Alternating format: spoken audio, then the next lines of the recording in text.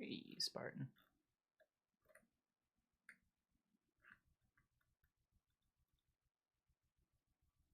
Okay.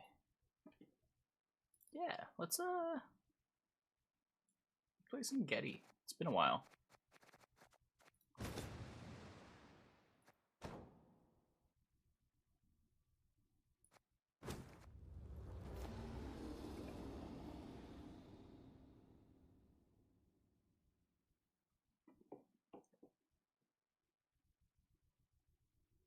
Hey, Laden. You've got the heart of an uncrate. Dwarfs.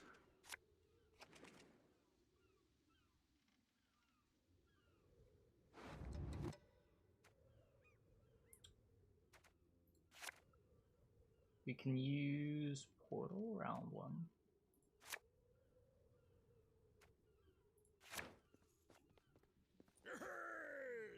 Yeah, let's just go portal priests.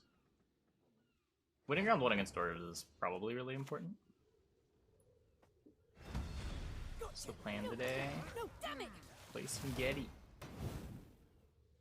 Hey, baby. Oh, hey, Seba.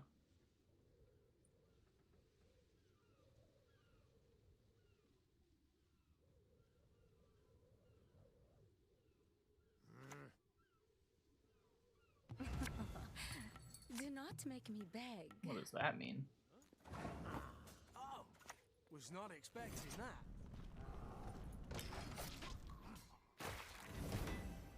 I was not expecting that. You are correct.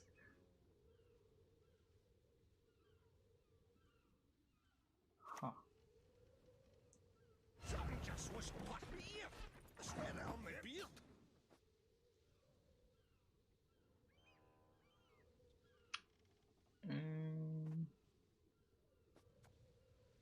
You play the turtle. I have the SIGs right anyway.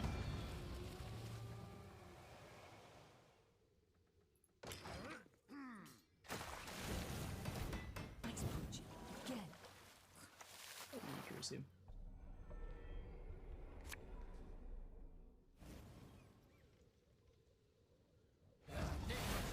So Mata just to get the Nero. Be playing Mata over Call of the Forest. Accept our sacrifice.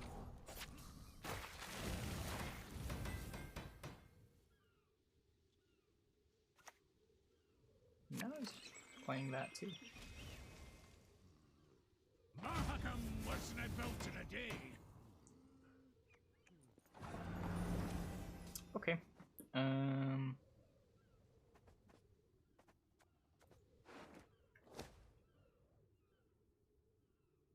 What do I want to do here? I could go a Nero raiding fleet. Opponent just really wanted to play a Brewer.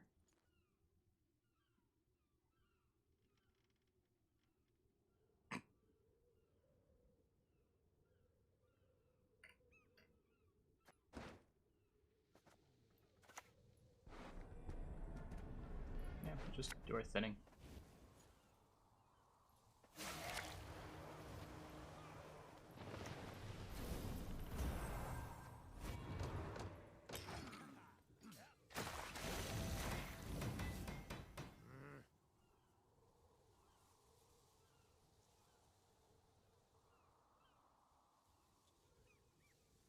Any dwarf you play doesn't come in with armor by default.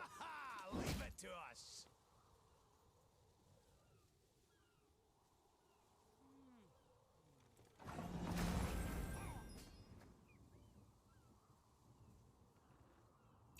What else I really want to play?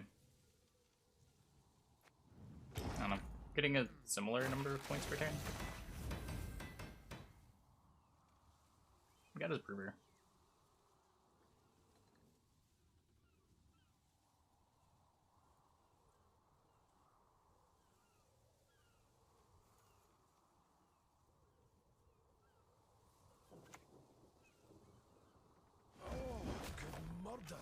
Leader.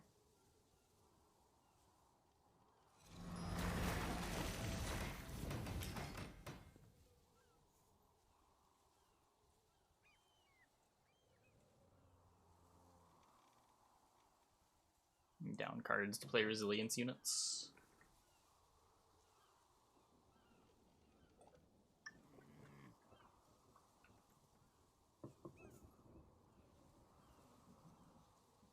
Not often that you get to bully a Brewer round 1.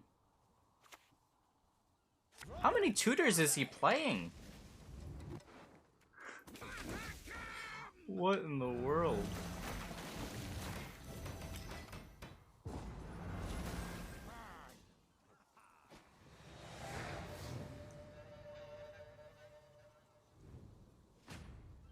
I'm so confused.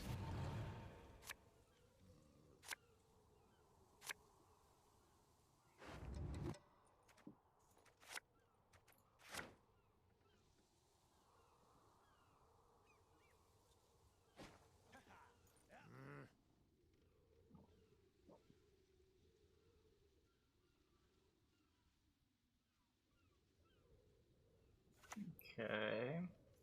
A sword to outshine all others.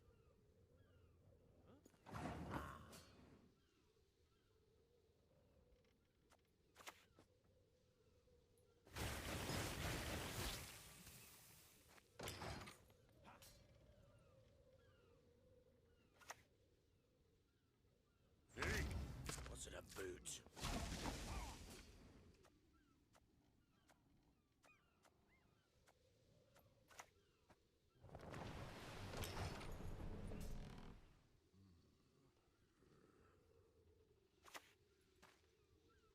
Wanna fuck my axe?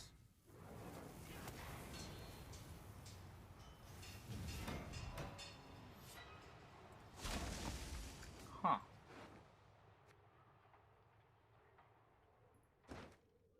I guess he gets my Gedy.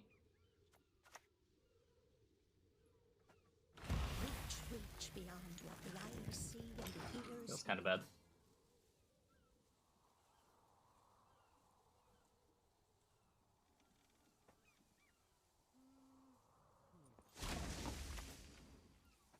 Who nicked my mushrooms again?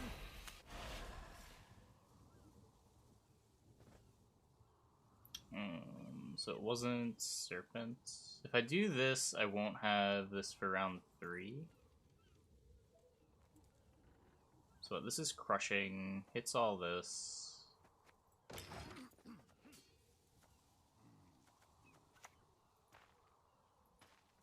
If you insist. Okay. Is this some bushy deck?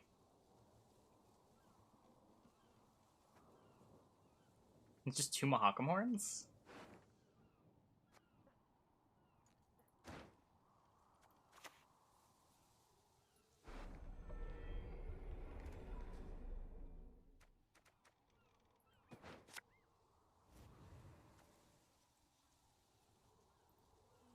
Trust equally in heart and mind.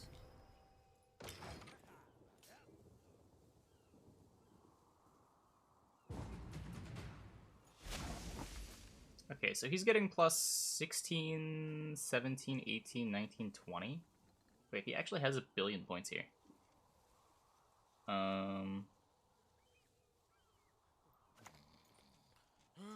What? Sorry, nodded off.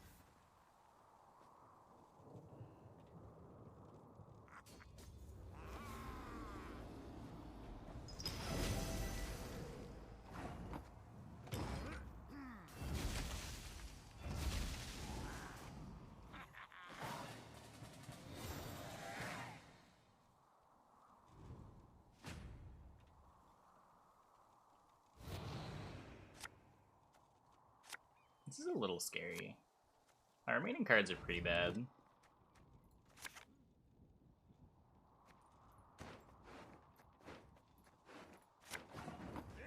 Didn't get the totem. Oh, was not expecting that.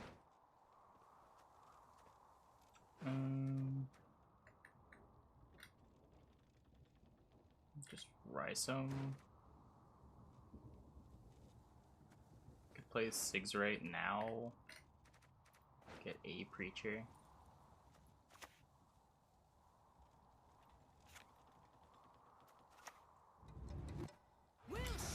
If I get Serpent Trapped, I get Serpent Trapped. Not really that worried about it.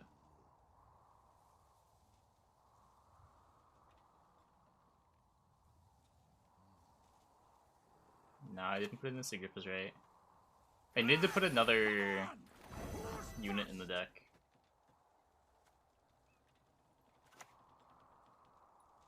Double the coin and consider it done.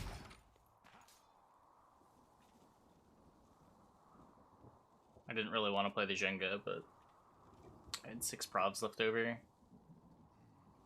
Needed a unit.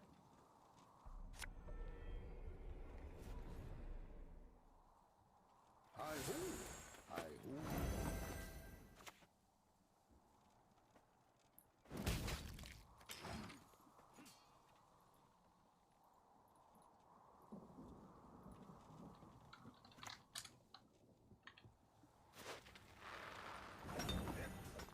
Full.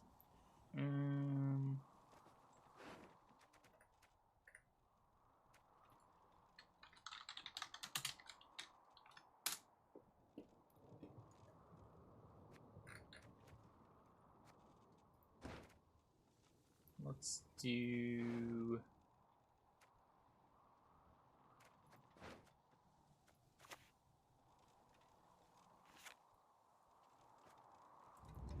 The goddess protect you from all evil. I don't know. I feel like none of this matters. This is a 6. One who is blind can yet see. Have you seen a fuse lying about? Wouldn't expect the bot to translate that. Wait, why not? Why wouldn't the bot translate it? I haven't got all day.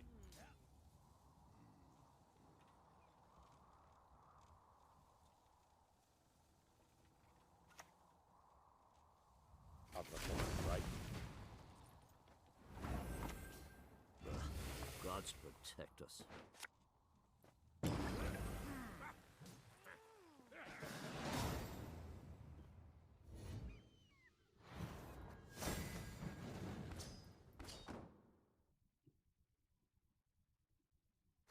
Dwarves. That was not dwarfs.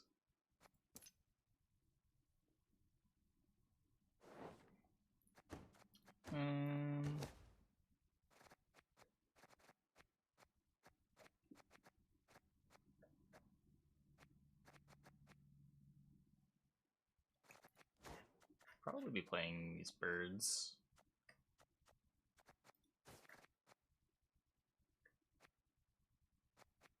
Can do something like this. Leaves me with 5 left. I could drop Totem.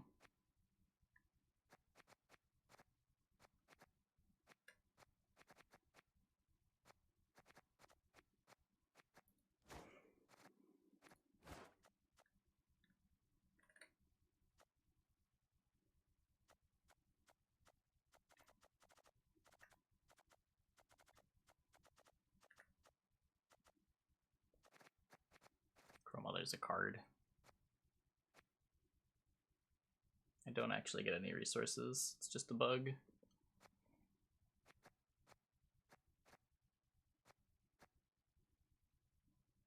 Could cut the Ermion.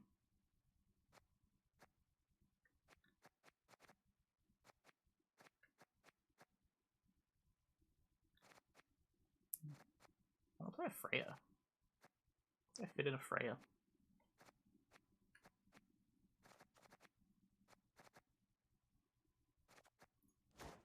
Get rid of the defender. It seems wrong.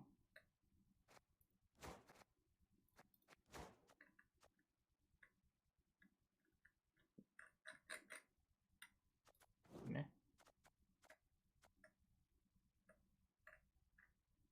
Jeffa didn't do much. That was just the one game though. Where's ships for? They're just the best Skellige cards. You don't really need a reason to play Raiding Fleet. You just start your Skellige deck with Raiding Fleet.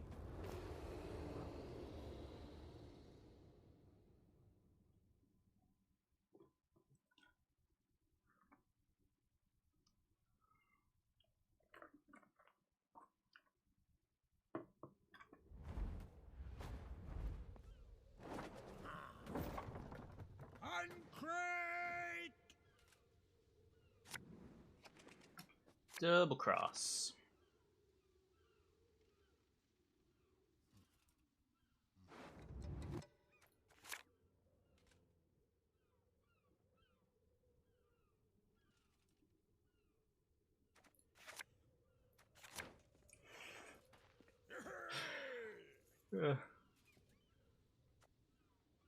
Birds do make for slightly sketchier mulligans. I'm trying to keep a boat in deck for raiding fleet. I want to keep both Bear Witchers in deck. I need to keep one Crow Messenger in deck. And there's a lot of stuff that I just don't want in my round 1 hand too. Like, Preachers aren't very good in round 1. General Alchemy cards not very good in round 1.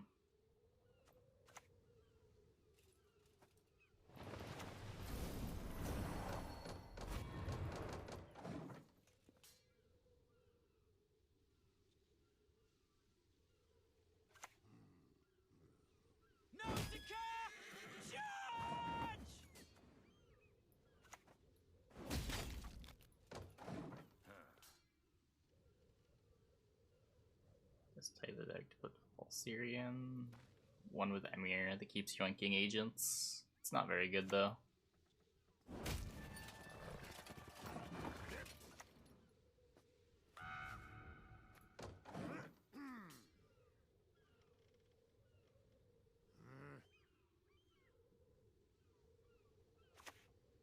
Same reason why like Drake Bondu is kind of bad. Men bring more coin. Same card. There's not really ways to swarm with agents, just like there's not really ways to swarm with warriors.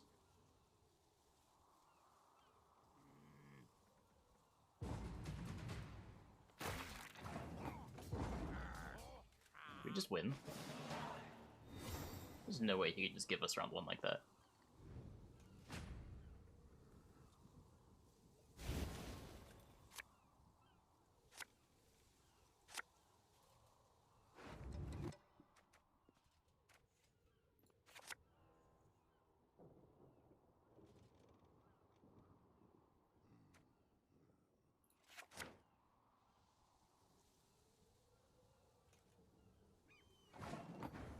Gedy today.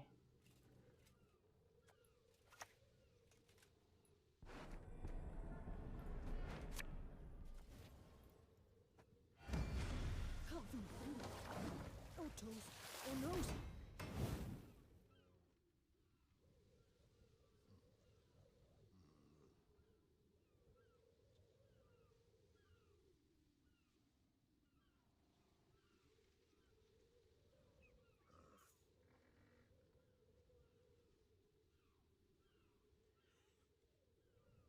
Respecting Queensguard Swarm. I've played a lot of Queensguard. If anyone has an excuse to not respect Queensguard, it's me. Oh, come on!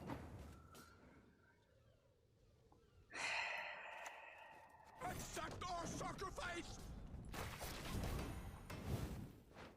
Whatever.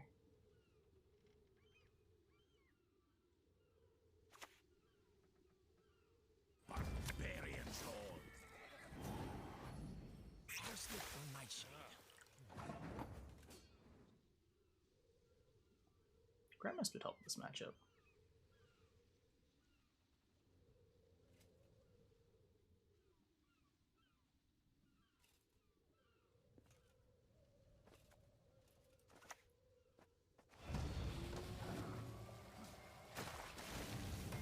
Let me go. Look, he's inside now.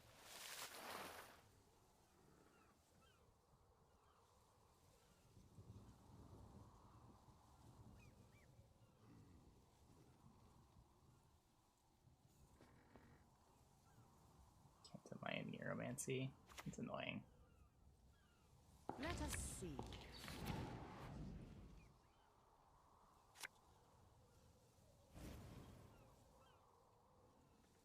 Drinking can be hazardous to your health.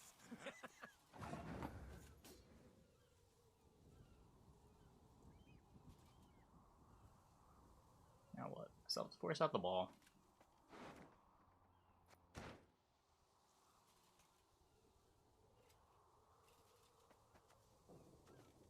I need to play a Freya. There's no way I can just not play Freya.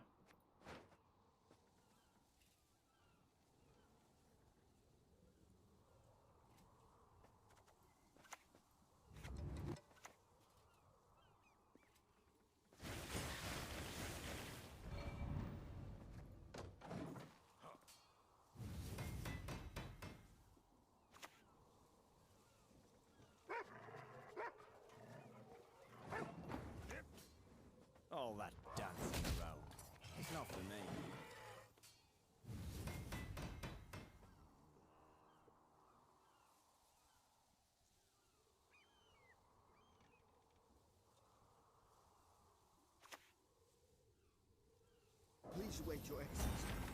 Falling behind. Nope, no crow mother. I can help you if you wish.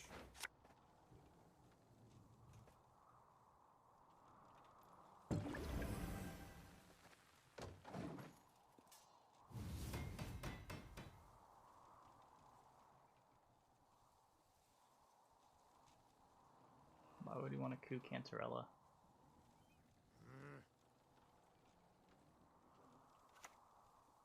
Oh, he knows the top card from the mentor, sure. Easily.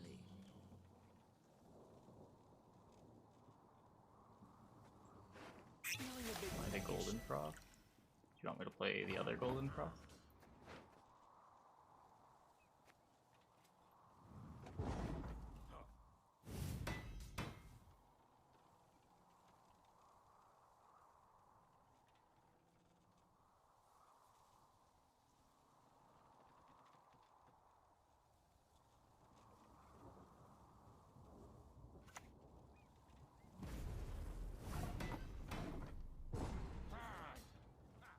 I'm pretty sure we are just dead.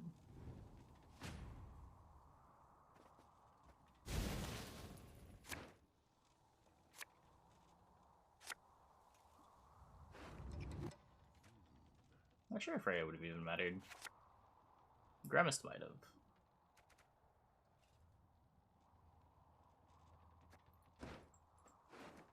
50-50 applying the breach here.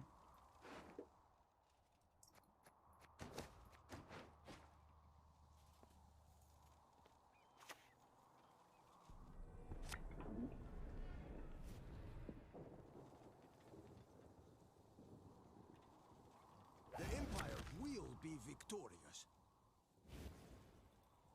They have our lines.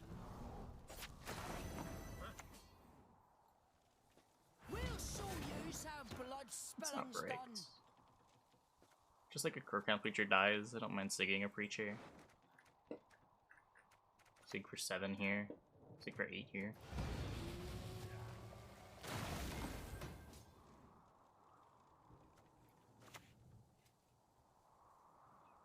Alright, I need to do this first.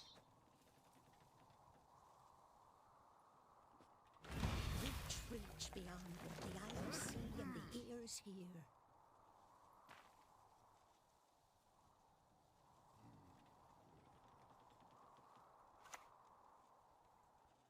Meat is best served bloody, bleeding in its juices. Yep.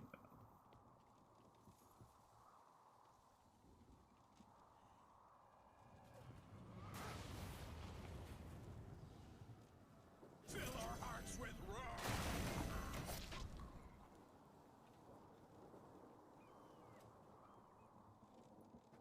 Who licked my mushrooms again?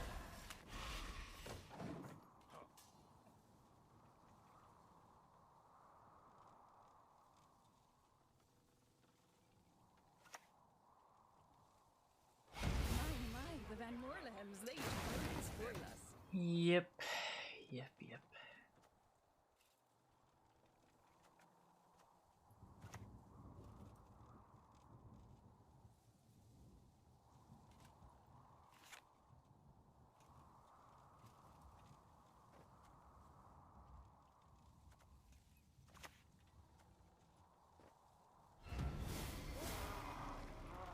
Decide where the Marjo goes after. Nope, no Crow Mother.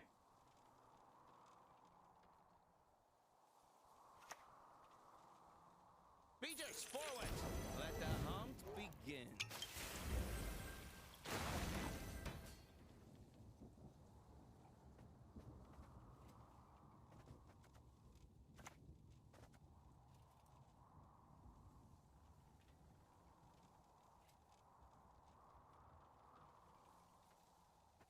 Accept our sacrifice!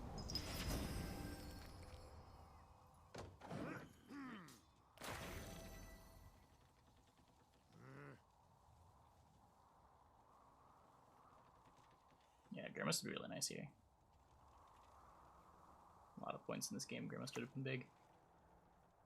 Out of the way, rabble! Thinking you'd be hazardous worse to your health.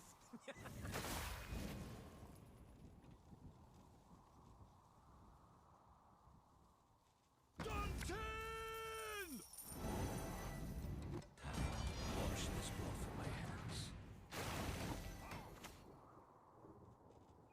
What do you need?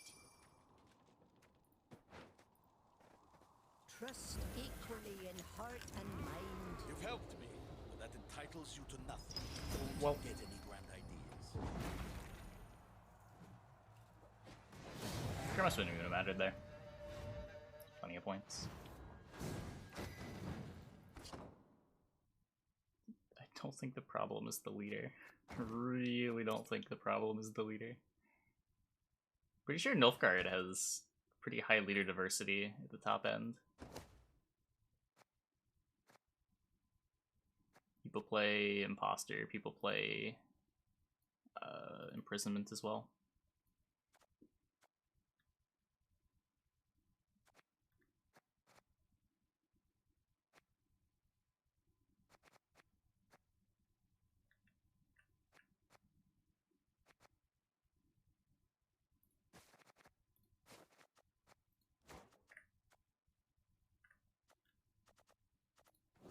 This works.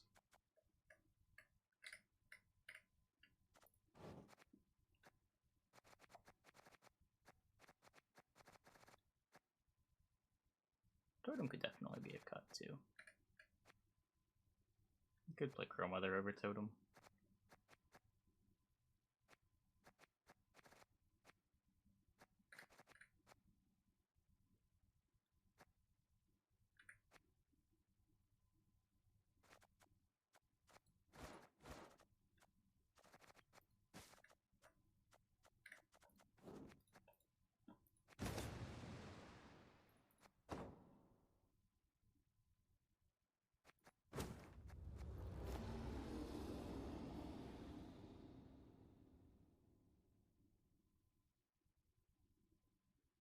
Heatwave doesn't really counter Ball. Heatwave trades very poorly against Ball.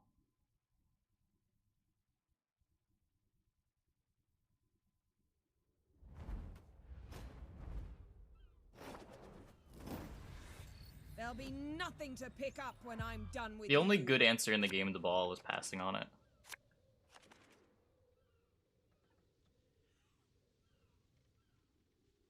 It's part of why Nilfgaard is so good.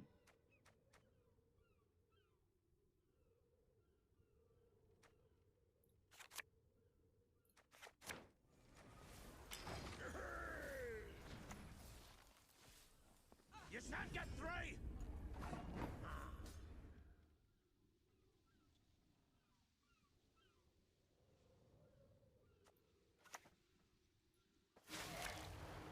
The problem is you're playing your Heatwave, they play the Masquerade Ball. They still have a Thirsty Dame that's probably going to grow to 7 to 8 points, possibly more. Your card trades down 8 points. Who cares about the provisions if you're at that point in the game?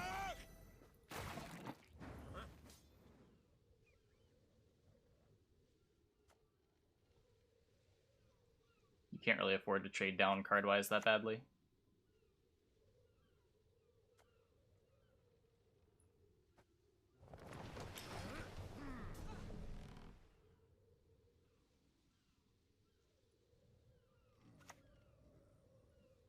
We'll treat him well.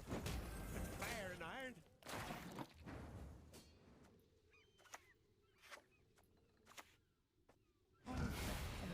Feast for you, my king. Yeah, but it's still losing. Doesn't really matter. Like, sure, if you have Heatwave in your hand, you take Heatwave on the ball. That doesn't win you the game. Like, you're still behind. It's not a good trade for you. I'll gut you like fishes! It's better than Heatwaving anything else they're gonna play. Women, children, elders, beastmen.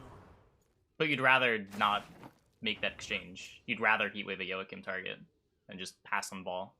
Because trying to play into a round after Heatwaving ball just isn't good. Almost every deck is still just losing from there.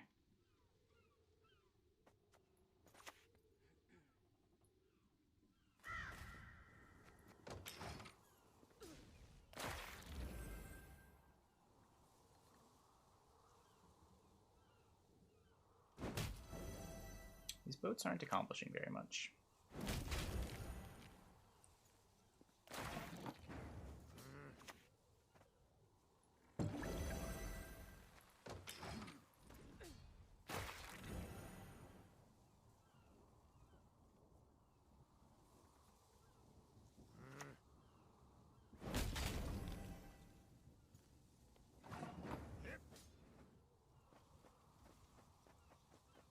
Oh.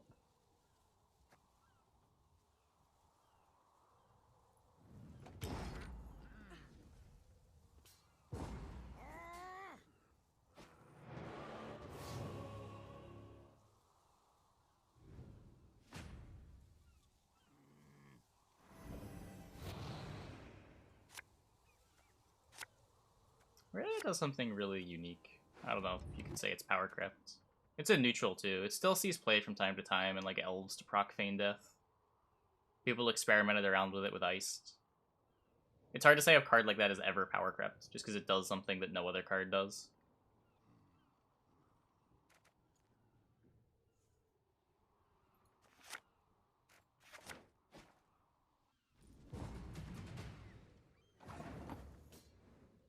Hold this for the Turgvi.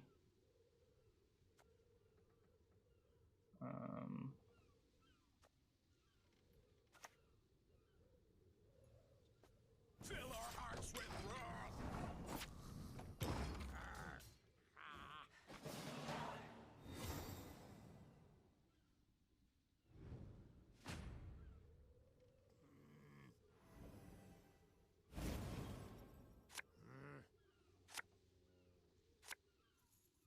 False Bond. Maybe it's just a different card.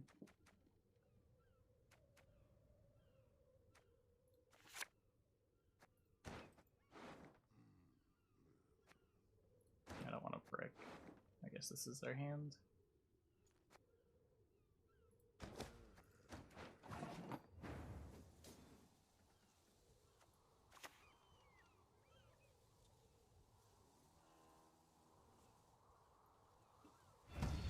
Nice punching.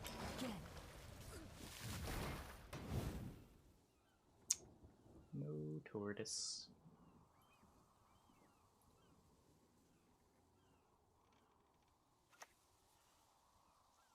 Up and at 'em, you lazy bastards! Very You'll corpses. sleep when you're dead.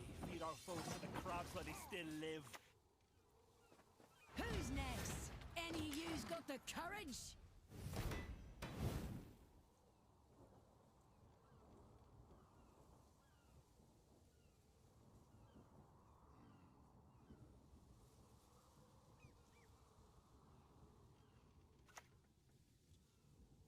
No retreat!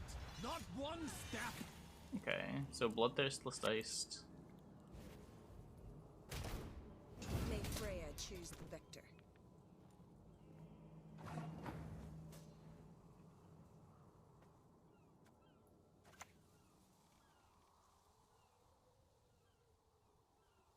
The priest before the Gedy. Sacrifice! I'd rather have the preacher live.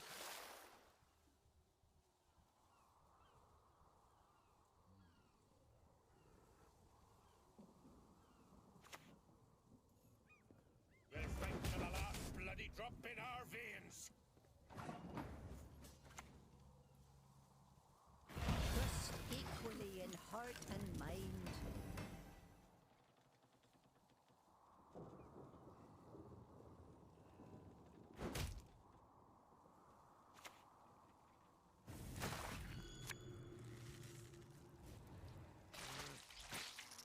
This is pretty sad. Burn the homes, fell the trees, anything shiny, thunder! Pretty sad.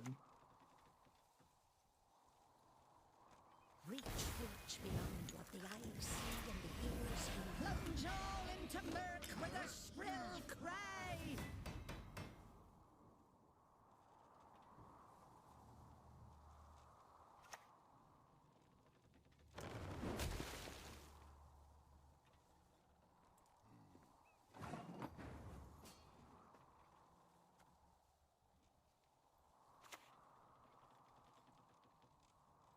Bow before modern Freya.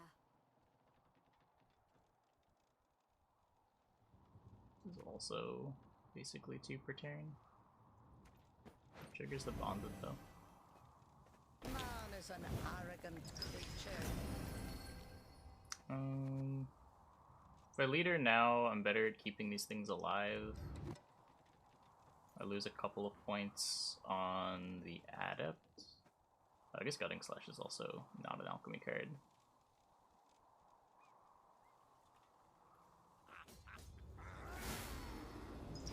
I don't know, let's try to make sure these live.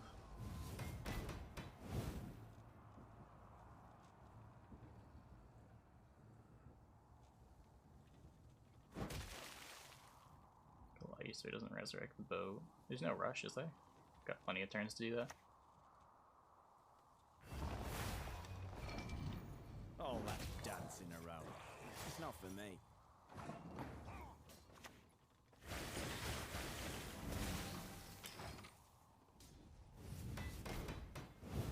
Oh, I had Bloodthirst. Whoops.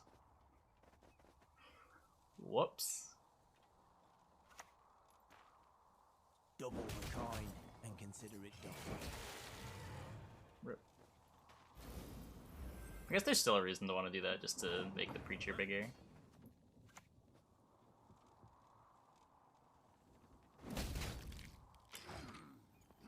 Yeah, I think we're dead here.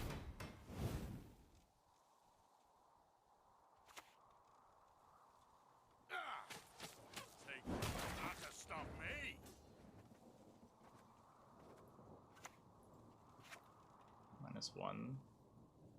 Could be -1.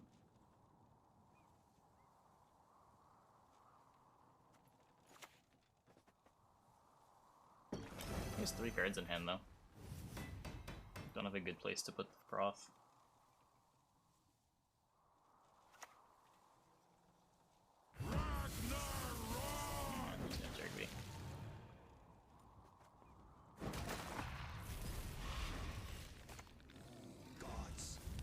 Moments, please.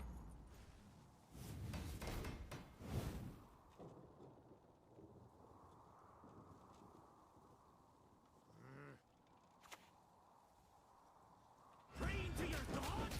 They wouldn't dare cross me!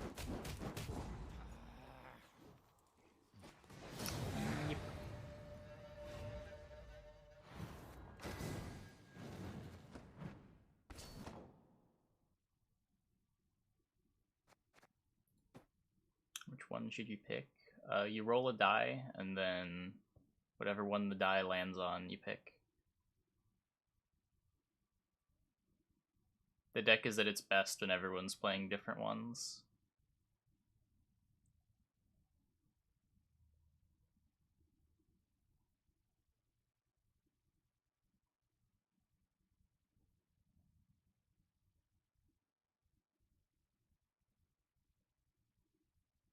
If nobody plays Mork, then people will greed tall units with nobody punishing. If nobody plays Turgvy, people won't keep Purifies in round 3. If nobody plays Hemble. That one's less relevant, but I guess roast hacking. I don't know if there's any decks that really care about roast hacking though.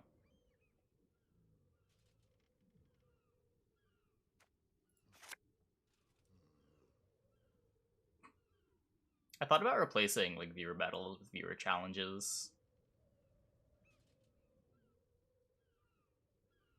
Like viewers give me something to build a deck around, then I build a deck and play a couple games. It seems like a better way of translating that type of stuff into YouTube content than viewer battles is.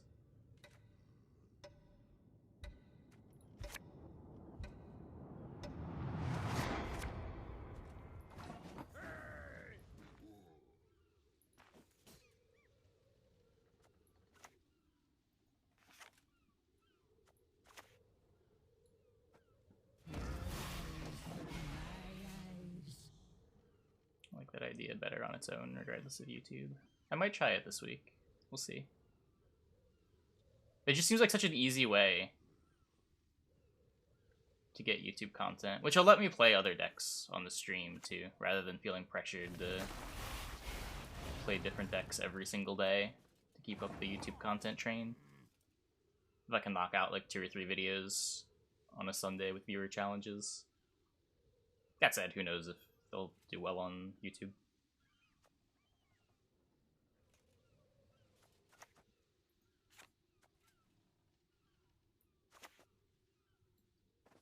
Accept our sacrifice!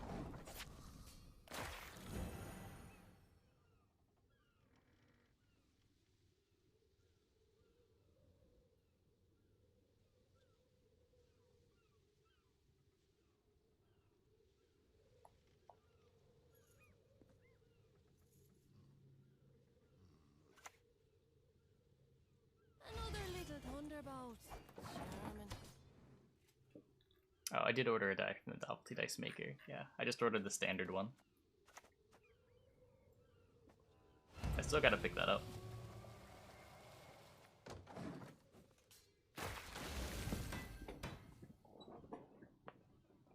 Did I buy a box of dice?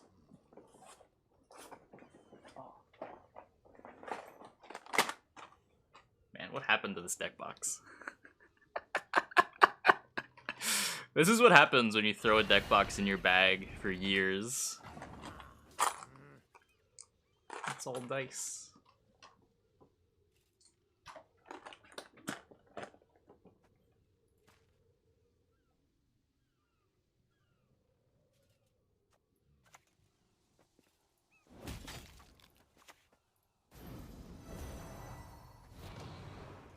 Oh, this gets pred dives now.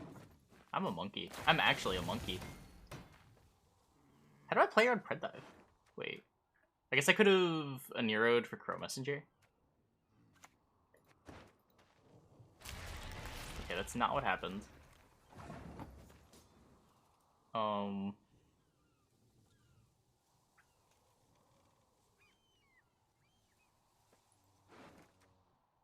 One has second pred dive. That's not true.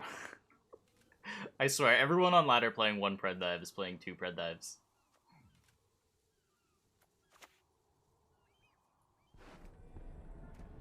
I guess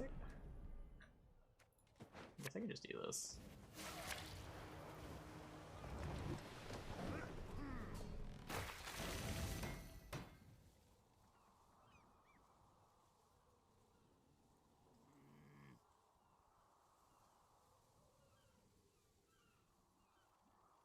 Possible I could go deck with 100% gold card and 0% bronzes. Yeah, I'm sure. There's enough.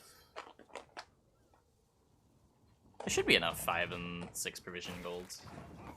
Maybe you can do that.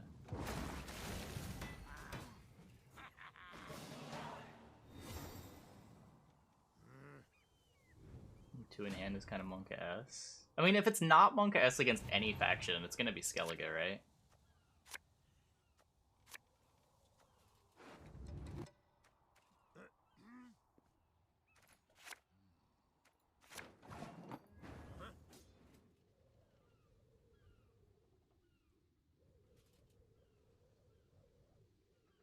Yeah, exclamation point playlist. There's a paste bin.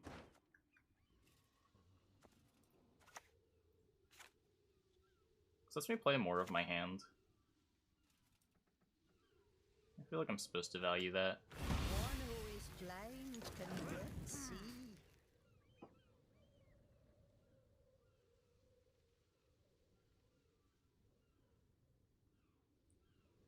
Also makes him have the heat wave now rather than later.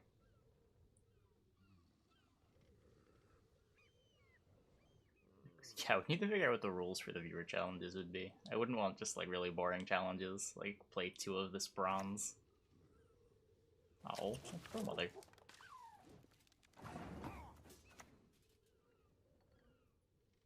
Man is an arrogant creature. Why am I playing Crow Mother again? Does Crow Mother ever live? Is that...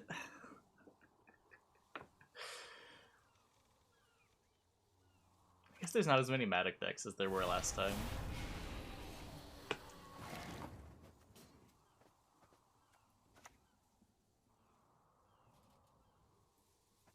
Who licked my mushrooms again?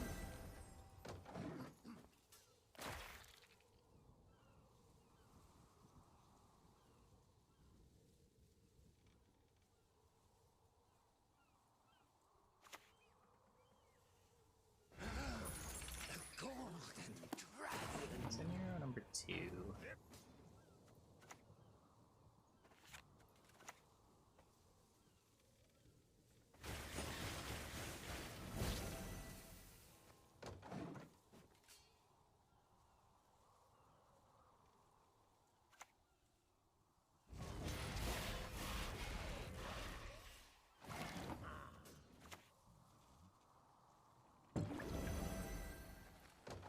I don't think they will. Seems like they've moved away from Strengthen. You'll see stuff like Veteran, but I don't think you'll see it outside of like self-contained cards. Not here Oh. about the day.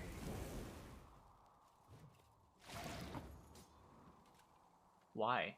Why that oh, whatever. Whatever. Whatever.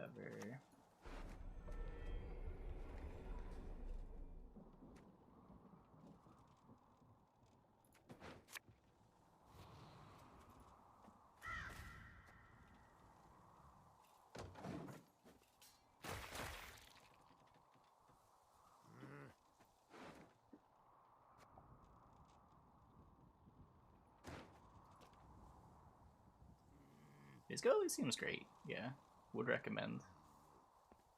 If you enjoy like really story-driven games, Disco's great. If you're looking for like exciting gameplay, Disco's probably not for you.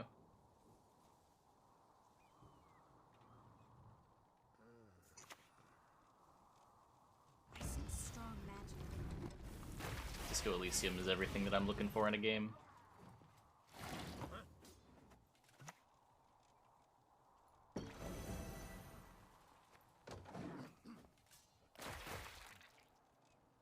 Be tilted off the face of the earth. That's the great thing about just not caring about the results of your games.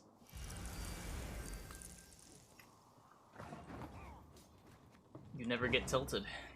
You win some, you lose some.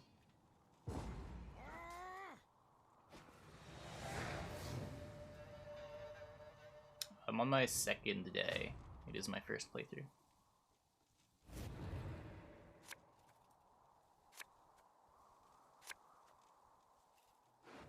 Good cards, good cards. Portal. Nope. We are dead.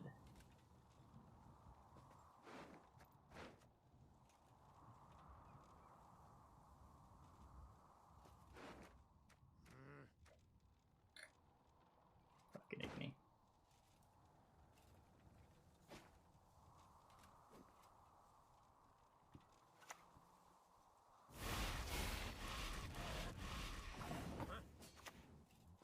Don't see a gap in their armor. Make one. Just predatory dive me. Please just predatory dive me.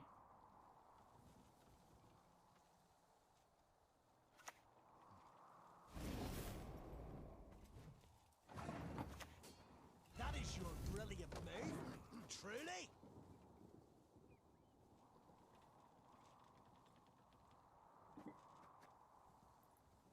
Planescape Torment. I've heard of Planescape Torment.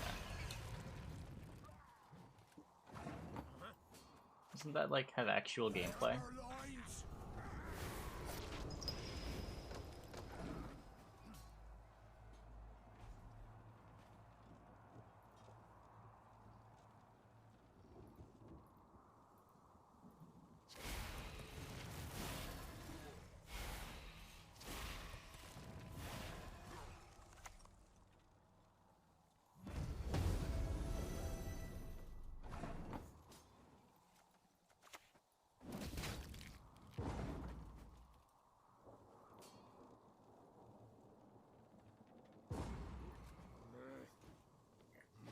This game, incredibly. Incredibly.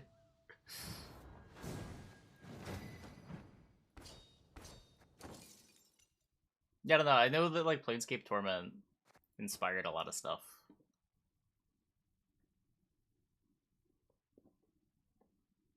I don't know enough about it to really say anything though.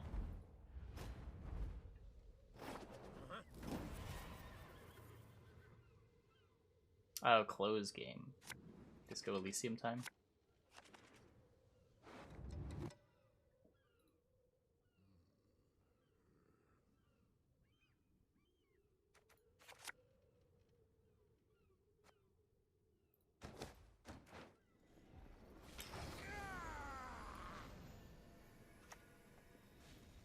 Yeah, I feel like it wasn't that long ago Spec was scary. But we're getting bullied by everything, and nothing really changed. Inside now. When you draw well, the deck's alright.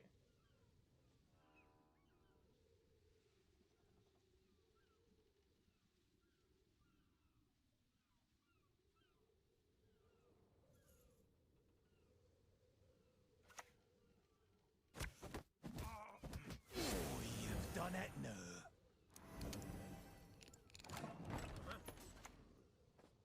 Fill our hearts with wrath. Like, this is sort of the perfect round one hand, right?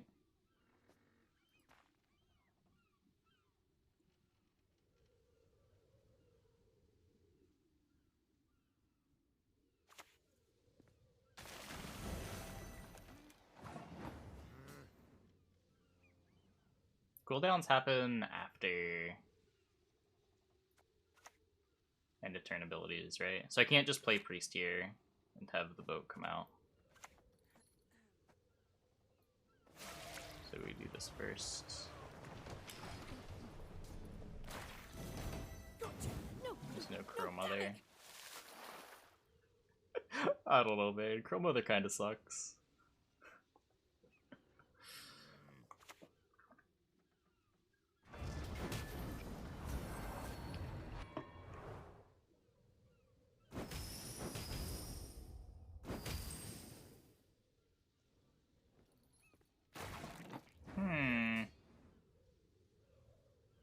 We've been drilled.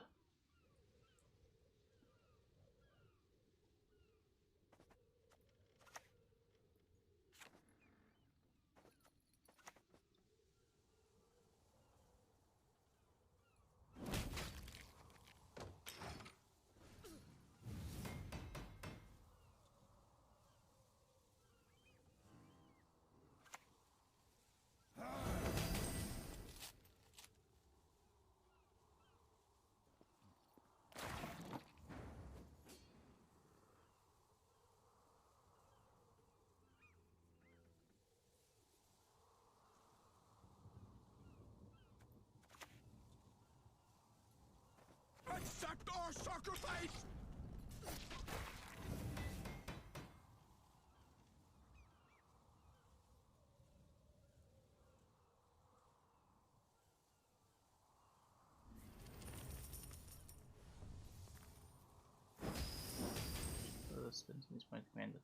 But it's right there. Do you not see the stream elements thing?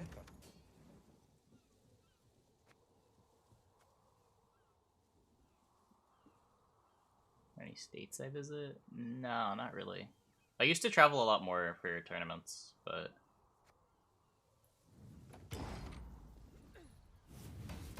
since I started streaming, haven't really had any of those to travel to. Haven't really been competing in tabletop card games.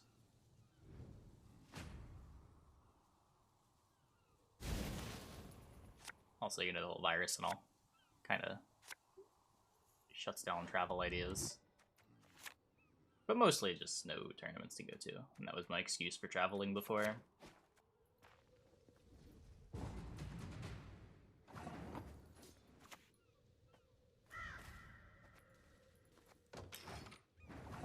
How big was my involvement in the Yu-Gi-Oh tournament scene? I would go to like 3-4 YCSs a year. I would try to make it to nationals every year.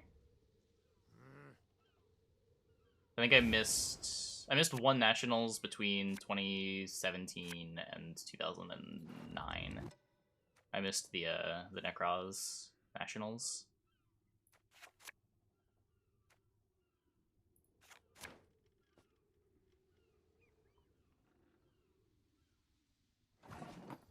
There weren't really Yu-Gi-Oh states. I had a couple of Top Cut finishes. Top 16 2011 nationals. A couple of YCS tops over the years. Top 64 hat format nationals.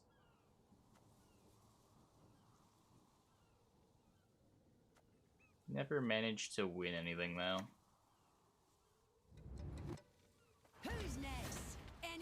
got the courage.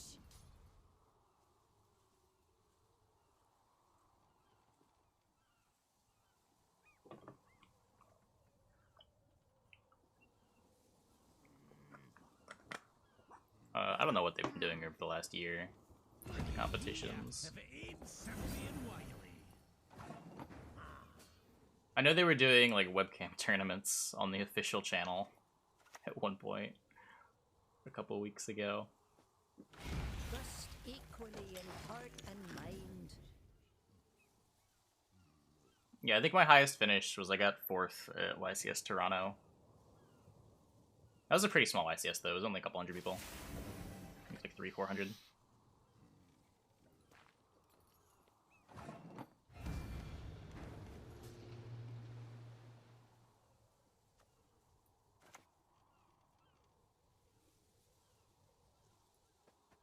Reach, reach beyond what the eyes see and the ears hear. I don't know. He kills the Covenant, he kills the Covenant. Keeps these alive longer.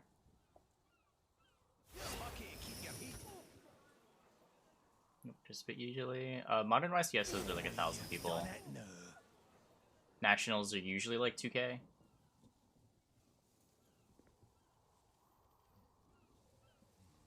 I think the one that I made top 64, there was like 1,800, and then the one I top 64'd was a little over 2,000.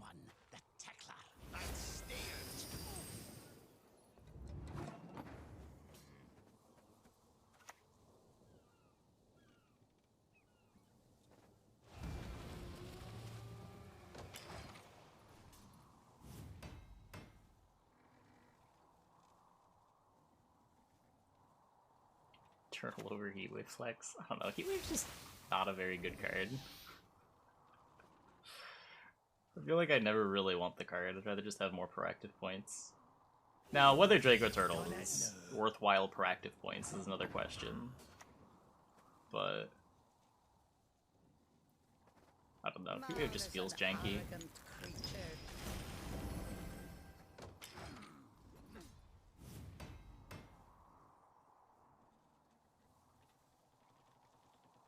Caused me to quit. Well, I started streaming and then I just didn't have time. When you're playing Gwent for 6 hours a day, you don't really want to then go to your local card shop and play other card games some more. There's only so many hours in a day that you want to play card games. Will ever shit talk? Yeah, a little bit. A little bit.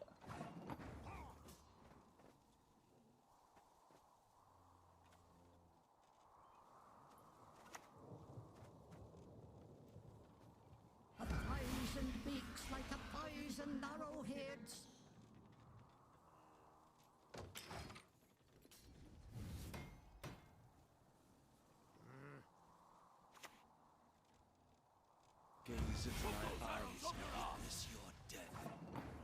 Like last year, right before COVID, I threw together an EDH deck that I was gonna play with friends once a week, but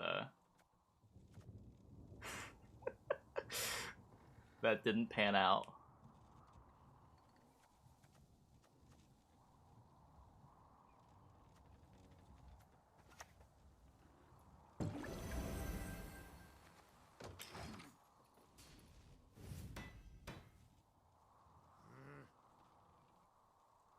Feels surreal. Yeah, it's a little weird. I don't know, I still have like all my cards.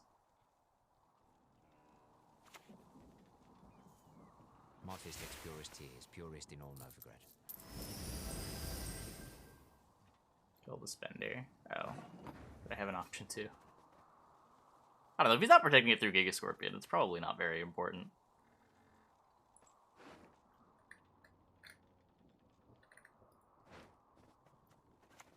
What do you need?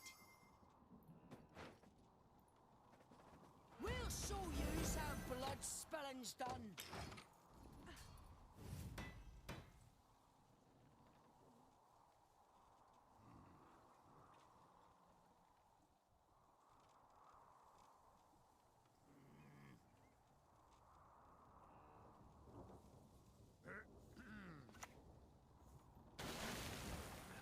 Here's my defender status. coin. It does have it. Oh, this now plays around Dilfa, I guess. This gets worse next turn. I think it's not evening, so I just still have the Purify.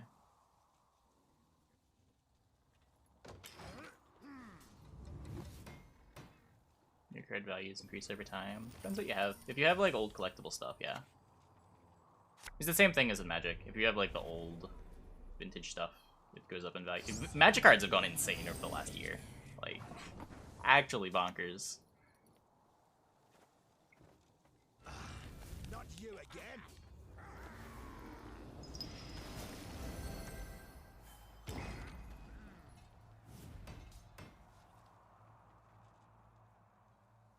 But some Yu-Gi-Oh stuff has gone pretty high too. Oh, he did have the Heat Wave. Sad. Oh. I couldn't play around it, right? I'd have 9 extra points, maybe. Not even. I could have... I guess I could have leadered the Covenant of Steel. Would that have changed anything? Maybe.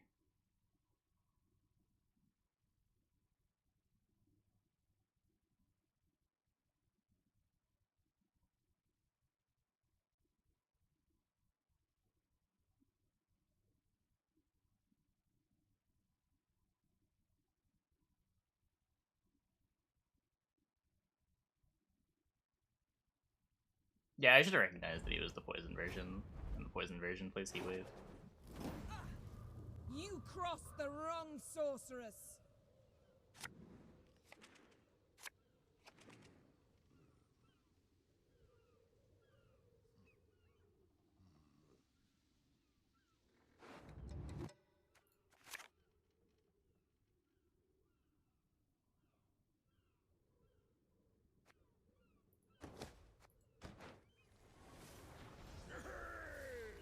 Poison version better. It's probably better against us. It's better in the mirror too, right? I think that's the main reason you want it. Maybe it's better against Vi.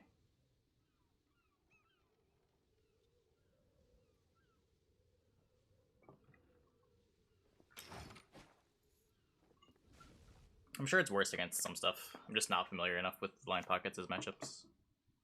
Let us sing the song of steel.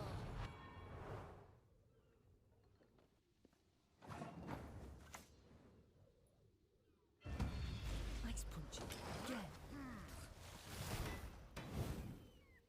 Low Satyr, the Legends card.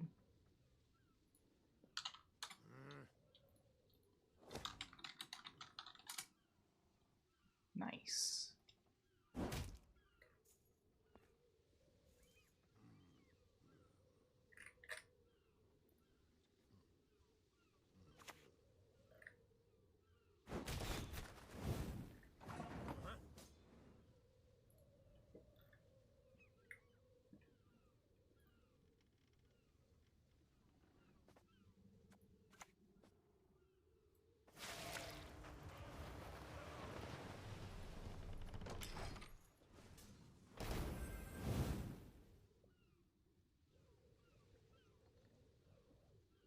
Yeah.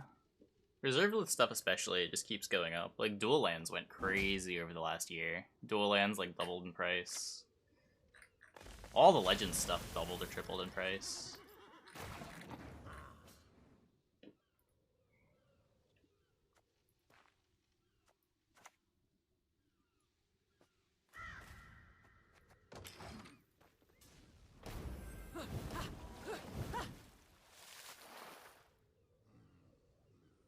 Ah, Trinisphere, yeah.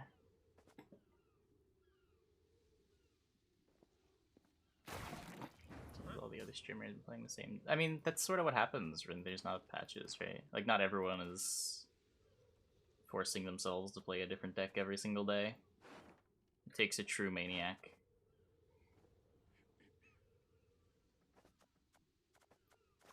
I believe in incinerating. Fuck.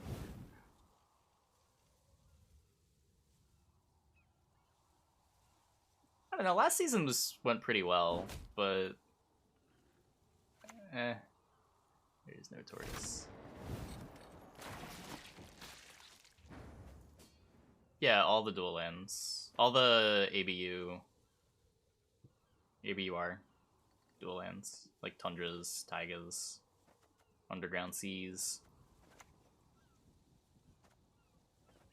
Fill our hearts with wrath.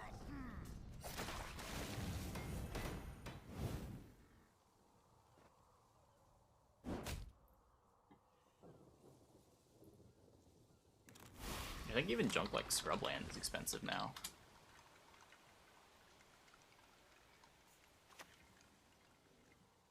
Yeah, revised Scrublands are 300. More than that. Where's the first LP Scrubland? Holy shit. 400? 400 for an LP Scrubland? Christ, these were like $50 2 years ago, 3 years ago.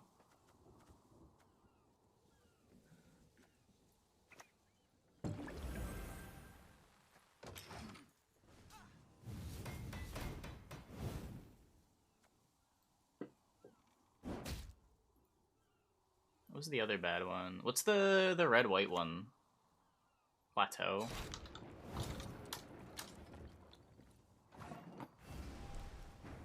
Plateaus are the same. People sell high, demand causes to be high. I mean, the two are correlated, right? Modern Freyr is People are patient, selling high and but she people are works buying well high, in so the solitude. price goes up. The price wouldn't go up if people weren't buying.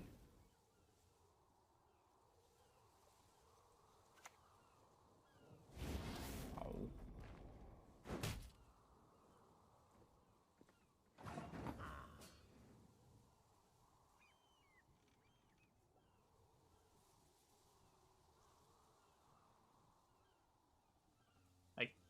I don't understand why. I don't know. I really like the physical TCG model of like having cards that change value over time, especially for older formats.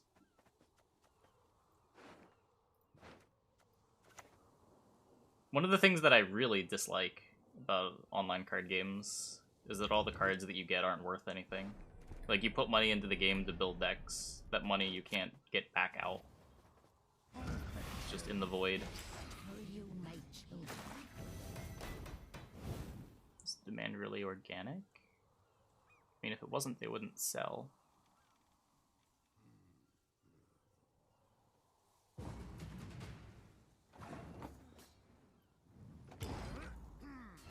Oh, fuck, there's two of them. Okay, that's my bad. That's my bad. I didn't see the second scout.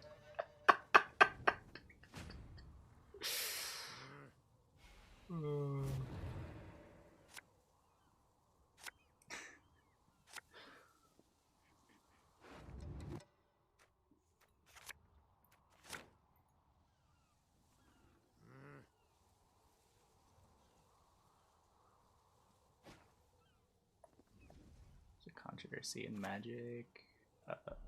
No, I didn't see that. Await the signal. Till I don't then, mind the UI of Arena. I think the UI for Arena is fine. But, it only supporting Standard and Historic is kind of janky. If you don't like Limited or you don't like Standard, Arena doesn't really do it for you.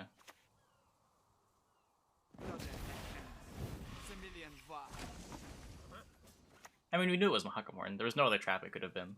I just didn't count. who is blind can yet see. Plunge all into murk with a shrill cry.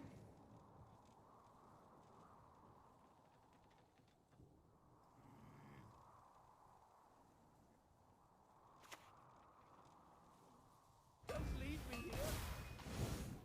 For the daisy of the valley!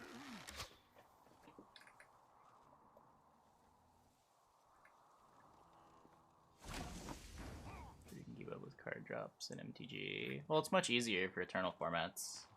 If you just play like Modern Legacy.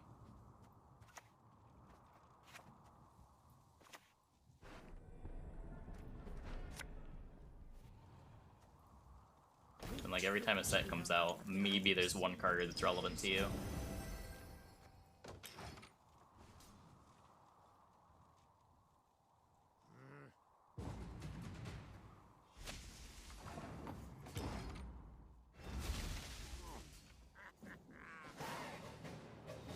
Weren't good in the trap deck. Not really. Sort of just an 8. Usually just making your Hattori worse, giving you less looks at the cards that matter. Then again, Pit Trap is also pretty bad. People play that, so they just really aren't good traps. Crushing and Serpent are the reasonable ones.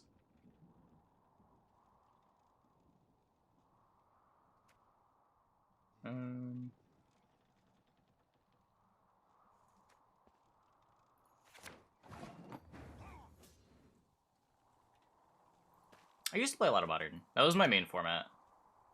It's changed a lot since I played, though.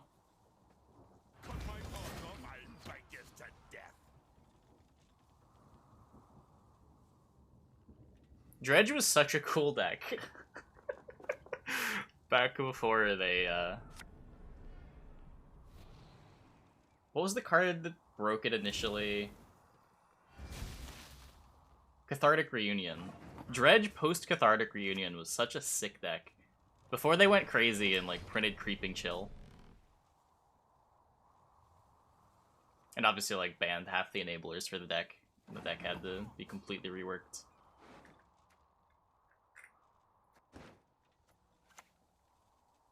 What do you need? Don't see a gap in their armor. Make one.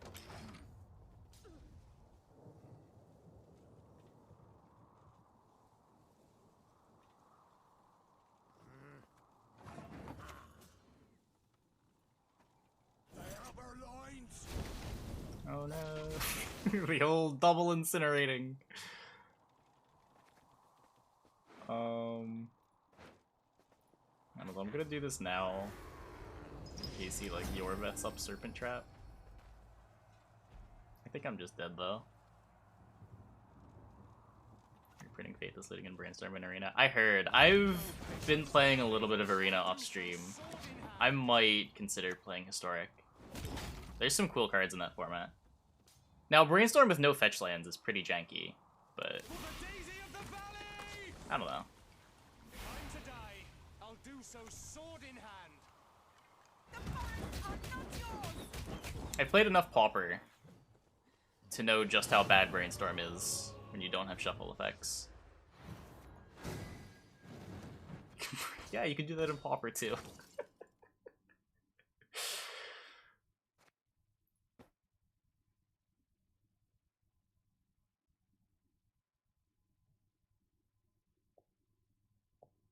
The old Bertoncini. Fabled Passage isn't bad. That's true. Wait. Fabled Passage is just a card that they keep putting into standard.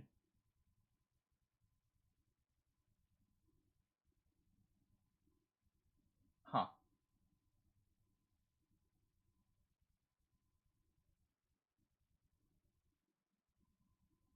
I thought they were trying to, like, reduce the amount of shuffling the game required, which is why they stopped putting... Step carefully. You're in my forest now. Why they slowed down, like, fetchland printings and why fetchlands aren't in Historic. But I guess they might just be looking for another excuse to put them through standard again at some point. If they're printing Fabled Passage.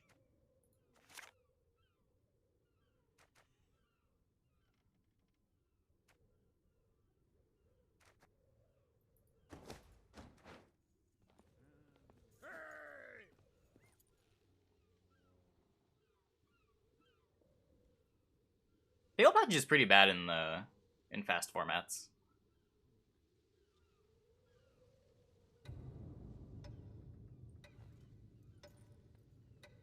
Like, Fabled Passage is basically an Evolving Wilds if the game is over by turn 4. It's a reverse fast land.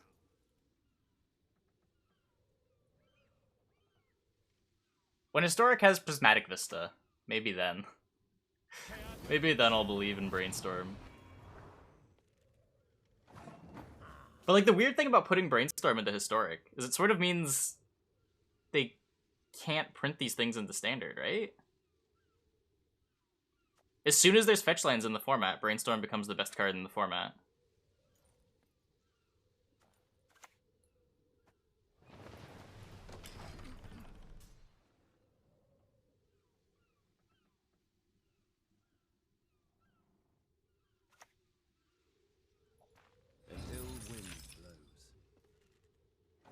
Now, it could just mean that like we plan on banning Brainstorm when it comes to that, but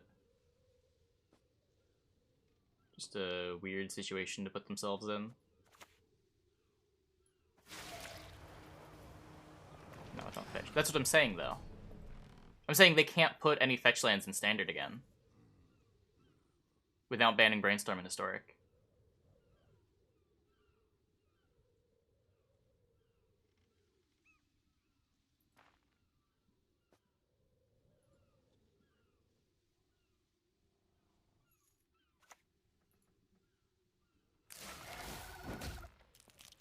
How did I miss Tortoise Cam?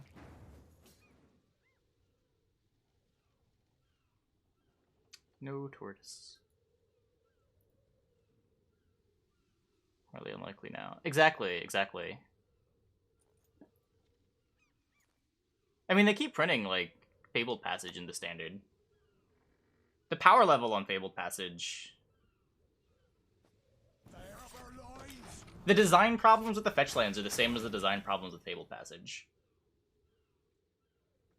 Aside from, I guess, like, paying life for your land is a little weird.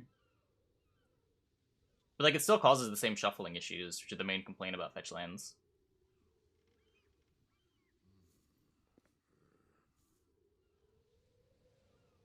Yeah, Ponder and Preordain are the main blue cantrips.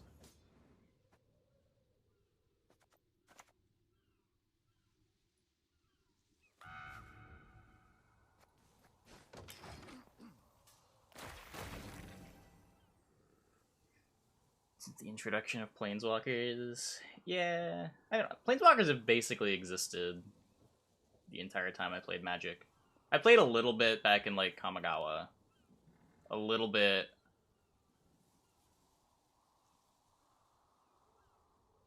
I think it was just Kamigawa, and then I started playing again with, like, Lorwyn. Which was Planeswalkers. A sword to outshine all others.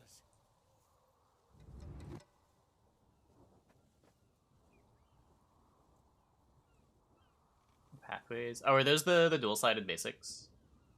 Not basics, but dual-sided lands of the card type. Those are sweet. I like those a lot.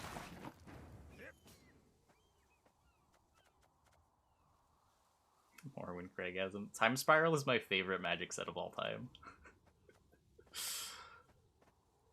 Time Spiral is sweet.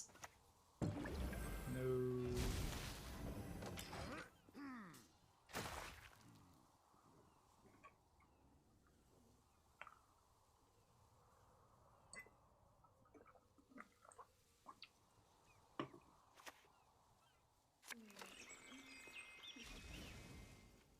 Judge me? How dare you?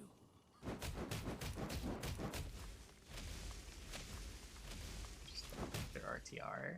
Why?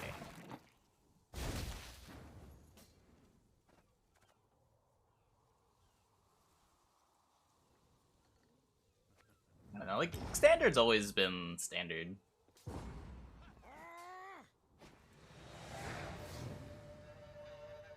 Modern was pretty good the whole time I was playing it.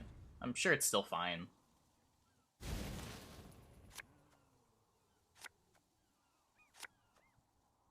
I think they kind of fucked up Legacy when they banned Top and Deathrite Shaman, but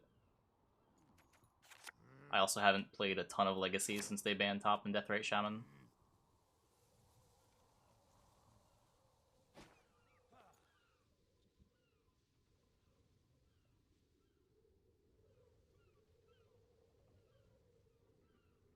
Lining Top had it coming. I know the argument. The Miracles deck was such a cool deck for the format, though. And Top is such a fun card to play with. I didn't even play a Top deck. Like,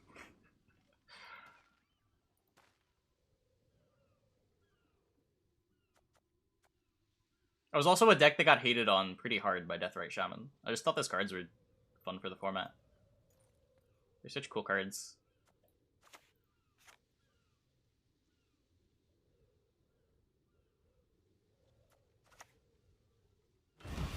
Reach beyond what the eyes see and the ears hear.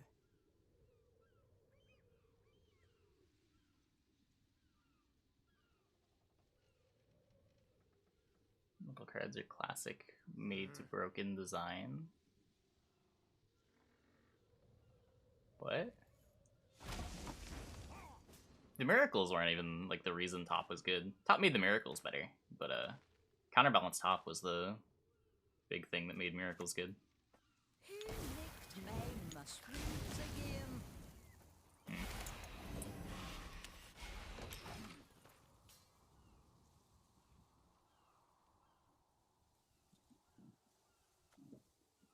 Foil top, I'm sure there are a ton. Regular tops are pretty pricey. Like, there's still a bunch of Commander players that drive the Whoa! Tops are $60. I didn't know they were that high.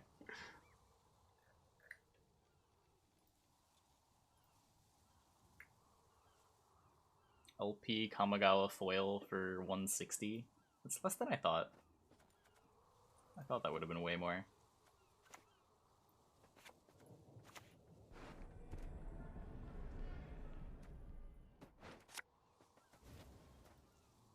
Plunge all into murk with a shrill cry. Deck planning to play today? I don't plan on playing another deck today.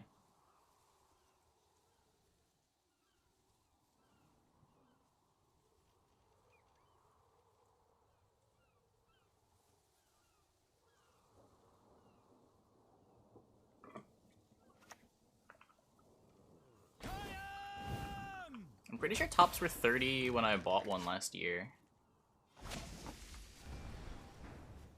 When I was buying my EDH deck.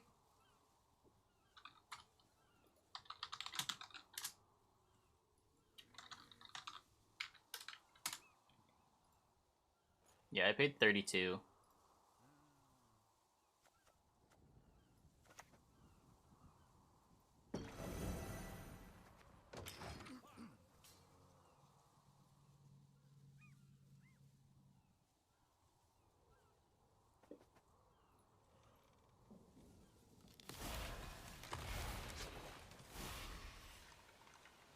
Am I dead?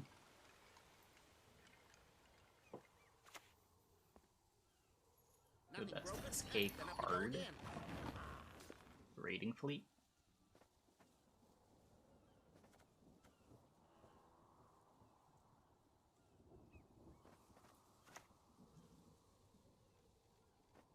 I could do this all day.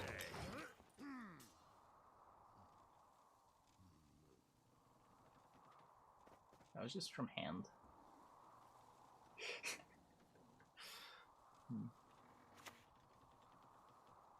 Step carefully. Time for you to You're in my forest now.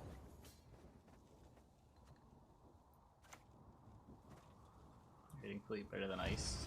Yep.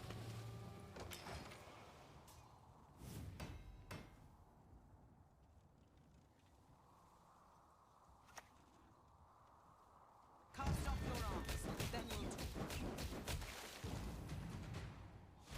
The goddess protect you from all evil. Trust equally in heart and mind.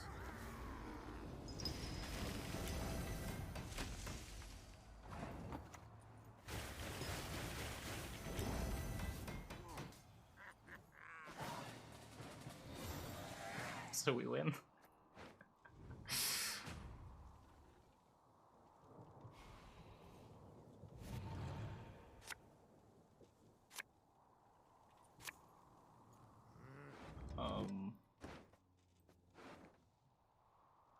I mean, I don't really have good cards. I guess I would like it. Okay. Like it's me and Alchemy. As long as I didn't draw Bear Witcher into Bear Witcher, I was happy.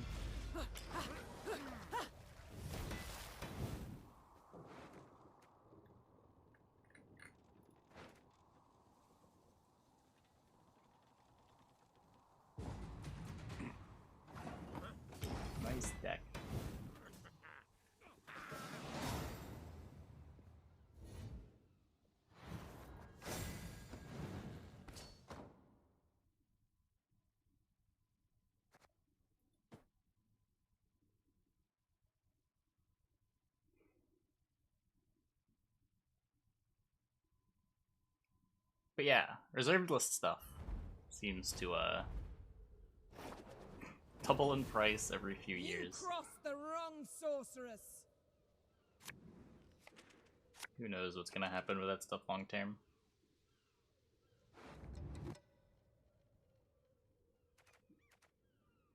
Even like non-reserved list collectible stuff, like Legends Concordant Crossroads, really high just because they never got another printing. And if you look at like Mana Drain as an indicator, it's not like the Legends copy goes down in value when the reprint happens. It just doesn't see the same appreciation. So like Mana Drains have been like 250 for the last like 5 years, despite having a bunch of printings in other sets. How are Shocks doing? Oh, I have no idea. Let's see. Stomping Ground. I don't think they're very much. There's so many of them now. Yeah, Stomping Ground's like 10 bucks.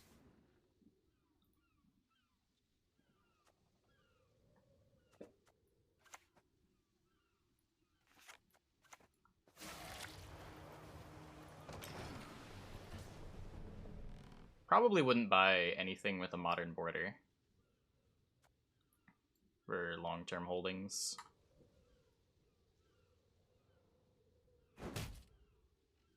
Not to say that I don't have a lot of stuff with modern borders that I'm long-term holding, but I'm pretty sure overall my collection of cards that were printed after 2005 has not significantly appreciated in value.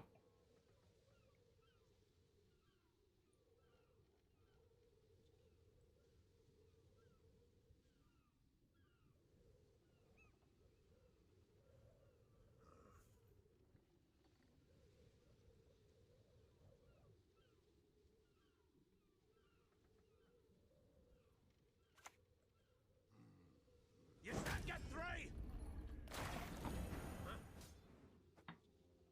It's just all subject to being reprinted on a whim.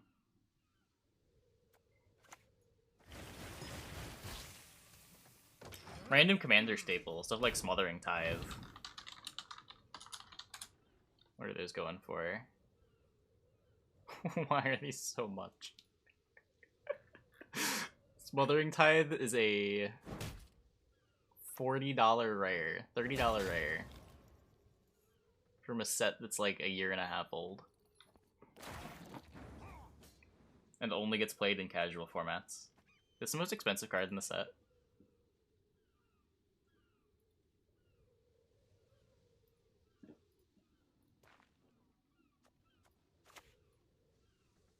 Incredible. It is. No, damn it! It's an EDH staple. Yeah, that's what I said. Only gets played in casual formats. Now, it's a really popular casual format, and that casual format drives the prices of a ton of stuff, but it is kind of crazy that a format where you can only play a single copy of a card has that much influence on price. That's just how many people play EDH.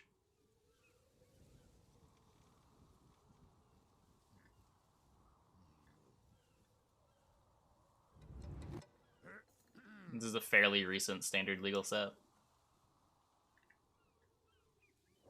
What, like just rotated out pretty recently? Did it even rotate out? There's still Shocks in standard. I actually have no idea. Ravnica Allegiance. 2019. So, no, it's definitely not in standard.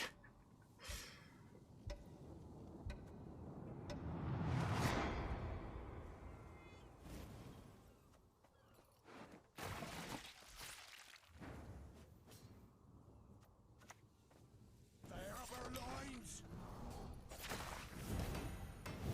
Nope, see Origin. Is Magic a card game, or is it an isolated stock market? It's a little of both.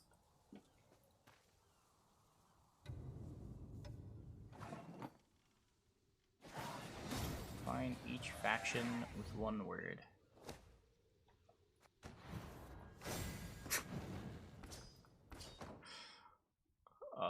That sounds like a question for someone who cares more about flavor than me. The first word that comes to mind with any of the factions is just Gwent, or the faction name itself. Don't. Balance, Smothering Tithe. Whenever their opponent casts a second spell, this is so much worse. They knew what they were doing when they printed Smothering Tithe.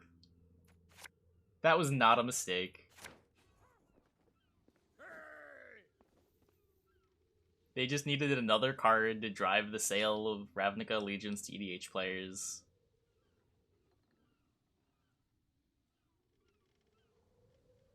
Don't like Flavor Town. I like mechanical flavor, but that's not something that you see on like a faction basis. You see that on like individual cards.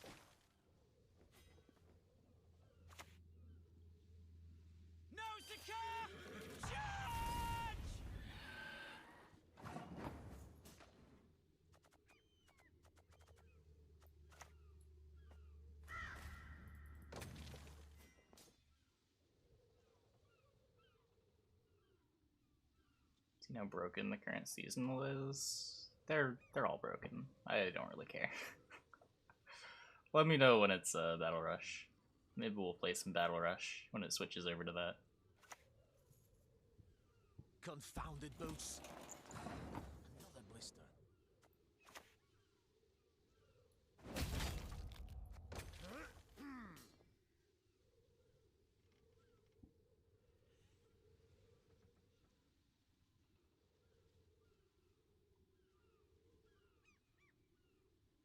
Pure Plays Draft, the Random Hand Seasonal. I did want to play the Random Hand Seasonal a bit. I just completely forgot about it until it rotated off. That one seems at least funny in a way that wasn't completely broken. There's some interesting play to it too. It's Battle Rush. It's the Blitz one. 8 seconds a turn.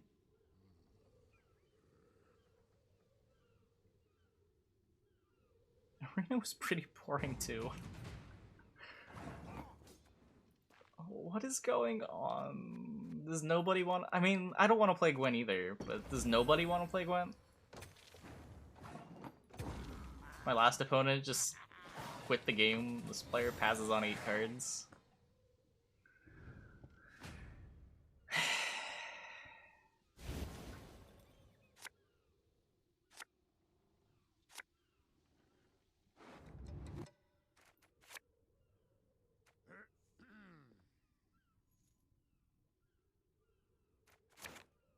What was this?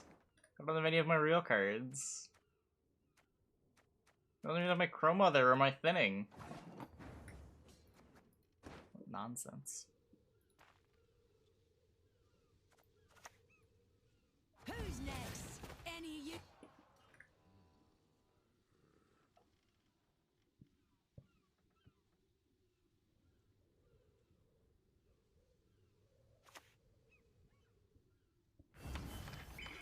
It's fun no more. It's just more than a little stale.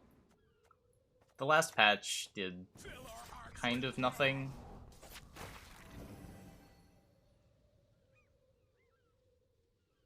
The only change was like a balance change that really only affected the highest level, the Tunnel Drill tweak. All the other buffs were pretty irrelevant. Gods, not a moment's pace.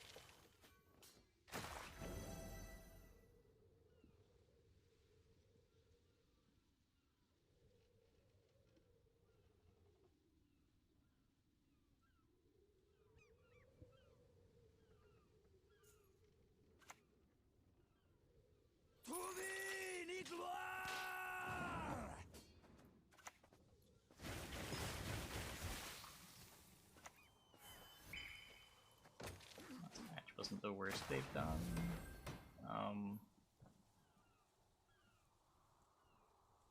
I mean, it wasn't bad, it was just boring. Just didn't do anything. If you compare like the previous patch to a month where they just did nothing, it's really similar.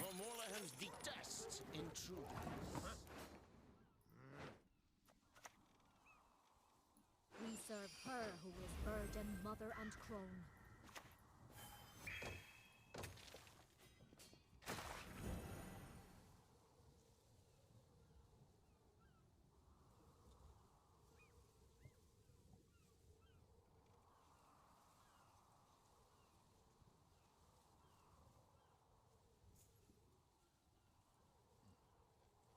But, like, the leader cards weren't that significant either. The biggest, most recent patch we had was the one before the leader, where they changed like 1 billion cards. The leader patch was fairly small. I hate nothing more than a creaky door. Gotta act on any balancing ideas. I mean, it's fine. They didn't have to like nerf things, but they could have like tweaked more bronzes.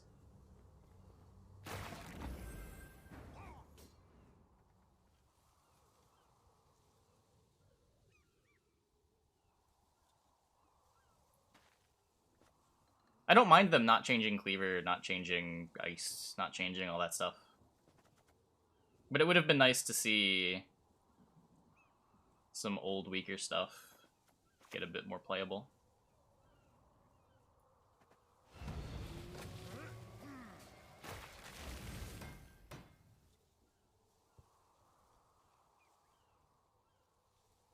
As far as that went, they basically tweaked slave infantry.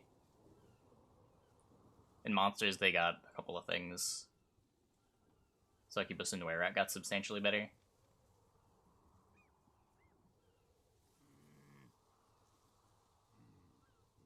Olgierd's, I guess, was sort of cool, but like Olgierd's are so far from being good.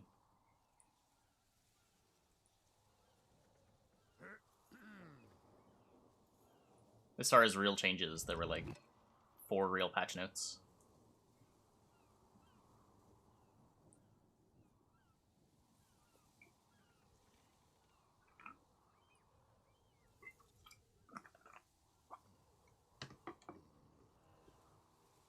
I change Were-Rat. Got a provision and a point buff.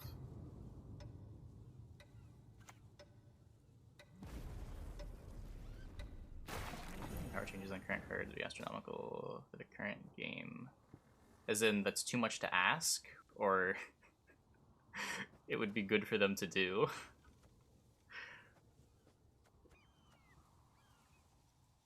I feel like there are some cards that they could give provision and power buffs to that aren't as boring as like Olgierd and Phoenix.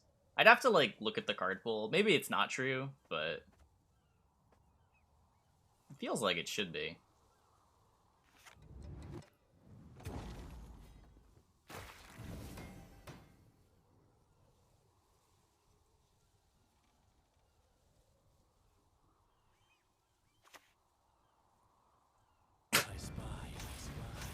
I'm glad I passed. Fucking Ivar.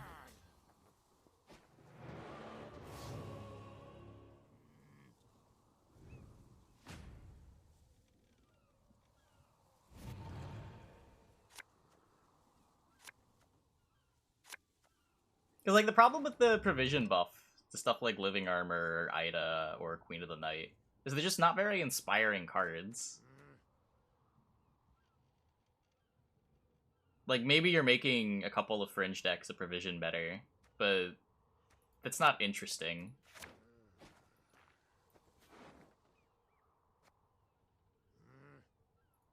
A 1 provision buff to, like, a tier infinite deck isn't changing anything. Allowing elves to slot in Ida over a sappers if they want doesn't really change anything. Out of the way, rabble! Everything. Prepare to suffer and die. Wish they would double everything's provisions. And I mean, I think even now, like, 1 provision is more granular than they need. The issue might be bigger with points, honestly. Like, right now, a 1 provision change feels nearly irrelevant when we're talking about higher end cards. Let me go inside now. I guess, like, the difference between 4 and 5 and 5 and 6 is massive. But the difference between 9 and 10 feels non-existent.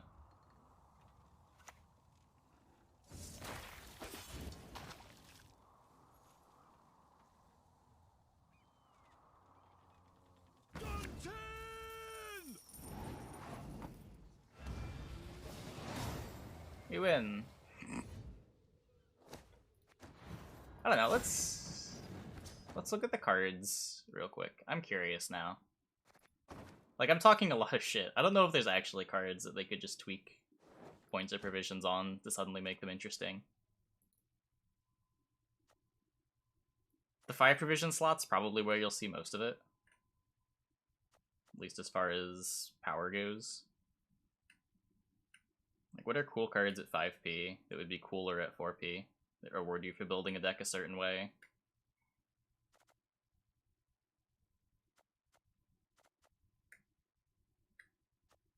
Marilorn? Maybe. It's not that much.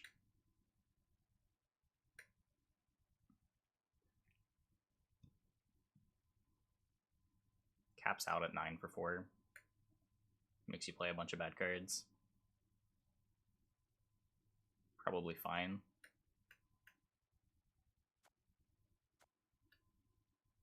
Like, I don't know if it makes you want to actually play a Deathwish deck.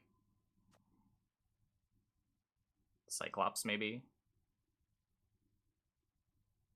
This card used to be a 5 for 5, and it was really good. They could honestly just make this a 5 for 5 and get rid of the Rolock on it again. This card is so far from being anything approaching playable. And allowing you to play a Deathwish deck that doesn't incidentally go tall, because all the things that trigger Deathwish also consume and go tall, is sort of nice. Like, Arrakis would want a card like this. Be able to throw in Draga Eggs, deal 4 damage. Have a 5 in play instead of an 8 in play.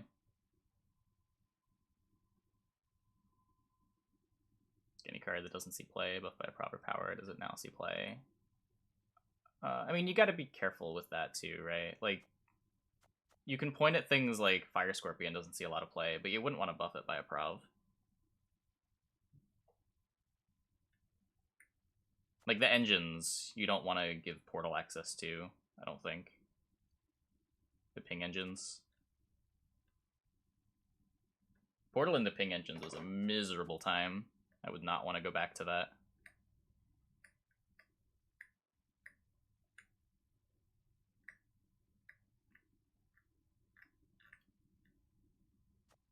Cat Witcher Mentor at 4p. Is that insane? This is a cool card. It's sort of like Scytheman. Higher upside. But like way lower base.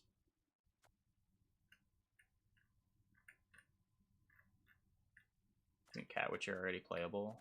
Mentor? Does anyone play Mentor?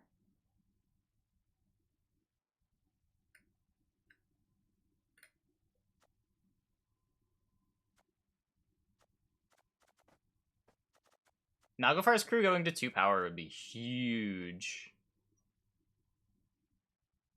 Even just like a 2 power buff and then removing the frost to a 1 turn instead of 2 turns. I guess you don't have 3 power buff at that point.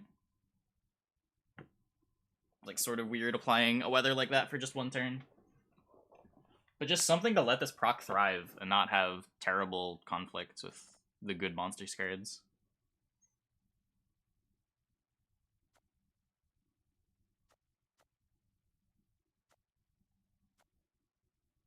Swordmaster have access to portal now. Yeah. As far as like 4 power ping engines, there's Hunter, Swordmaster. They're generally every other turn though.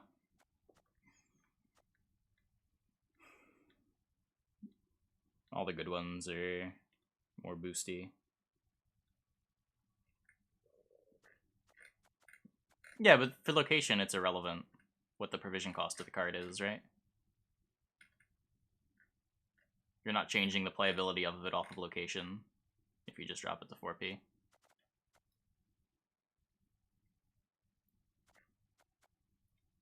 It gets a lot fuzzier when you look at golds as far as provision changes. Because like 1 provision on a 9 or 10 provision card means so much less. Then a provision off on bronzes.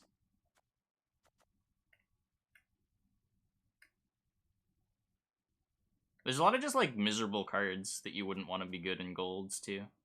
Like you wouldn't want to push something like Kahir. You wouldn't want to push something like Archgriffin. The game would be worse if those cards were competitive.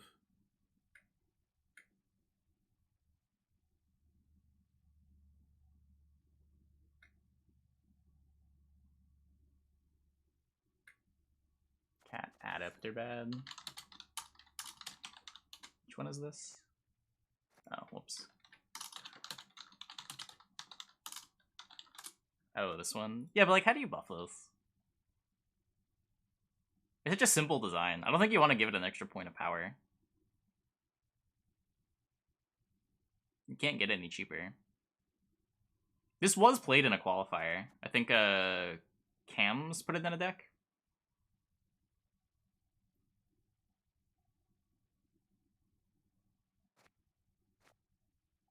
It's not a particularly interesting card. Like, if you push it, what are you incentivizing? There's no deck that gets better. It's just maybe ST gets another filler 4P card.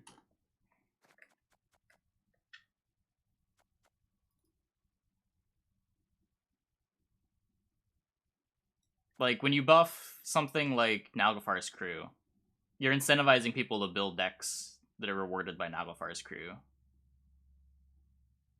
Aridin Frost sort of things. Try to maximize value on both Naglfar's Crew and the Frost that you get out of it. But it's not true with a lot of other cards.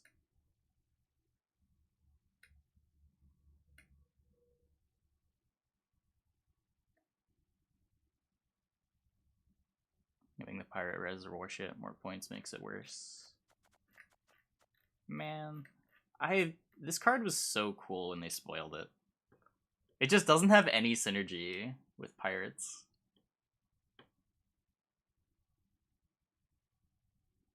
Ugh. It's such a bad raiding fleet target, because you don't want this in round 1, but you want to play raiding fleet in round 1. If you're playing raiding fleet, you probably want it on Tidecloak Hideaway. Hideaway is such a good card, and this bricks it. If this wasn't a ship, if this was like a pirate instead... Ugh. What if they like swapped the abilities on Demon Worship and Demon Smuggler? Just made this one the ship, and the other one the pirate. Didn't mind the 3 damage, 3 ping worship. It was just a boring design. He tried to make something interesting out of it.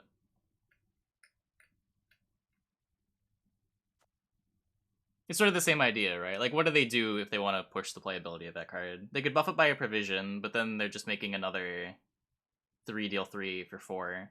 They're just making another generic filler bronze.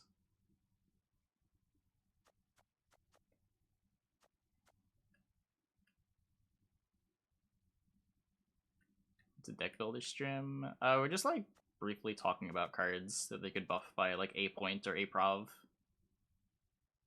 that would impact the game for a while, as far as just like minor tweaks they could do to cards. Because we were talking about the most recent patch and why it feels so boring. Because there weren't an irrelevant number of changes. It's just so many of the changes were irrelevant. Like the 1 provision to Phoenix just doesn't matter. The points to Olgierd don't really matter. The provision to Living Armor is kind of irrelevant.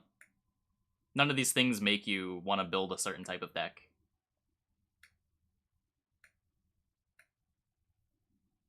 Demon Pirate is anti-synergy with Demon Worship.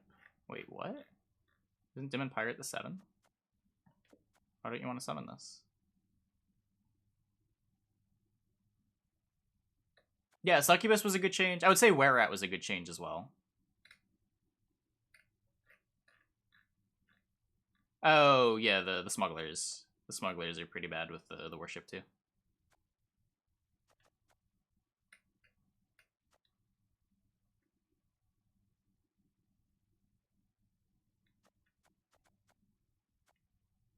No critter should get a buff. I mean,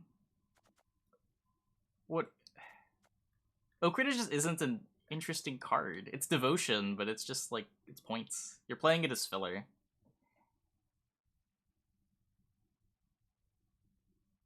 It sort of swarms, I guess. Makes Gezros a little bit better. But generally, it's just a value play.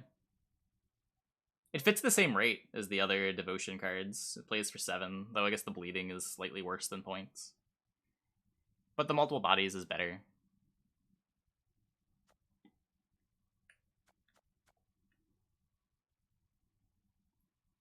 Like, they could buff it, but again, it wouldn't be very interesting if they did. It doesn't make you want to play different decks. Makes early rebuke a thing. Yeah. Eve could be buffed. I don't like saying needs with when talking about buffs. Things can be buffed. Almost never does something need to be buffed.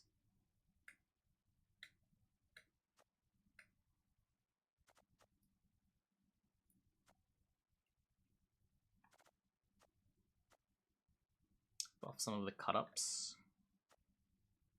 What are the cut-ups?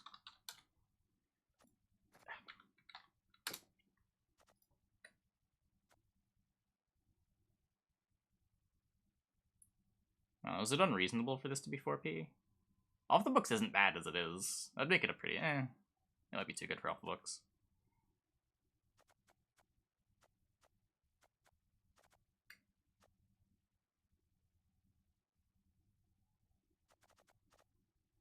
I don't know.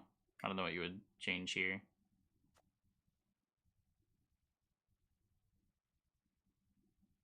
Lackeys needs to be 4P again. It probably could. They don't immediately come off out of portal. It gives you enough time to interact with them.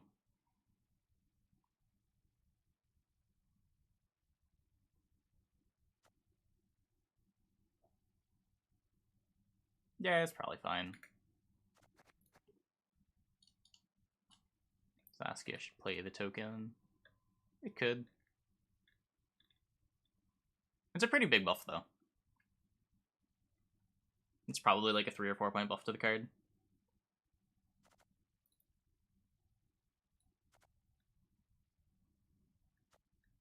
The Pirates need a cohesive deck. There's a lot of different things that they could do, but they need to like focus on one of the things and go for it. Like right now, when you look at ships, so you have Raiding Fleet, which sort of wants you to play just one boat in your deck. But then you have cards like... Sorry, Raiding Fleet and Tidecloak Hideaway want you to play one boat in your deck, because every boat in your hand makes Hideaway worse. And Raiding Fleet wants to get the Hideaway. And Hideaway is like the main boat that has synergy with Pirates, aside from Demon Worship.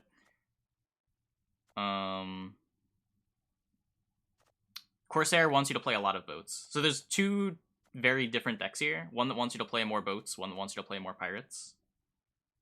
The one that wants you to play more boats has sort of bad synergy with the Demon Worship, which is sort of alright with you playing more boats, because you're probably not playing Hideaway in that list. But if you're playing Worship, then both of the cards that care about boats are worse, because you don't want to res these with Demon Worship. Additionally, if you're trying to play a deck with a lot of boats, Demon Worship itself becomes worse, because you have less Pirates that can trigger the self-damage on the Worship. If you're playing just Worship with Raiding Fleet, you can't play your Thinning card in round 1, because Worship's not a round 1 card. There's just so many little conflicts in the ships and pirate stuff.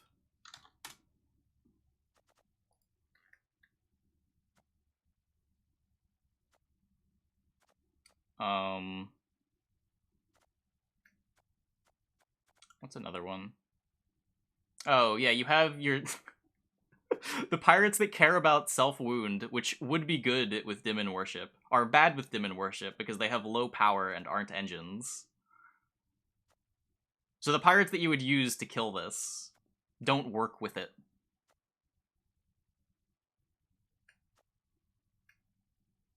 There's just so much nonsense.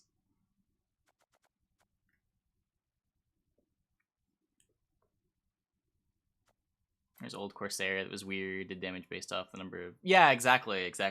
You had Corsairs and Tidecloak Hideaways that wanted opposite things. But, like, now instead of there being 2 different pirate decks for not enough cards, there's, like, 4 different pirate decks without enough cards.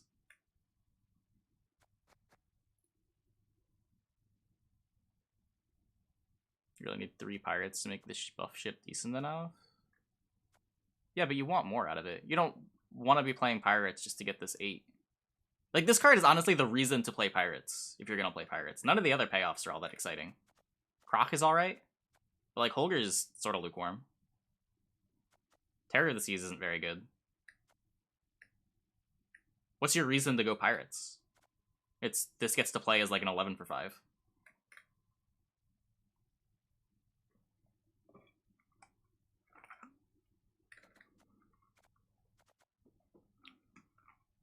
Or Demon Warships. Demon Warship also plays like an 11 for 4 when you get full value out of it.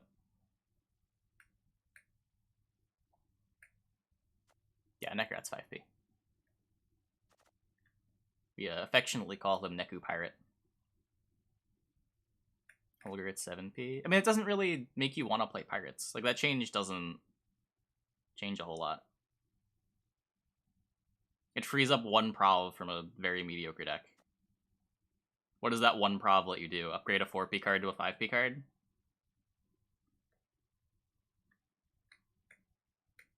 It doesn't change that there's not a whole deck here.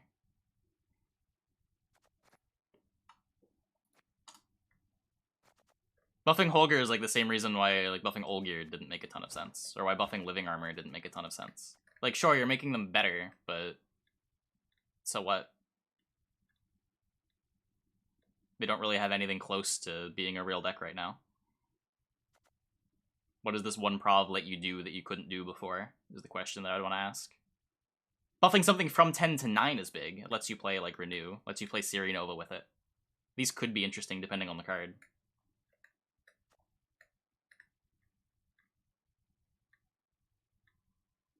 But as far as, like, 1 prov buffs on golds, unless they were close to being good before, and they're just, like, pushing out another card, usually not doing a whole lot.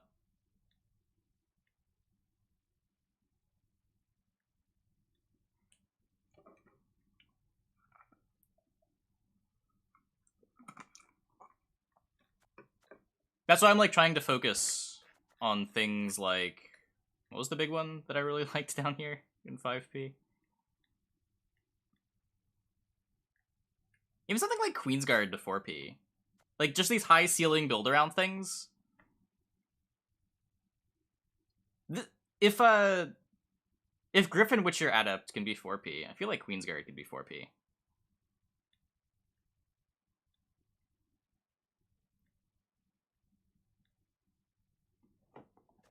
Revision buffs on bronzes, especially builder on bronzes that you want to play 2 copies of, is sort of double dipping. You free up 2 provs.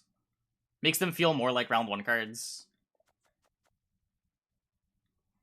Doesn't feel as bad to just run it out and have it die. Trades better with removal.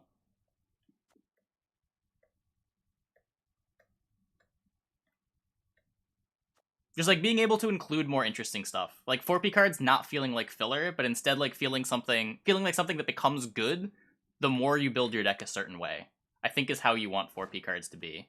Like, right now, I click into this Harmony deck. All my 4p cards are sort of just here, because they're the best 4p cards in the slot, right? Like, none of them are particularly exciting. I play Bowman because it tries to play for 6 points. I play for Swordmaster because it's like half a point per turn. I play Pyrotech and Mahaka Marauder because they play for 6. They represent a little bit of removal. But, like, nothing in the rest of my deck really impacts this. I'm just playing the ones that are the best value in the slots. They sort of proc Harmony, I suppose, but... Compare that to even like a Witcher NR deck. I don't know how a Witcher NR deck built. Compare that to Tribute SY, where like Renegade Mage is good because I have like Salamandra Abomination in my deck, because I have this leader. For Witcher NR, you have Griffin Witcher Adept, which can get a ton of value if you build your deck a certain way.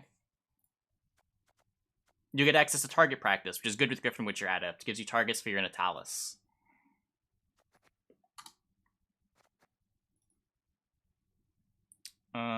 What other decks are really good at this? Dwarfs are sort of good at this. Mahakam Guard is a great example of this. This card is incredible. It plays for way above rate in this deck, but because you have to play all dwarfs, it's okay to have it at 4p. This card is regularly a 10 or 11 for 4, and it's totally fine, because you can't just jam it in every Scoia'tael deck.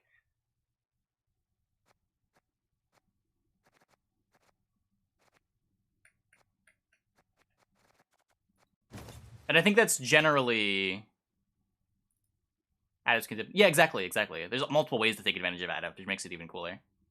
Like, the way that a shield deck makes use of Adept is a little different than the way that the Witcher deck makes use of Adept. Adept's a really cool design. Generally, I think the value slot for a lot of these 5p engines should probably just be moved to the 4. Like, the build-around stuff. Like, I could even see, like, Royal Guard. Royal Guard is really far from being good. Now, whether you want a card like Royal Guard to be good is another question, but...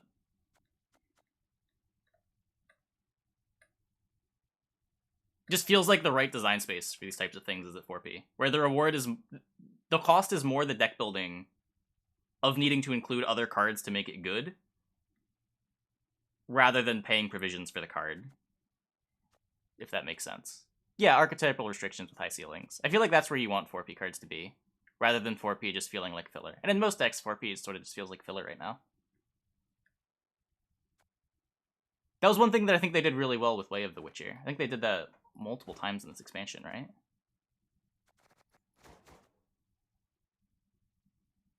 Okay, maybe not multiple times. I mean, sort of. Viper Witcher Adept's an attempt at it. Griffin Witcher Adept was some succeeding at it. Lackey's an attempt at it. Like, it starts at 5 if you're gaining a coin immediately. Same thing with Hybrid. Bear Witcher Adept's not really a filler card. You use this with Portal. It's your main Portal target. Is that more generically good cards like Larva? Don't... 2 of the 3 monster decks right now don't play Larva. Larva's in less than half of the current good monsters decks. I think Larva's a really good example of them designing their way away from Larva feeling too generic. Because if you want to play special cards in monsters, there's like 2 main routes you can go. You can go like the Keltullus low monster, or low unit count route, which does not get to take advantage of one of the most powerful monsters cards in a Dragolarva. And then you have the Thrive package, which plays a bunch of more mediocre cards in order to try to maximize the value on Larva. Like, Larva presents a pretty interesting deck building restriction, where you don't want to put special cards in your deck, because you want to trigger that Thrive as much as you can. Stuff like Derogare becomes really exciting for monsters, because you just get that extra Thrive proc.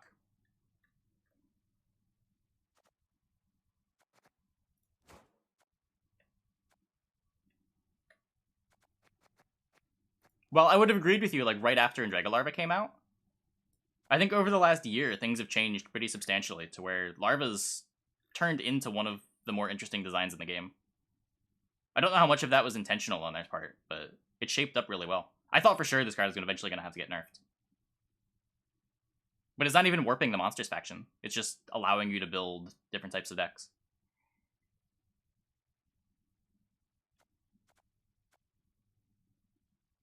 There's stuff that trades reasonably well into it now, too. Like, stuff like Matic with Dancing Star. Brothans can punish it pretty hard.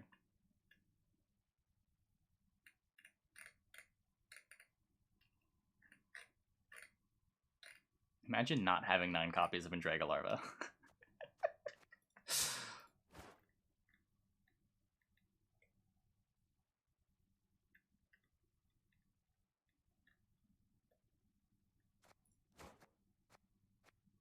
Yeah, no, there's definitely a point where, like, the deck building restriction isn't enough. Like, I would never say, okay, I want to have 4p cards reward you for building a deck a certain way, and all cards that fall in that category should be 4p. Like, stuff like Fallen Knight, I think, makes a lot of sense at 6p. Stuff like Townsfolk even makes sense at 6p, just because of how high the ceiling is, how quickly they get out of control. How difficult they can be to interact with. So, like, there's definitely a line there somewhere. But I feel like the line could be drawn a little more aggressively, where some of these 5p ones could easily go to 4p and it would be totally fine. I don't think 3 copies of bronzes makes sense with the current homecoming card pool. It would require another fundamental rework of the game. It'll never happen. And as the card pool gets bigger and they print more redundant copies of things, it becomes less and less important that you can play 3 copies of a bronze. If they want you to have 3 copies of an effect, they just make multiple similar cards, right? Instead of being able to play 4 copies of Impera Enforcers, you get to play 2 copies of Impera Enforcers and 2 copies of Seditious Aristocrats. Or instead of 4 copies of Thirsty Dame, you get 2 copies of Thirsty Dame, 2 copies of Seditious Aristocrats.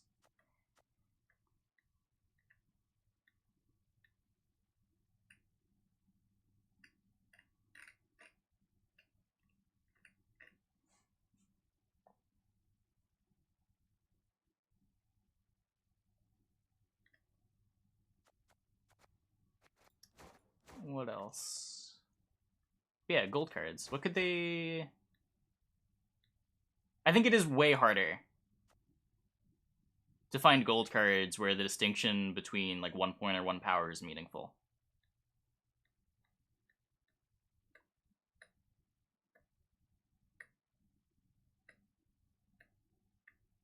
I feel like gold cards you sort of just have to rework.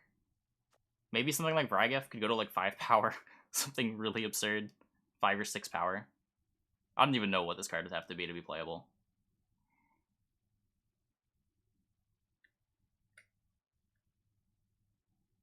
Like, I don't think there's anything fundamentally bad about Vrygef. Maybe it just needs a bigger pool of cards.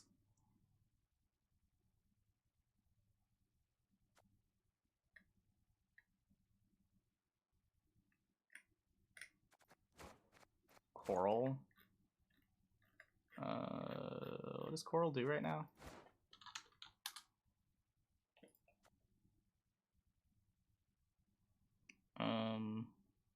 So I'd compare the raid on Coral to the raid on Birna. You don't really want them to feel like the same card, though.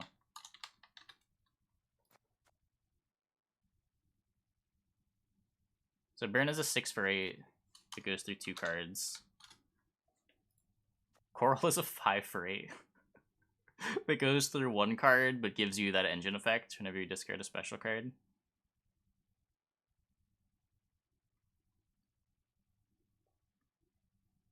Got rid of her charges, just give it back. I don't know, maybe.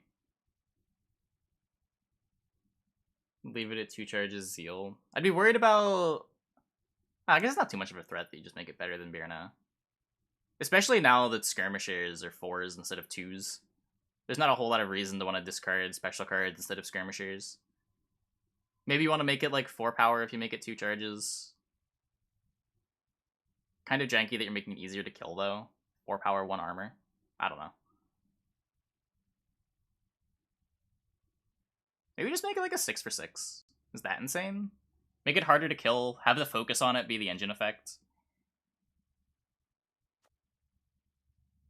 Like, this card's really far from being playable right now. It's just not better to be discarding specials than Skirmishers. And there's not enough discard effects without Bran in the game to take advantage of it.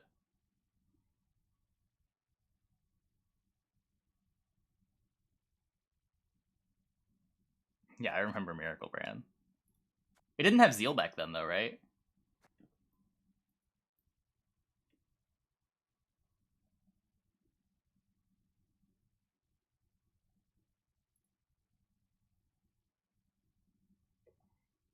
Could print more alchemy cards. Sure, we're just talking about like minor things that they could do without touching the effects of cards. If they just did power and provision changes, what do they tweak to make the game more interesting? What spawned this was there was like a pretty substantial number of changes with the most recent balance patch, but they all just felt irrelevant. And we're just trying to hone in on exactly why that is. And what they could maybe have done differently, or what they could do differently going forward if they don't want to have to commit to big changes. He was iced with specials. Just like cast the special. There's a leader that does that in EuroCG. I managed to remember its name. Yes, it's right across the street from one of the convention centers. I don't think it was Gibson's. It's the other one. Morton's. It was either Morton's or Gibson's. One of the two. The more expensive one.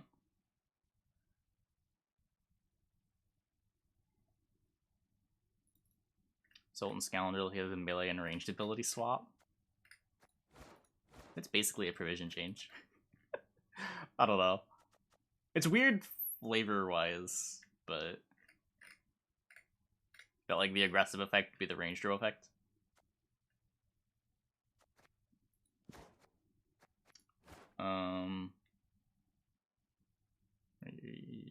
I don't really regularly stream URCG.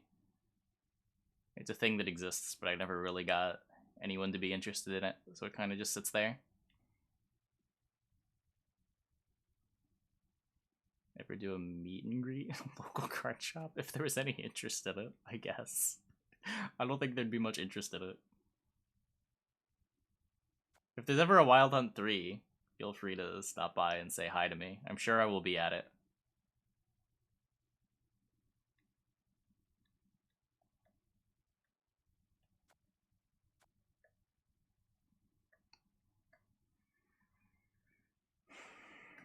Ivo?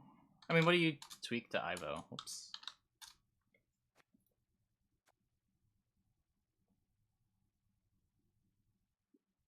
Like, assuming you buff this card, I guess the initial thing that you're improving is you're improving, like, Witcher NR. Because this is a neutral, it's a little weird.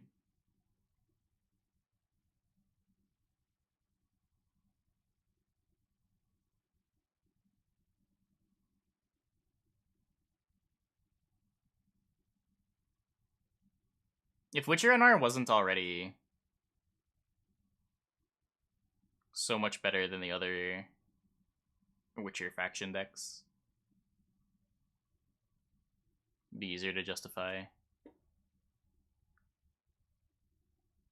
SK closest, could fall into SK's plan. Maybe. I mean, they could buff this card. I'm not sure how exciting it would be. Or how they would do it. They'd what, like +1 power maybe? There's just already so many 5 power deal 2s. The point of power would differentiate it.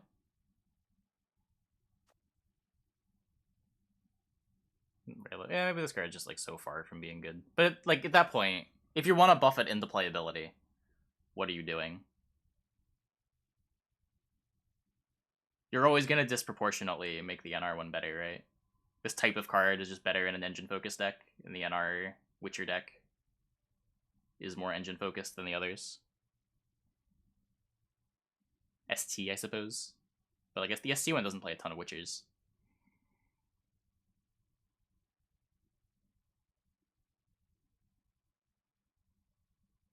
Yeah, that's fun. The main complaints right now are just the game's a bit stale. But if you haven't played in a while, you won't really feel that.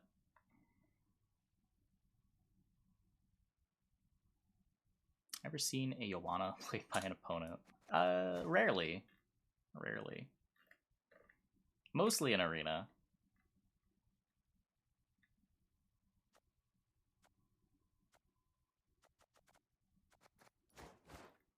Yeah, I'm not saying that they couldn't buff Ivo, but it's just what would they have to do to buff Ivo and not just make it feel like what they did to Phoenix, right? Like, you buff Ivo by a provision, cool. It's another irrelevant patch note. You buff it too much, you're making it playable in the NR deck and probably nothing else. That's the first deck that would want it.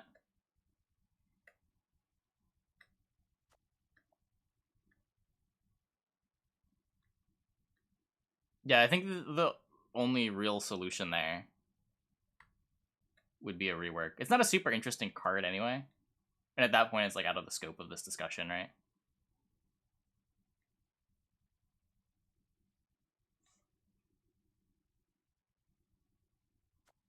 What do I do with cultists? Huh, this is an archetype, huh? What about All God? What about All God? Is All God the type of card that you want to push? I don't know if the game is better if All God is more playable. I don't believe in All God. I still do not believe in All God. I'm still not convinced that the card was even correct in the deck that it was played in.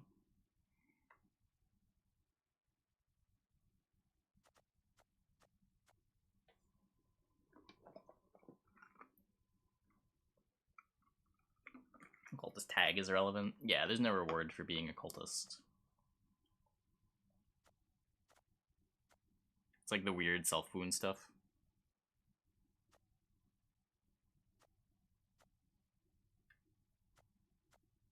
These cards are all so bad except Priest and Berserker. What happened? Oh, he's a cultist.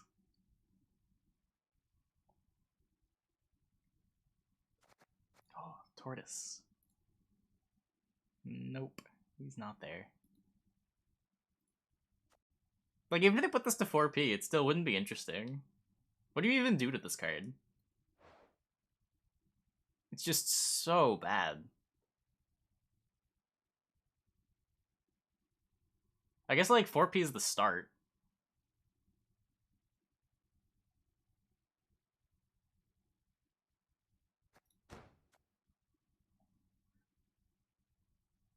Well, it doesn't make me excited. Maybe it would get somebody wanting to build a deck with it.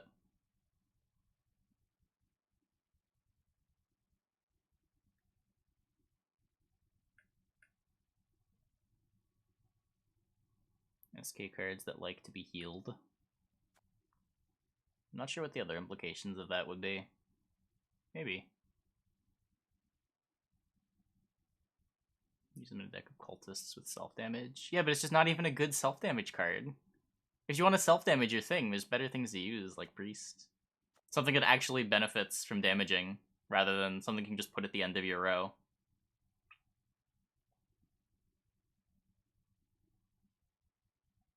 Which neutrals to unlock?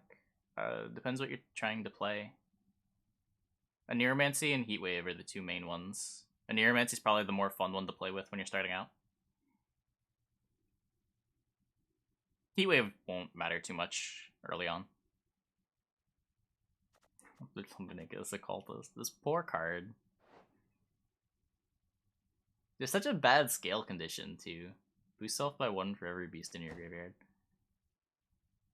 I don't know if there's, like, a numbers buff you could do to this to make it more interesting. Unless you went really crazy. Because you can't make the boost self by 2 instead of 1. That's too much.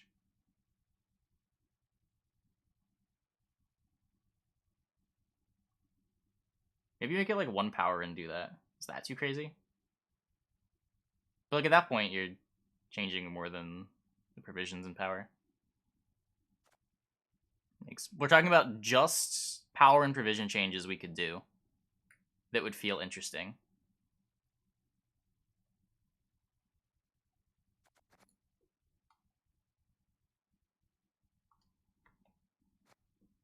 Artist is 6P. But like that's another thing, right? Like, would the game even be better if Artist was playable? I feel like a lot of golds have this problem. You can point to cards like Artist and Kahir that you could obviously give provision buffs to make them better. Stuff like Archgriffin. But I'm pretty sure you're just making the game overall worse when you push these cards. They're fun when they're bad, but as soon as they become good, they become very toxic. Doubling all the power and damage numbers, make it easier to balance. I don't know, maybe. They've basically done that once already, right? 4P cards play for like 7 instead of 2 instead of 4. 5P cards play for 8 instead of 5.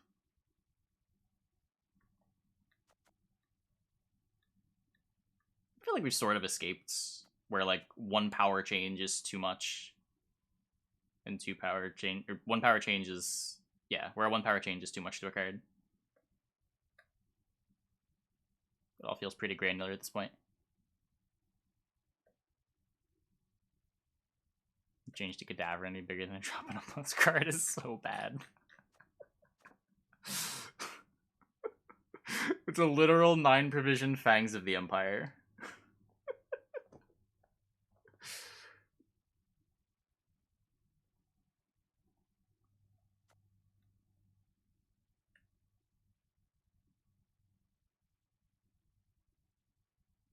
How much P is ball not auto include? I don't know, like when you can no longer fit it in a deck.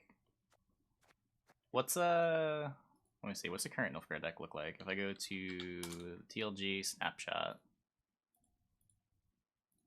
Gwent meta, what's easy stuff that you can shift around in that deck?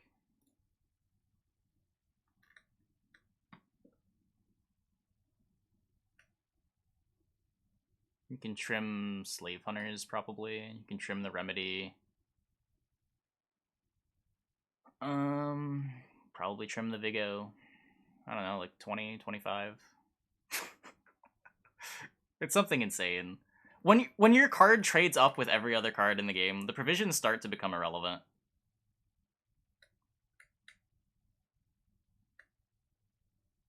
Like the interaction between points and provisions is so much more abstract that I think a lot of people give it credit for.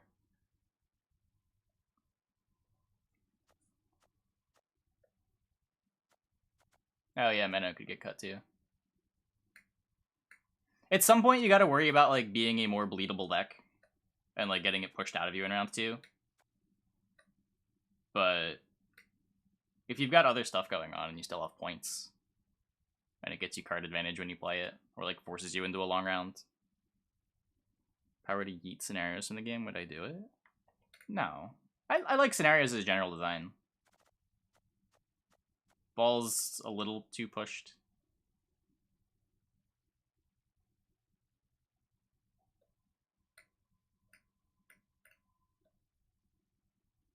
But I think generally the rest of these are in a reasonable spot. The idea of a gold card that wants you to play bronzes is interesting.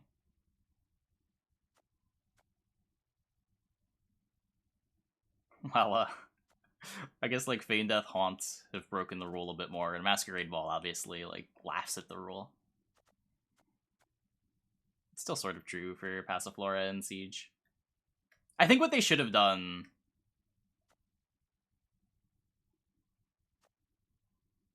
What if these were just like progress whenever you play a bronze unit with Death Wish? Just like strictly enforce the design.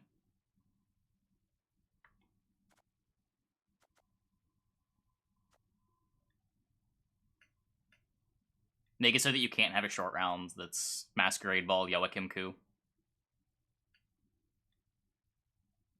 You can't go like Feign Death, Renacial, Isengrim.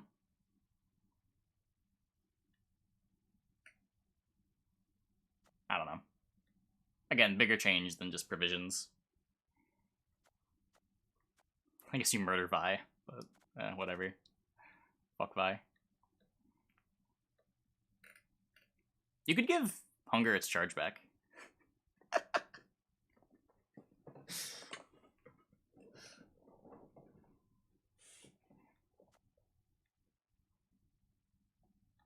Does every good Nilfgaard Gold have the Aristocrat tag? Yeah. Yeah. The other way of doing it is you just like remove the Aristocrat tag from Joachim and Roderick.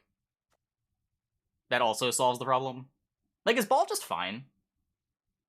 If those cards aren't Aristocrats?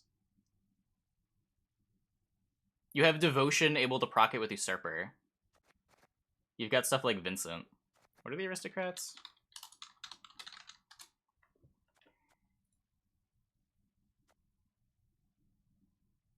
Like, the golds are all pretty lukewarm. Unless you're going Devotion for Usurper, Devotion for Fergus.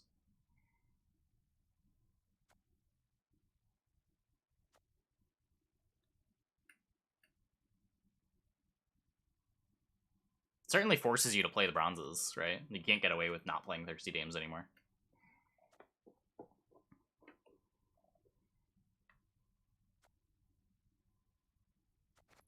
But again, we're deviating a bit. Gold cards that get more interesting with point or provision changes.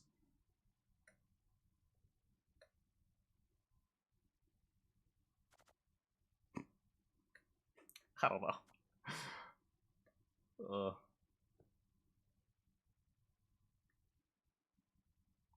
It feels so irrelevant on like everything.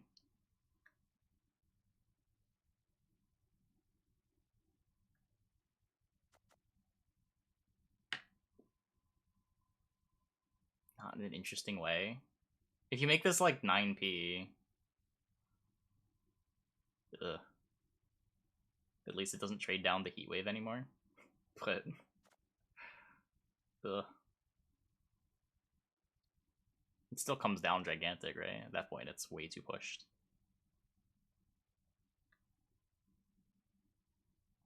Did you buff Faultist's Pride? 6 for 8, Zeal Order melee.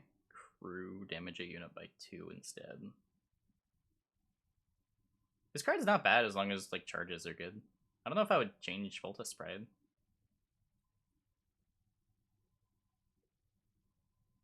This feels like another thing that you wouldn't solve with Prov or point changes, but you solve by making, like, fleshing out the archetype more, which you can't do with the balance patch. Like, the rate on this card is fine. It comes down as an 8 for 8. Ideally, you're doing way more with it. It's a damage engine. Well, damage engine. A damage charge eater. The Rolock on it ruins it. It wants crew anyway. I guess like Rolock with crew is sort of redundant. You're already punished if it gets moved.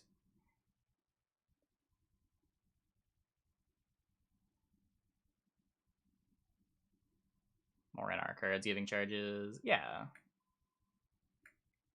I don't know what their plan is with charges. They've been saying for a year that they're not changing stockpile because they have plans for the future for charge NR. And just none of them have happened yet, so it's hard to really make a comment without knowing what they want to do with the archetype. There's a bunch of different directions you could go. One thing you could do is you could keep the charge givers bad and make the charge takers better, in which case you might want to buff Faultist's Pride. You might want to make it so the charges are tied to mages a little bit more. So leave Aretuza Adept the way it is, but make more charge takers like Damned Sorceress, and then push the charge takers that aren't mages, that force you to play like mages plus Aretuza Adept to make them good. At which point you might want to buff Faultist's Pride. You could make charge giving pretty easy, and then make most charge takers 1 point per turn, and then have situational 2 point per charges, like Hubert and Faultist's Pride, at which point you wouldn't want to change Faultist's Pride. You want to leave that the way it is.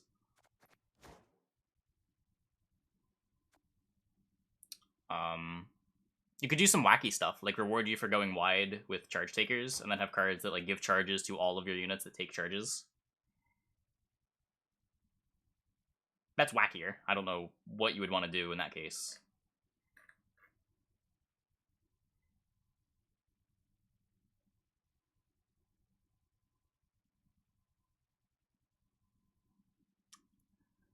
Would Kion being lower power and cheaper be better, potentially worth it to kill things? Mad Kion.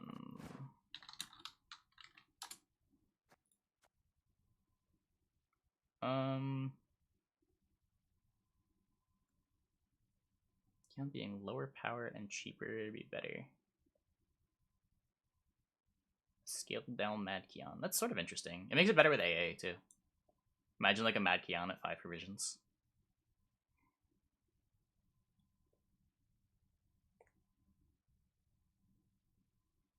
I don't know. It's cool. It's a Witcher too. So you get like that side bonus.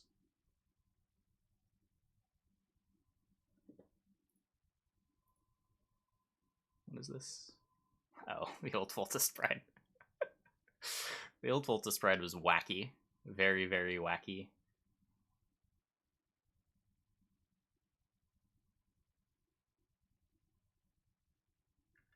CDPR not having clear vision of the game.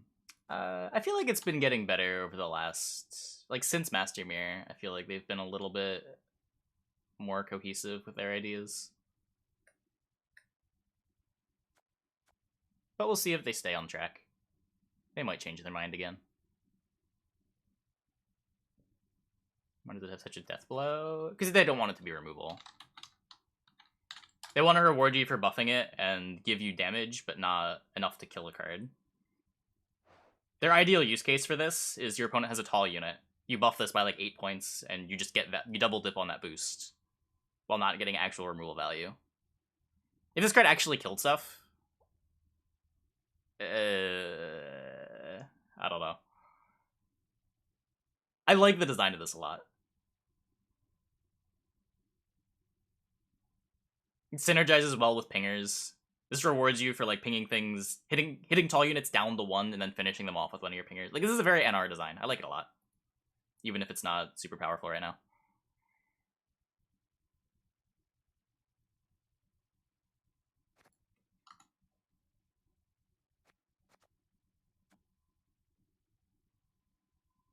Incentivize more Mad Key on Deathblow. Hit my dude, but don't kill it. Yeah, something to make it not just better to kill things. Punish you a little bit for having removal while still allowing damage. Do conditional? I mean, the card's seen play in the past.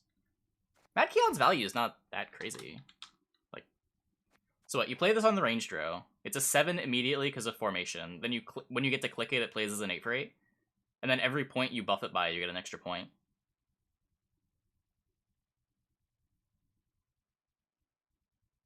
Like, this card saw play in the old Redea NR decks as another payoff for Thunderbolt Potion.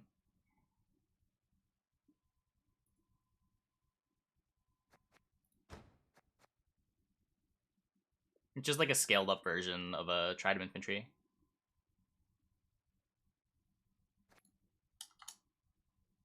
Alright, Witcher's Head Room. Yeah, like it scales with Vesemir pretty well. Scales with what's his name better? Erland. Getting 2 points instead of 1. Let's talk about Tamara. But this is another like, it's a thing you can't really solve with provision or power tweaks, can you? Like, what are Witch Hunters?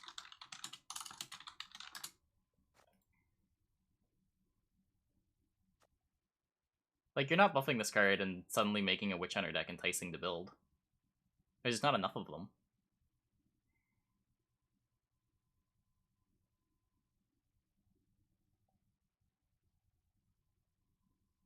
I guess you could try, but I feel like this would just be another one of those patch notes that feels like Phoenix.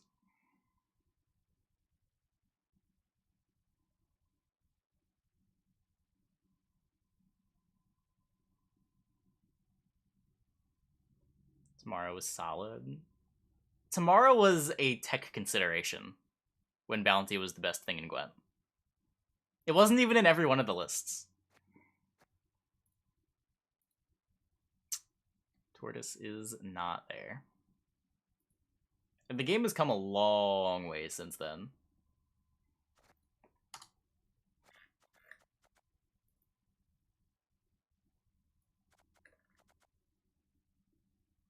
Shmiri goes on a 20-minute rant every time it gets a Phoenix gets a 1-point buff. I mean, I sort of get it. Like, not only is it not interesting, but what is the best case scenario of them buffing Phoenix? What deck does this want to go in? There's nothing that really wants you to play Phoenix. If Phoenix is good, all of a sudden just every deck throws it in their deck. What are you hoping to accomplish?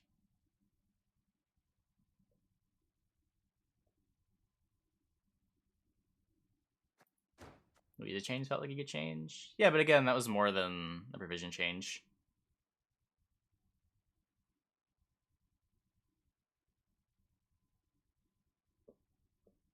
Buff the bounty package. Yeah, maybe if you buff everything, you incentivize that a little bit more.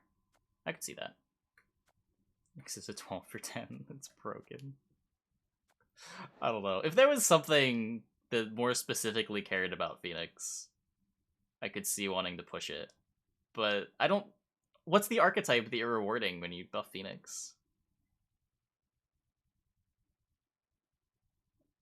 Not to mention it's just kind of a miserable card to play with Northern Wind as common as it is.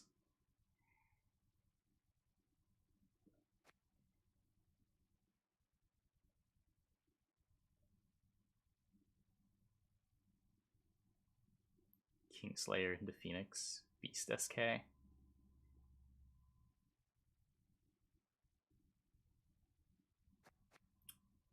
Yeah, I don't know.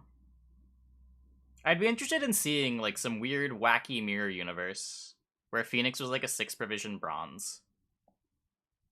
It'll never happen. But I'm curious what the game would look like.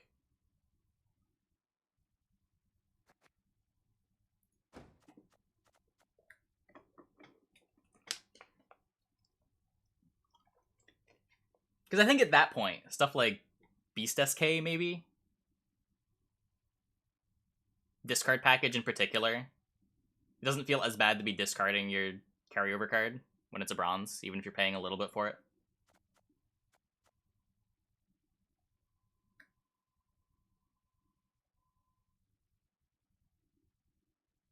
Could I type construct?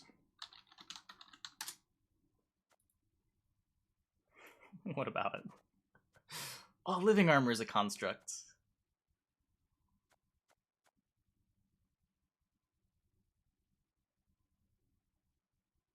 Need to buffer nerf packages, not random cards.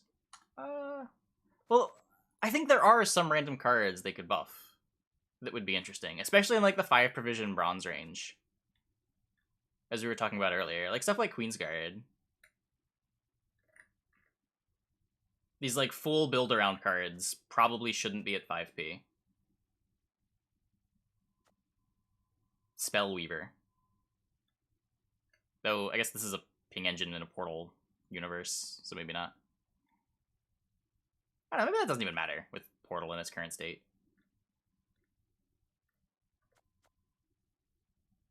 Like 5p to 4p is a really impactful change, even on just individual cards, especially if they're like their own archetype. Because the cost of replacement on 4p cards is so different, right? Like when you're cutting... When you're building an NR deck, and you're filling it with like Ader and Maulers or Radovid's Royal Guards, like you're not putting those in the deck because they're exciting, you're putting them in because they're the best rate. There's nothing in your deck that's particularly synergizing with them unless you're like Revenants and Maulers are setting up your Forbidden Magic, so your Revenants. If instead you're incentivizing a different NR deck where the bronze package is playing more charge heavy stuff or more mages because you're able to fit in things like like Centurion Spellweaver and maybe Eratu's Adept, you go to 4p and that sort of stuff. And then maybe you want to warp your golds around to make your bronze a little bit better as well. Portal specifically makes these a little concerning, but I don't think it takes a lot to make some of the current 5p cards way more interesting at 4p. And could even incentivize you to build completely different decks. Spellweaver used to be a good card. Yeah, the game has come a very long way. It was not the same game.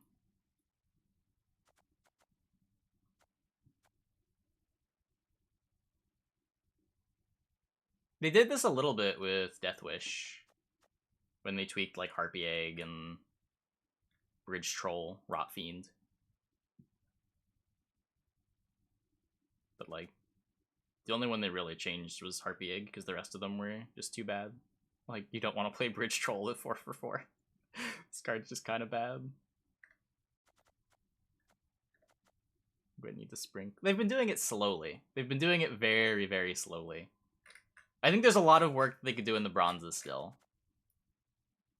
But as we've been rambling for the last like hour or so, I think it's a lot harder to make meaningful progress on the golds without changing card text.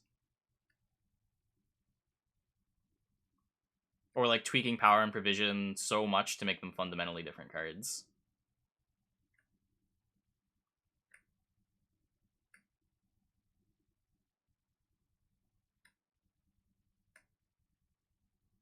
Most of these changes are just going to be like, oh cool, I get to slot this one of gold card instead of one of these other one of gold cards in my deck.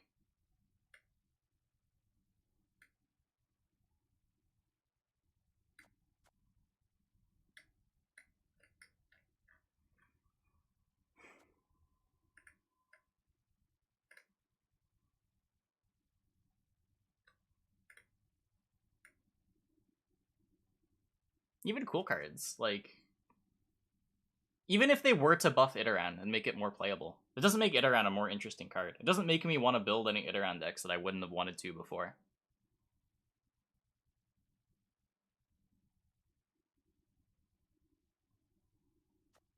Maybe you push it to be more competitive, but is that even something you would want to do with Iteran?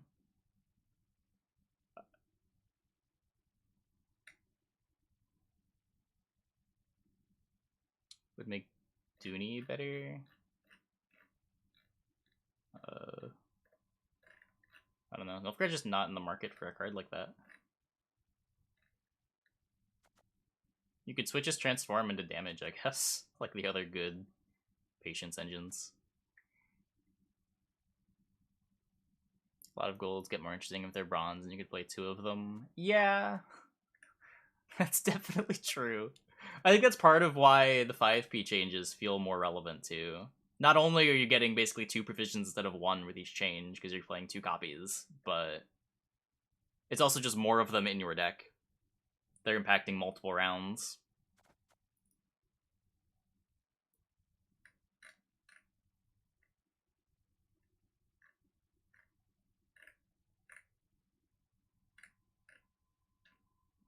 Yeah, I don't know.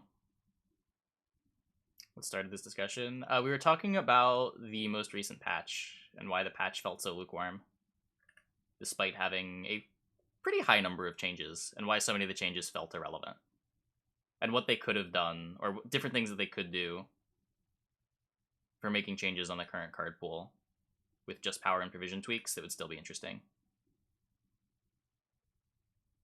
Basically, it started out I was giving them shit because I thought the Living Armor change and like the Old Gear change and the Phoenix change were all really lame. Like, they didn't accomplish anything. They don't make you want to build decks. So I went into the deck builder and tried to see if there were any cards that would make you want to build decks with just power and provision tweaks. I think what we found is that's mostly true in the bronzes. There's a lot of stuff you could do at like 5p, 6p, where tweaks there is a big deal. But once you get into golds, like a couple points of power or some provisions just don't feel as relevant. It's not as exciting for really anything above like 7p to get a point or a provision. Maybe at the very top end, you make things a little bit more or less playable. But you're not fundamentally making any like new decks want to be built. Whereas if you like move Queensguard to 4p instead of 5p, all of a sudden Queensguard becomes really exciting to try to build the deck around. You move like some of these charge takers to 4p instead of 5p. All of a sudden, some of these charge decks might become really interesting to try to build around.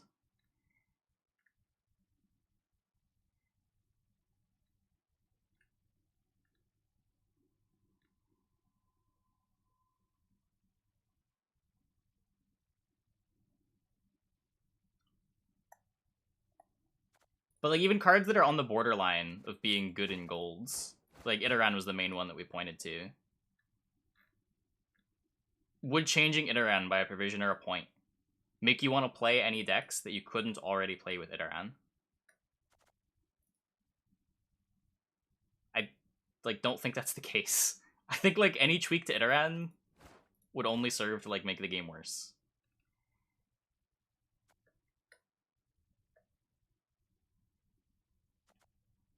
And any card that's not on the borderline of being playable.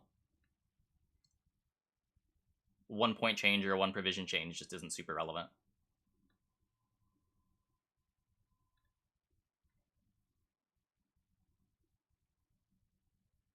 Buffing a provision for a gold is giving you 1 more provision to work with. Yeah, it lets you fit more like 5p bronzes into your deck, sure. But every time you buff a bronze by a 5 provision bronze by 1, you're effectively making it cost something to making it free.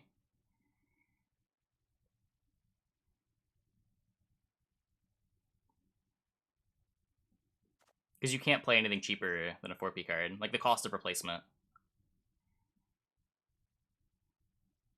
on your 4p cards is much, much lower.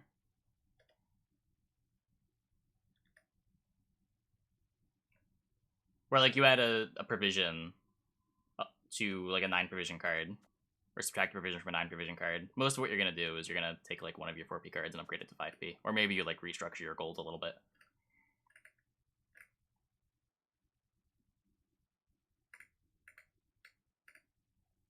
But when you have cards like Queensguard at 4p instead of 5p, when your Queensguard, when you like run out of Queensguard in round 1 and it dies, you don't have to be building as hard around it for it to be good. It's like how with the Witcher NR deck, if the Griffin Witcher adepts just die, it's not like your deck falls apart. They're really good when they live. You can take advantage of them when they live. But you don't feel like you have to build your whole deck around making them good. Because you're not really paying for them. They're just a 4P filler card that happens to be good when it lives.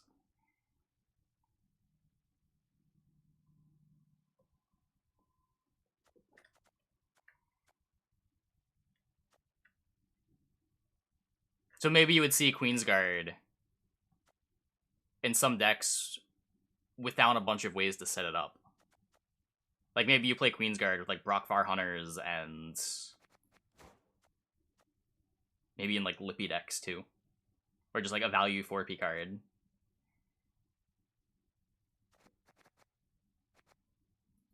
And obviously you can still build the all-in Queensguard deck as well. And you're making it 2 provisions better by making the Queensguards cheaper. The deck building costs to make it really... Like, it still gets better the more you build your deck around it. But it makes it easier to justify playing as just like a synergy card. With some smaller synergy. Bring back the Glusty Machine Gun. Yeah, maybe. I changed the fact ball does auto-include. I mean, yeah, I don't know what I would do. Ball's a weird one. I don't know what you have to do to ball. It probably requires a rework in some way. Whether you're like changing the aristocrats or you're changing ball directly.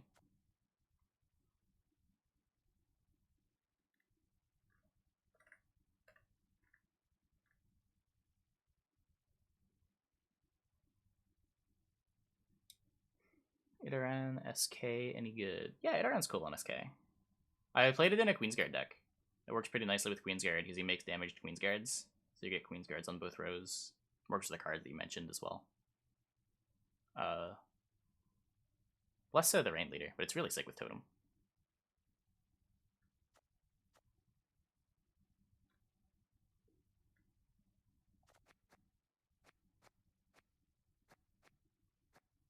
What were we playing today? We're playing this, right? Okay, I'm gonna take a quick question break. I'll be back in like 2 minutes. When we get back, we'll head back to ladder. Hope you guys stick around. Hope you guys enjoyed that little tangent.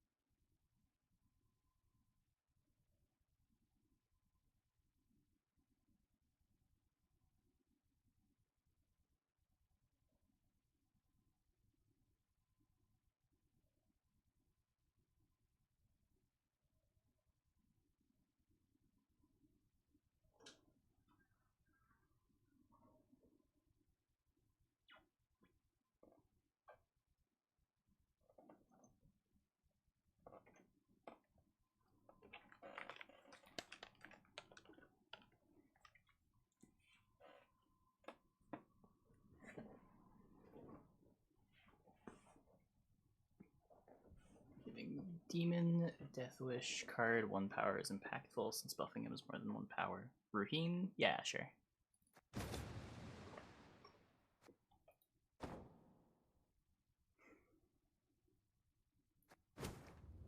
Missed the tangent. It was a really long tangent. I think we rambled in the deck builder for like an hour. I don't think it was a very cohesive segment, but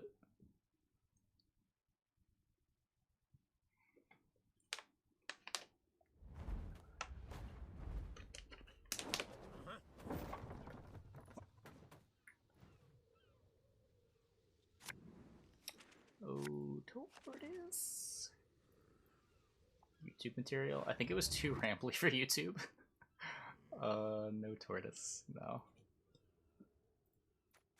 I would want to, like, gather the thoughts into something a little more coherent if I were to put that on YouTube, I think.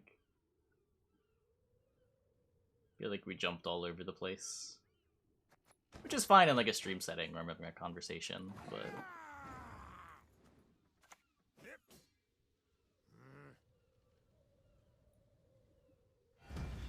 Nice punch. Again. I feel like what it really comes down to is provisions on gold cards seem super abstract.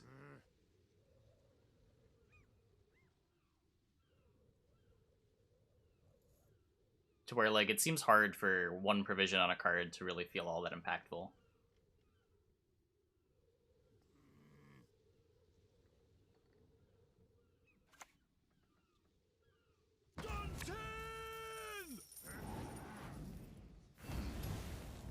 This isn't good. What? Hello? My portal.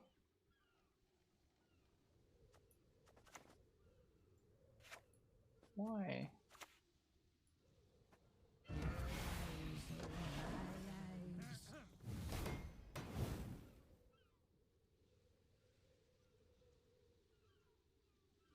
Gwent Theory is more entertaining than Gwent's. I could see that. I don't know.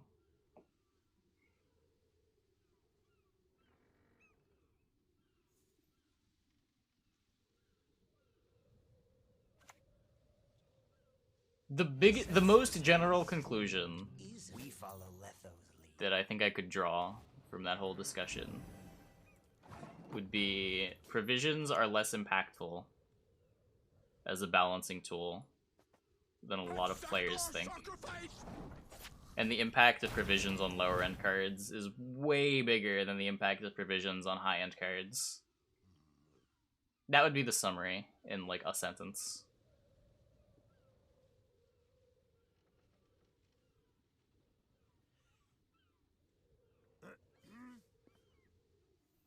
I guess it's kind of a good thing that the Vilga pulled the Bear Witcher.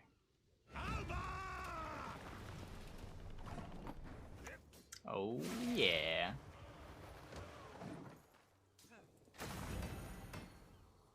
Value Fleet.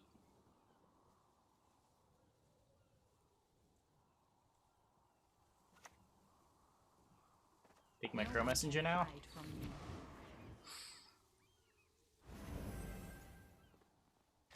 Captain 2-0. I'm a little scared. I'm not gonna lie.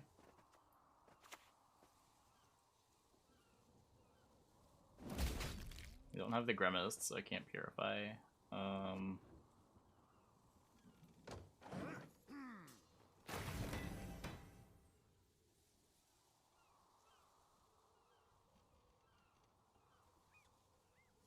Historically, a gold card had to really get nerfed to be unplayable. I mean, depends how far you look back. If you look at, like, when they changed, like, Cleaver, or they changed the neutral deal fours, one provision was significant then. But that was mostly just due to, like, those cards not being very good in the first place. But, like, as decks get more cohesive and built around synergy, especially synergy involving the gold cards, that's less and less relevant.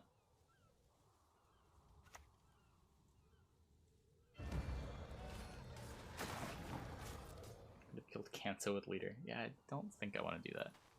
Oh, fuck.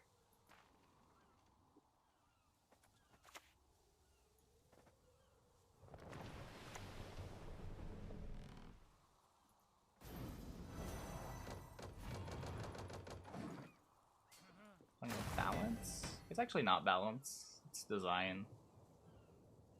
Two very, very different subjects.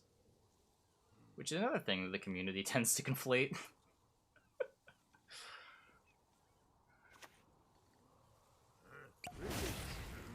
What is it?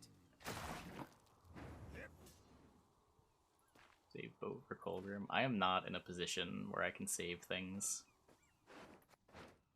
As much as I would like to be.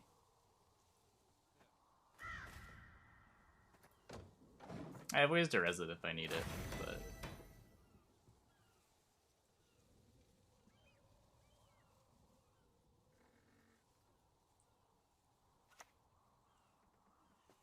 Everyone has their secrets. what is Everyone. the spy placement?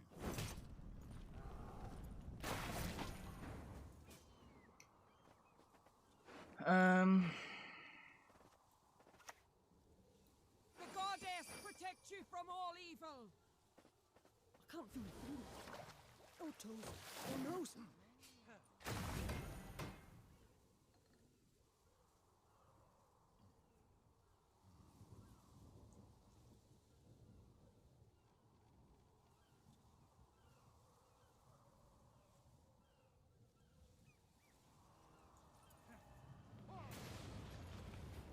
Enjoy.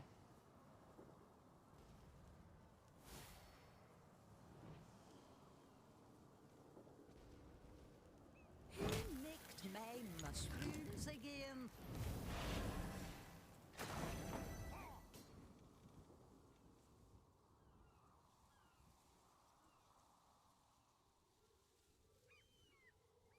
I don't know. If he goes Alchemist, if he goes second Alchemist, Alchemist is 13, 14, 15, 16, 17, or 15, 13, 11. So the Alchemist is short. I could play Preacher.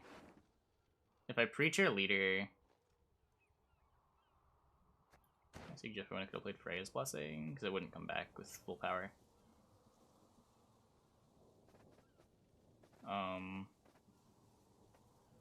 I don't know. Is there like a universe where he can't do it?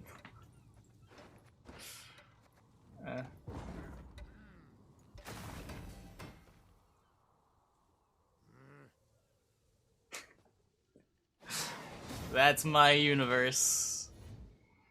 That's my universe.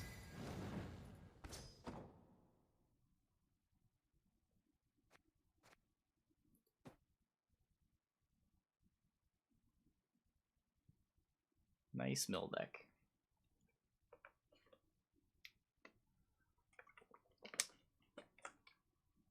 It's a scary matchup too. We play a lot of thing. You've got the heart of an uncrate.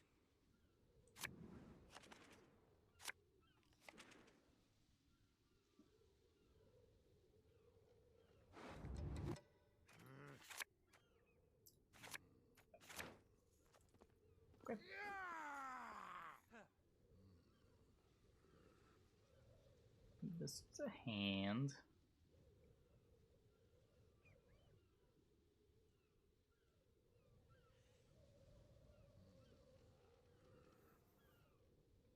Play a card first, then think. Yeah. Why would you want to waste time thinking?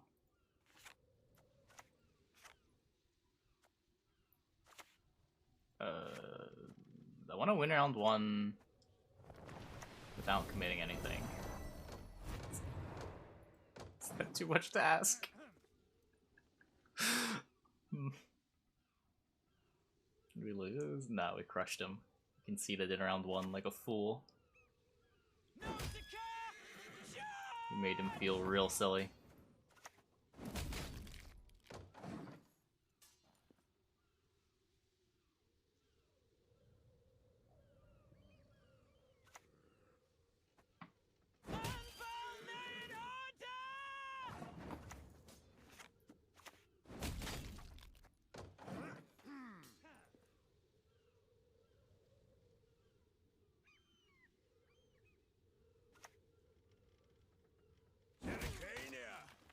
Source of the best goods.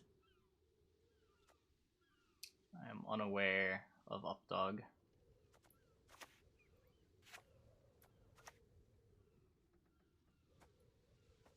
For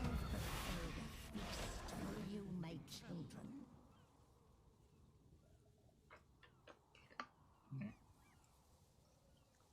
Very creative. Very creative.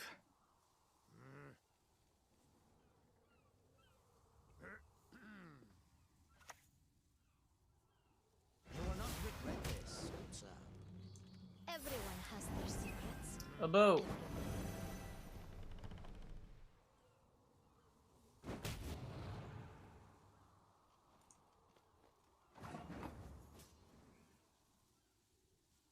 I guess I can commit this. This thing's whatever.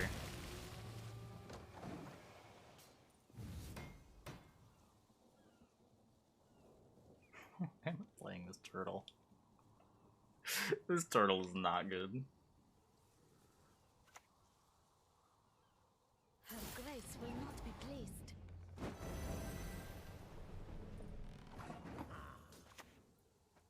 They have our lines.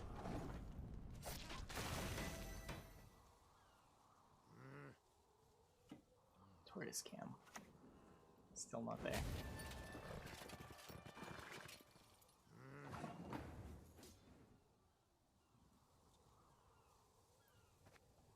We will find a way to survive. Maybe he'll just take me into a long round and I'll magically have more points than a masquerade ball.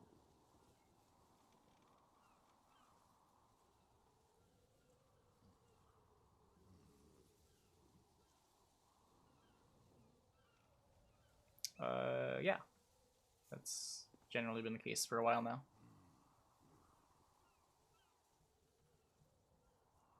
Probs at the low end matter a lot, but probs, once you get higher up, become more and more irrelevant.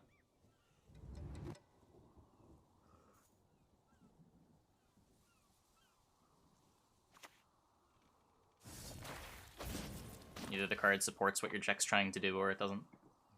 Just a peek. That is all I need.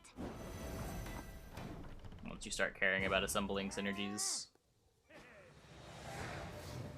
it's going to be hard for one prov to make the difference unless there's competing cards.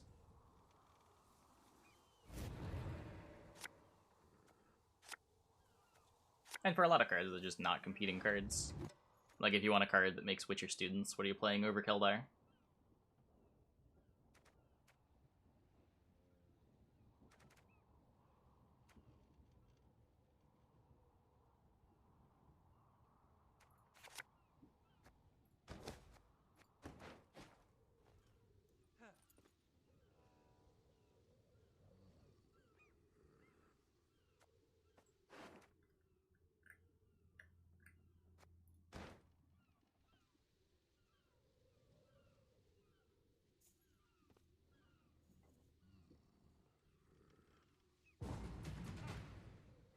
Okay, so we'll, I don't have an alchemy in my hand. I can't thin the crow messengers.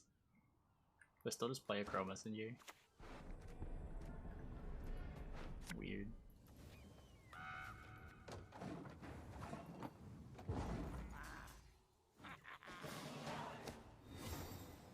Oh yeah, he's scared.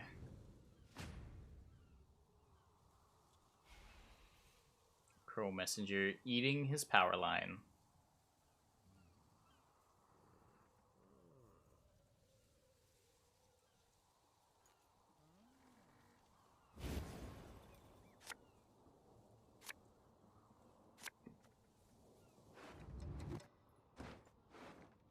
Crow messenger is actually kind of good. I'd rather an alchemy, I guess.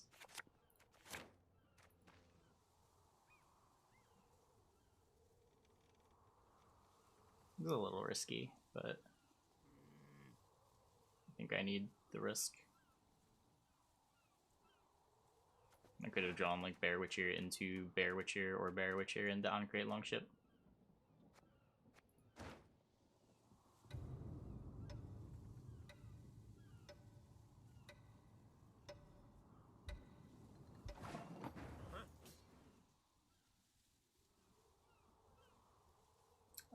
No. If anything, we should make cards more rigid. Making cards less rigid just encourages piles of cards, where the more rigid a card is, the more you're encouraging archetype development. Ice punching again. The rigidity is how you allow there to be multiple decks in a faction, rather than just one deck that plays all the best cards the faction has access to. Now, whether, in that specific case, right, whether being a low power unit is enough of an interesting thing that would make its own distinct deck is its own question. But whether you're rewarding low power units or you're rewarding specifically Witchers just depends what specific design you're going for.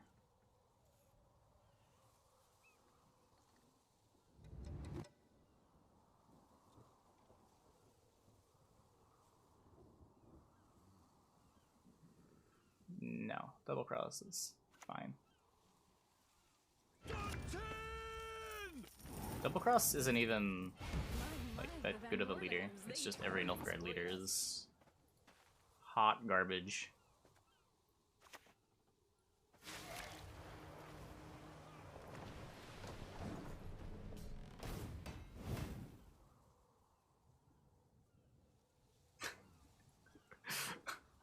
What's happened over the last couple months? Why is chat so traumatized by double cross?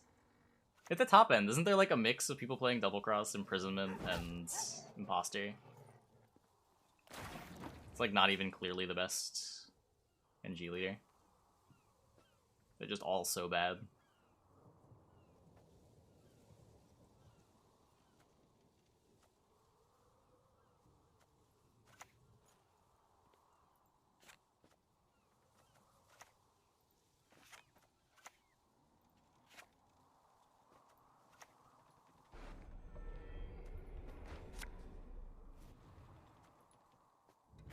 Man is an arrogant creature.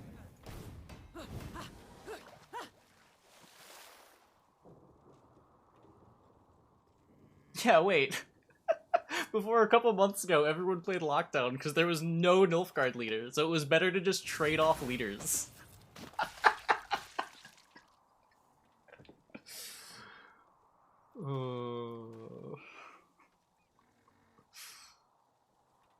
It was better for neither player to have a leader than for Nilfgaard to bother playing one of its leaders. And it wasn't even very close. Variance all.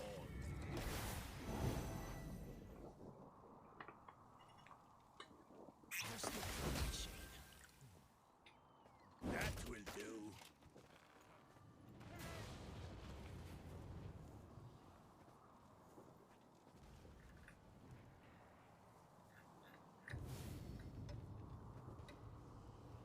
Trust equally in heart and mind. Cut my paws off, I'll bite your set. Rick him. He doesn't have the invo in hand. I believe!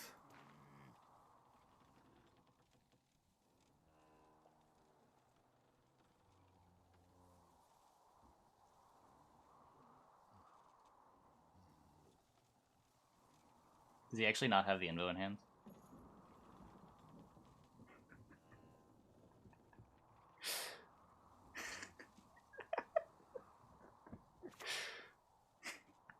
Have the key. Or prepare to suffer and die.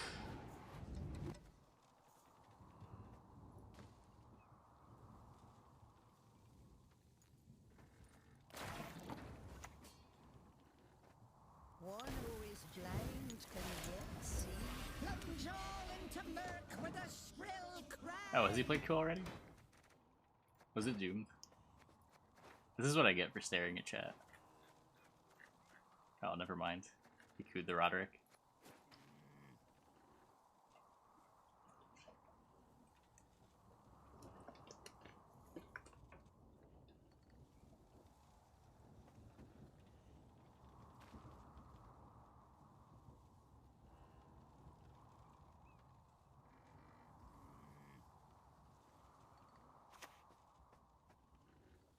True love could lift the curse, but who would love?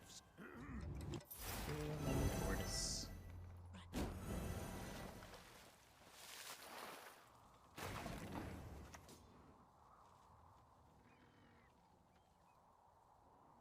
Um,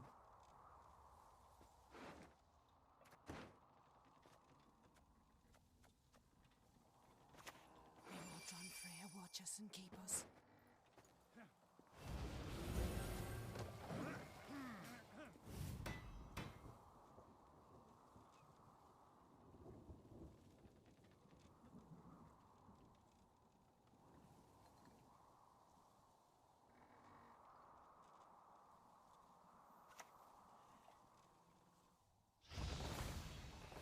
we're gonna do it? Are we gonna have the points, chat?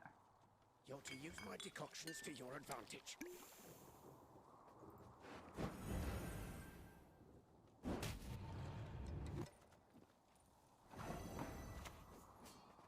Reach beyond what the eyes see and the ears hear.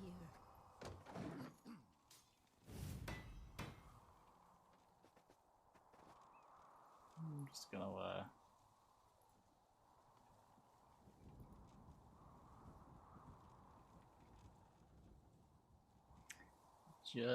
gonna delete that real quick.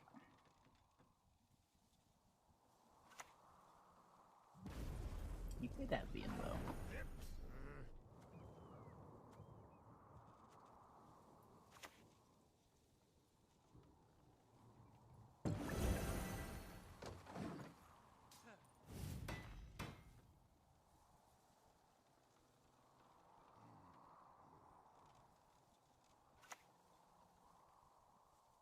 The Vermorlahams have particular tastes.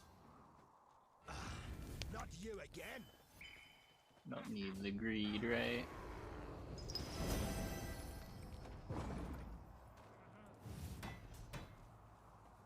We got him.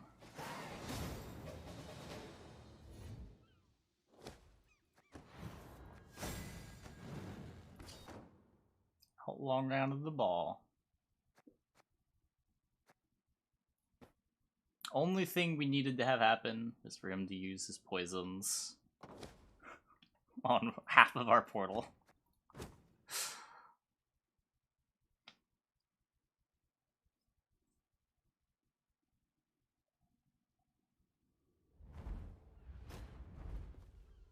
There's the tortoise. He was here yesterday. Any last words?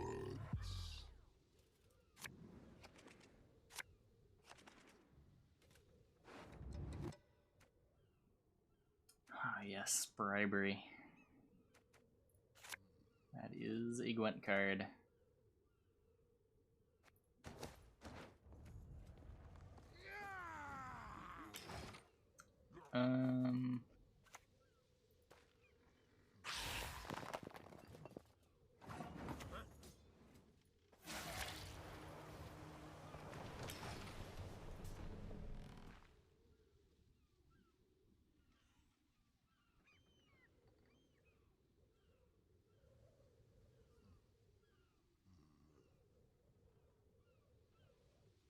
I don't know, probably committing the portal.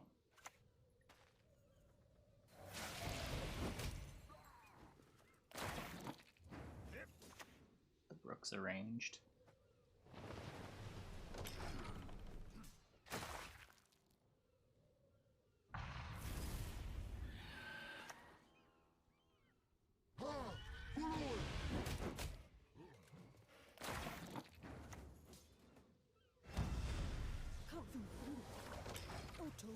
Or nose.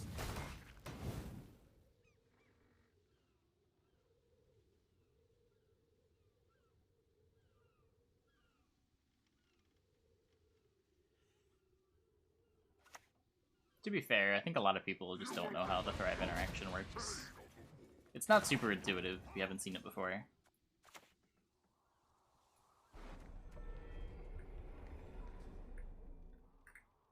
You want to win the rounds. Accept our sacrifice! You know Crow Mother's sad and don't even want to play it round one. Ed and blood. Truth is a shard of ice. We'll show you how blood spilling's done. We'll go back inside now.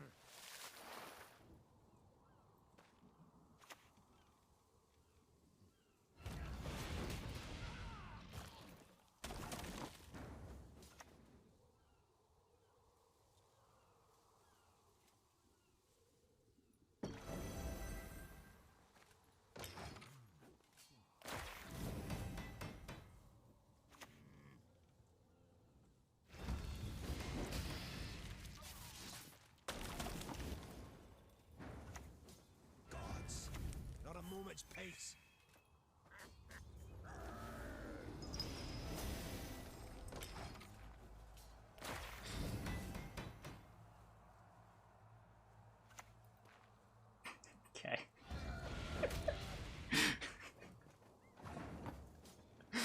That was One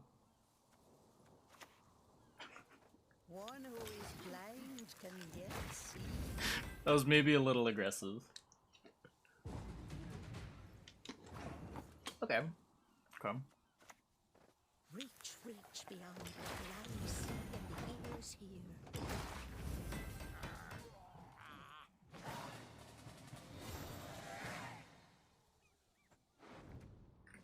Still got Crow Mother to proc our Gedy.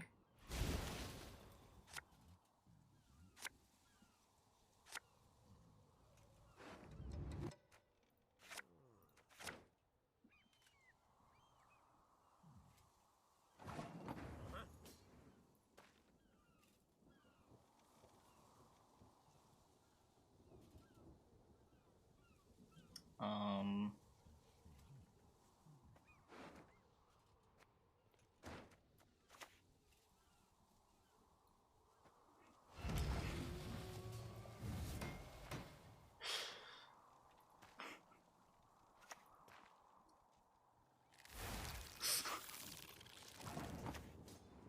Man is an arrogant creature. Oh, I'm playing into Ardget for no reason. I probably shouldn't be doing that. Oh, he didn't keep it.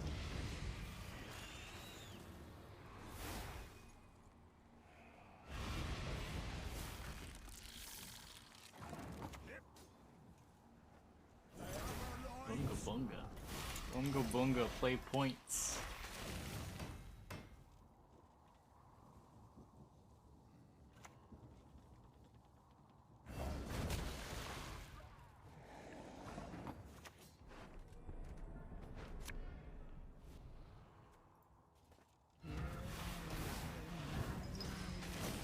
This is what they call point slam.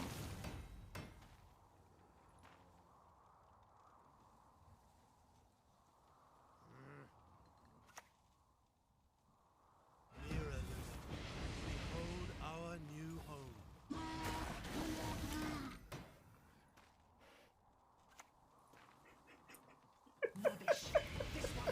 Wait, no! No! That was enough! It's fine, we got Crow Weather carryover.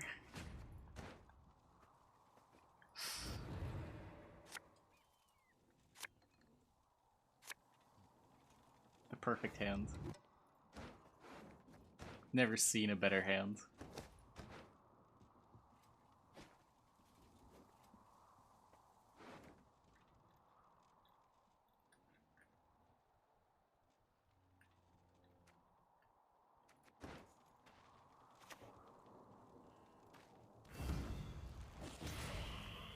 What? You have a Yigrin? Weird.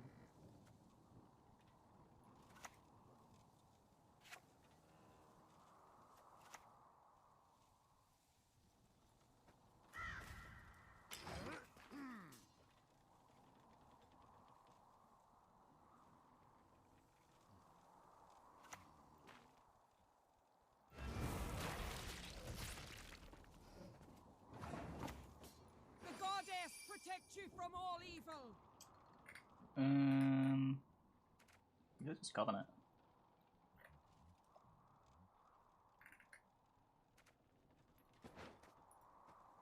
Cut my paws off, I'll bite your head. Would have been better to play this first against specifically Striga. No, if only I played them in the other order.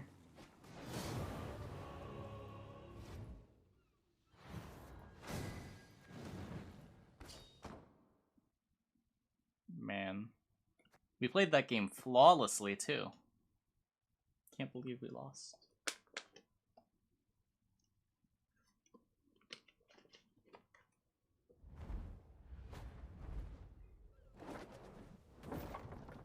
For Skellige's glory!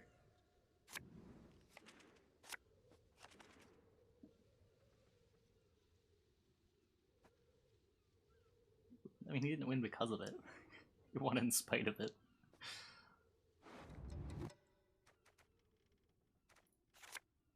Opponent very kindly gave us a line. It would have won us the game. We just chose to not take it.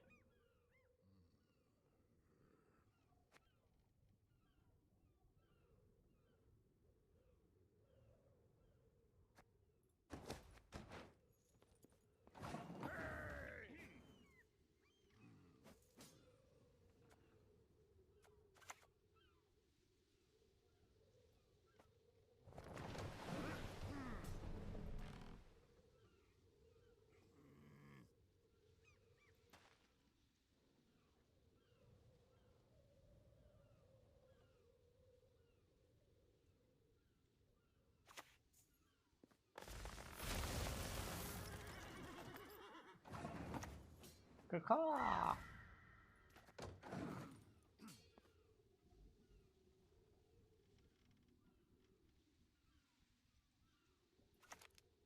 Slash over Rhizome. I'm playing 1 Rhizome, 2 Slash.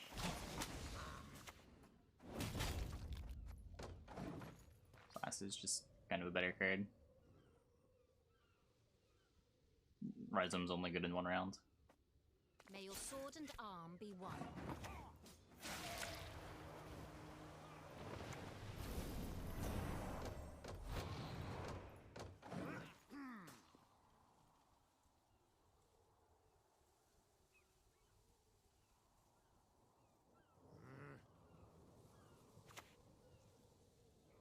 Peace with Yeah. humans? By that. Yeah.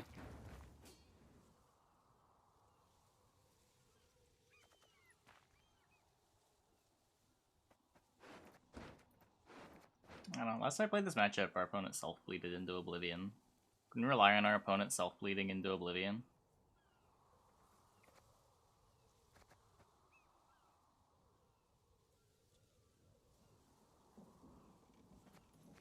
I think we also can just like beat traps in a long round too.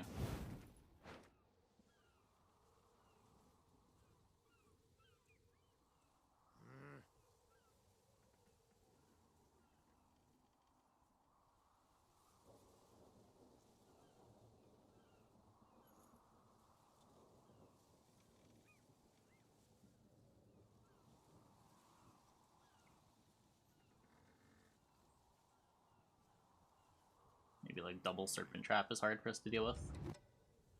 We do play a lot of specials.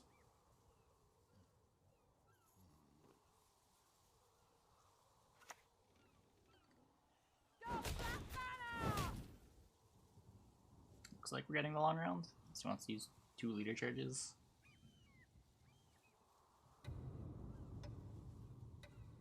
Pull Zayla in too. Time for you to die, Dwan.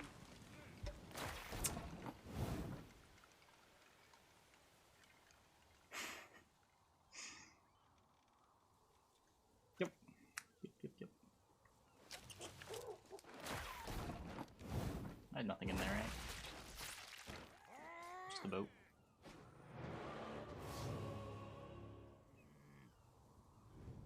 Free charge!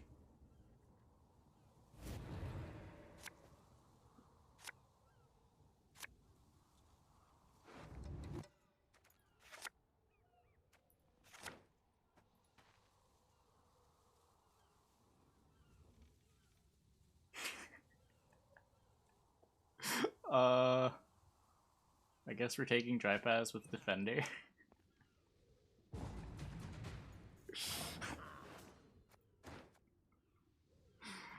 Sig's right. I mean, Sig's right just better than Defender. Huh. Don't see a gap in their armor. Make one.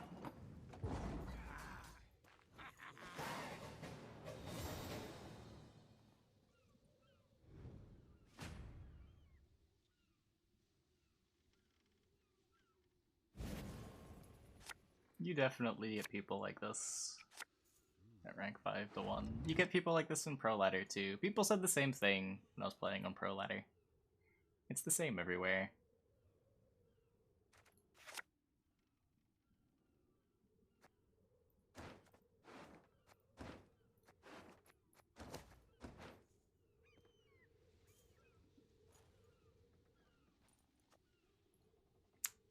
No tortoise.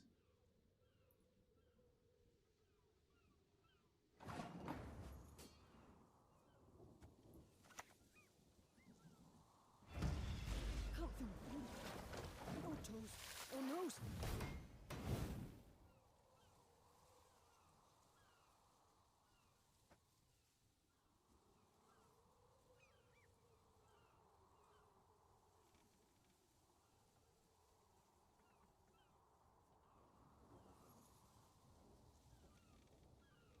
Probably Sig's rating to the melee row.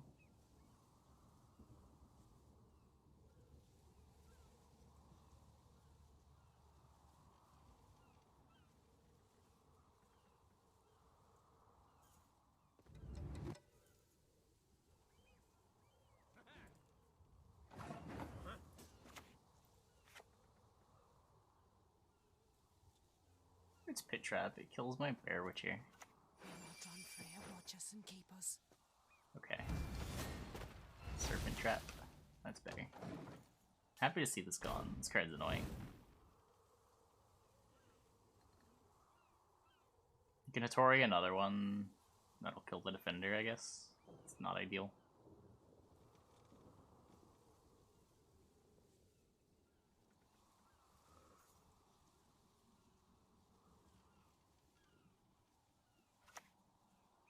I am who I need to be.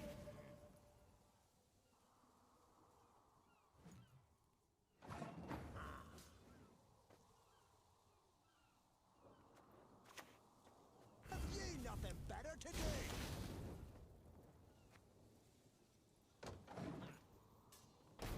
Can we go back inside now?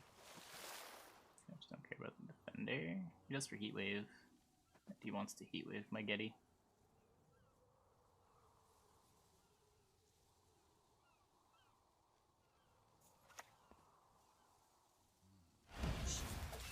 Do you hear? They approach. Sapu. Man is an arrogant creature.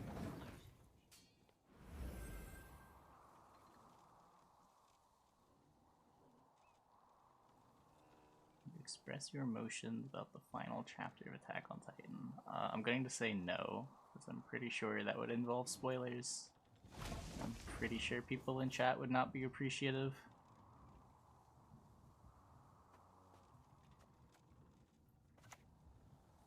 No fear.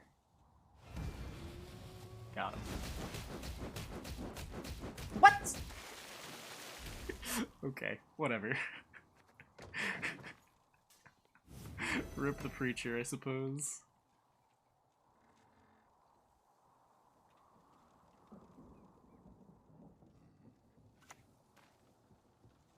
Customer is king. Aaron has shown us the way. Trust equally in heart and mind. Hello? I have a Bear Witcher adept. Just hit the Bear Witcher adept.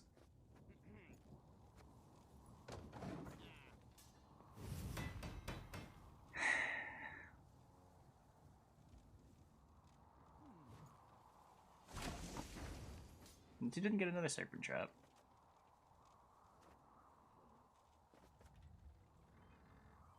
So what, this is always incinerating?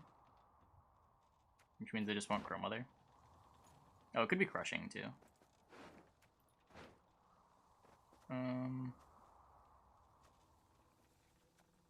Oh, why did they not kill this? Whoops.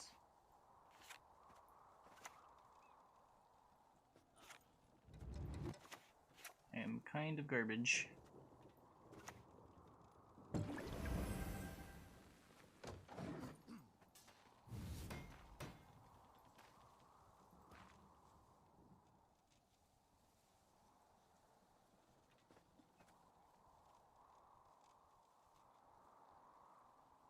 Another preacher. Just gets incinerating if it's incinerating. And this probe lets me know if it's incinerating. If this doesn't flip here, then I get the Crow Messenger, or the Crow Mother.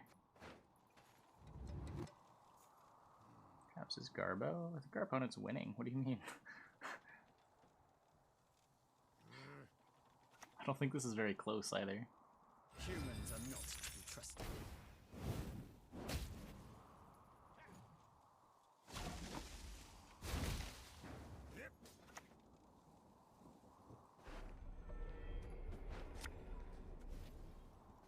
One who is blind can yet see.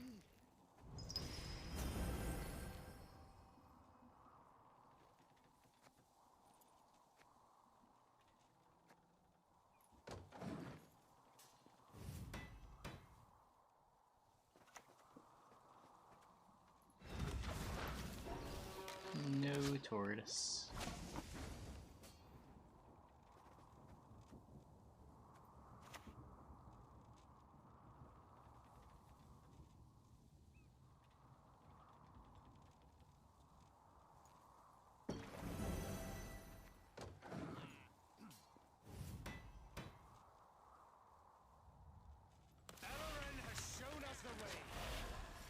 Sing into the Preacher was more.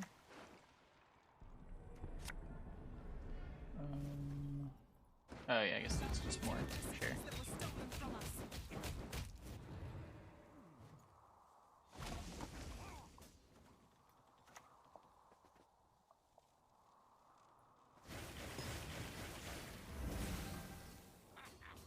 Yeah.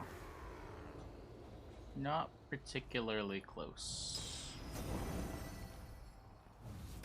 This should have died and we should have had one more point. But it doesn't matter. No mercy!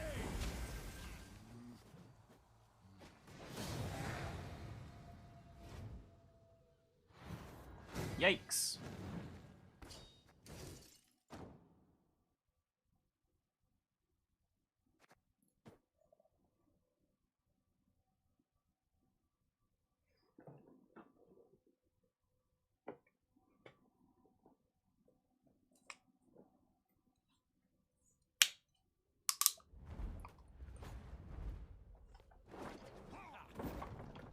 Sit at my table and let's drink. Lost all your points. This is a bad day to be betting on me.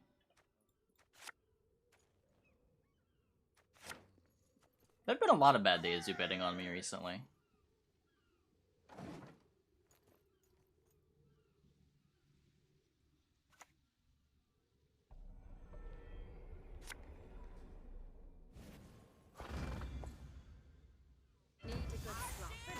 No, traps are pretty garbage. Traps are pretty garbage. I just thought my log round was better than his. I guess I was wrong.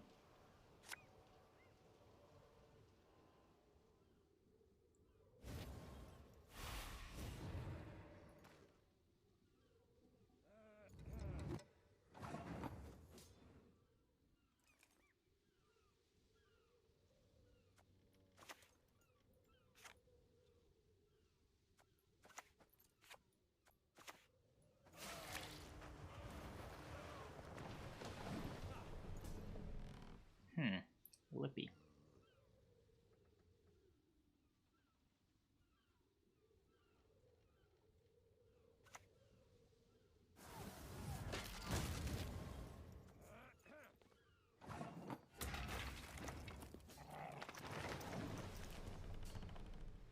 Just Chrome Other Pass.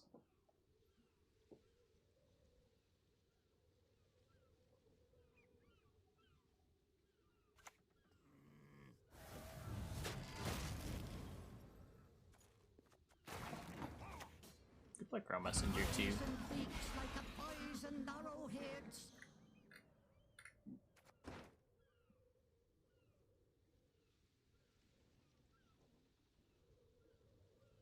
No, the Chrome Messengers are sort of nice tempo in round 2.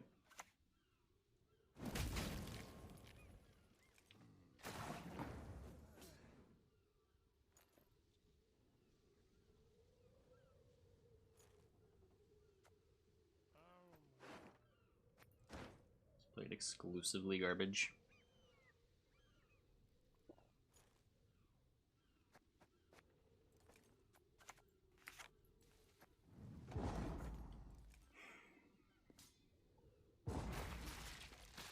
Not even sure the slightly longer round really matters. The priests are gonna get tall removal, and that's my scaling in round 2.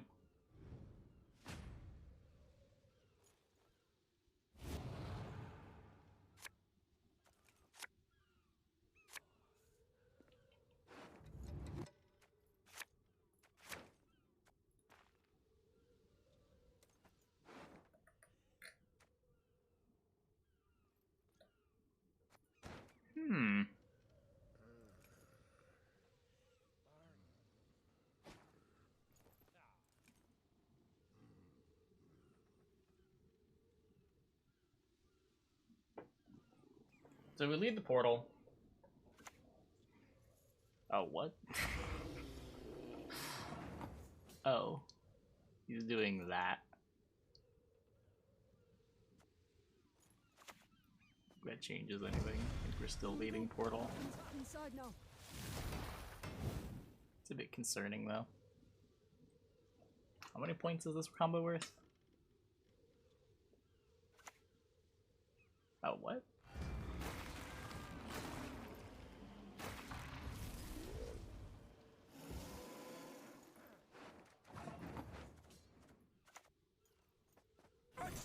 your sacrifice!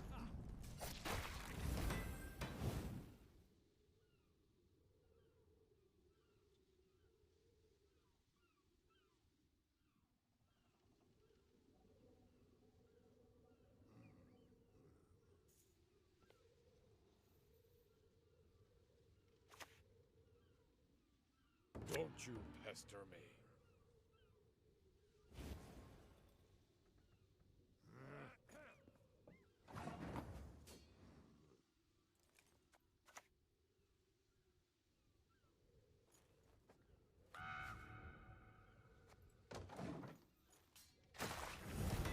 Gotcha! No, no, no, damn it!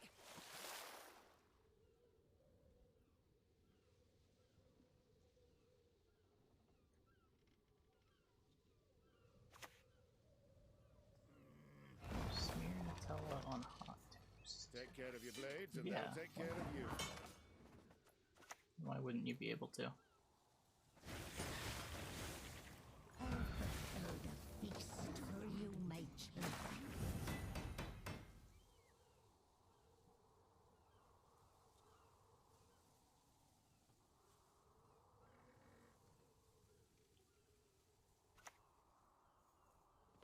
I'll cleave you in two. Uses the thing too.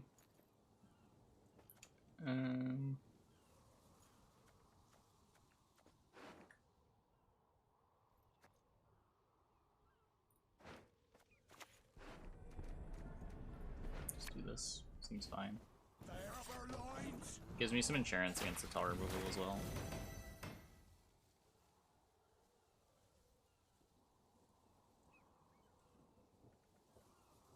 I still have some scaling going on.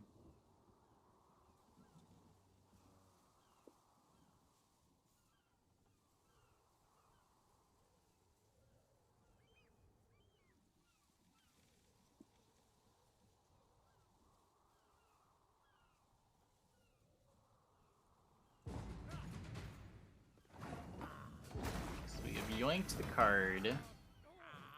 Now, can I be cheeky somehow and play around like Curse of Corruption plus Heatwave on my Gedy?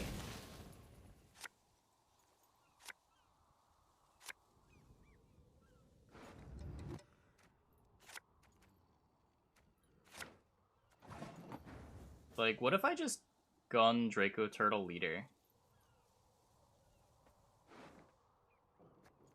Then he can't curse the Covenant of Steel? Which means I get to resolve the Gedy. Unless he has a Purify.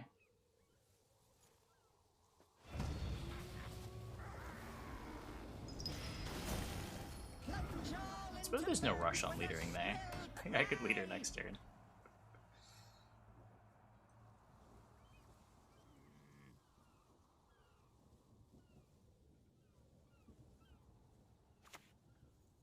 The goddess protect you from all evil. Maybe he's just not playing any tall removal. Maybe he's not playing Lippy. Cut my paws off, I'll bite you to death.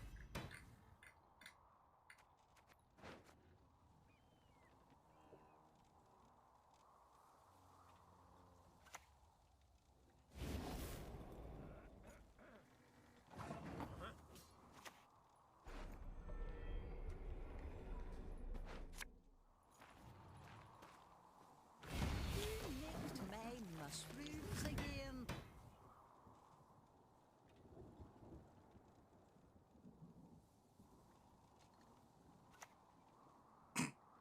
Let's not get in the way of me axe.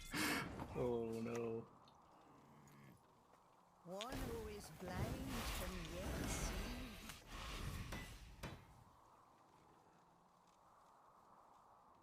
Here, Yurden. I wouldn't put it past him. Anything could happen.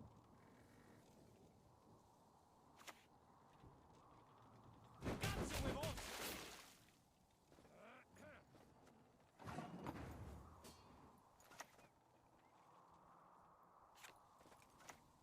I don't I want to go too crazy here. And the ears hear. Just throw it on the Chroma there and be happy that we're up 1 billion points. We don't need to be up 1,000,000,006. Try to distribute our rows for Yurden as much as we can.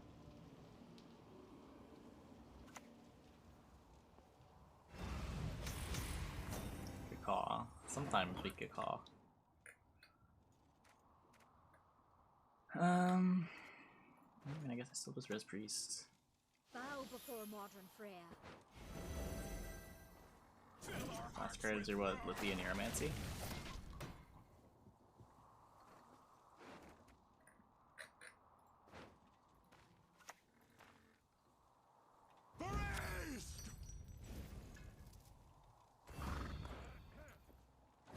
Yep.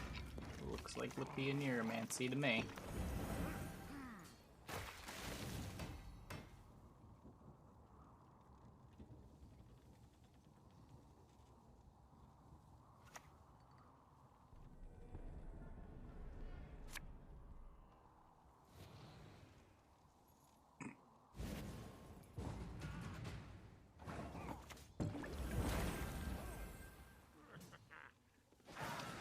Got him.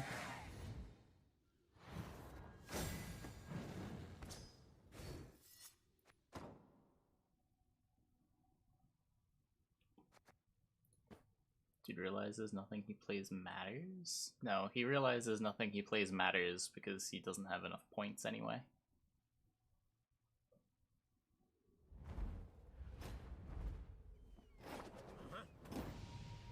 Do not Laser up. test my patience.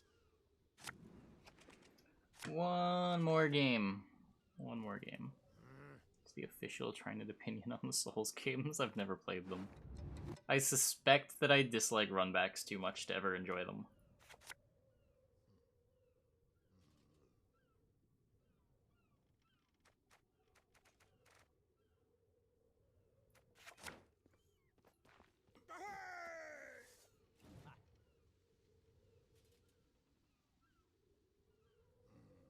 See you, Skylard.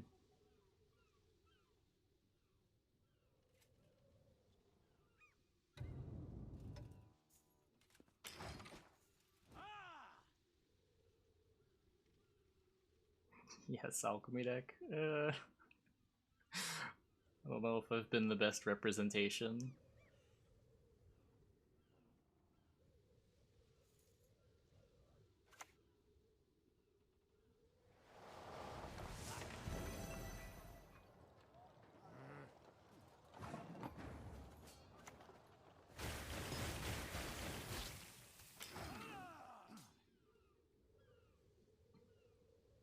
This deck has not felt super functional tonight.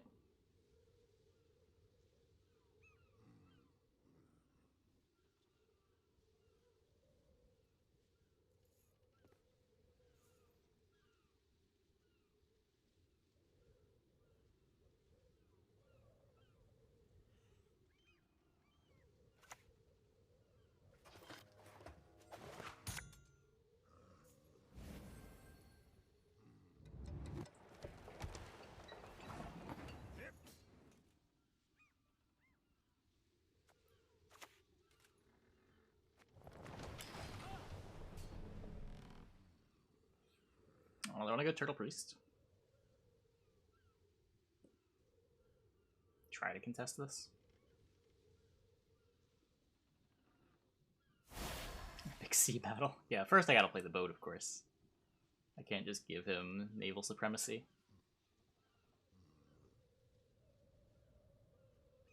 Yes, that seems harsh. That hasn't even been around that long.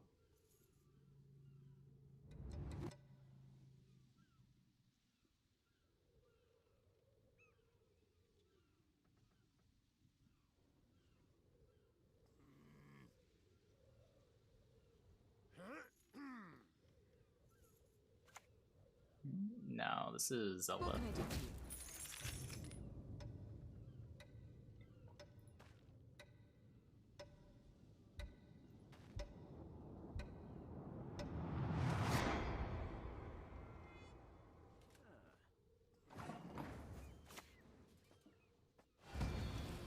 Select cooking show. I don't know, man.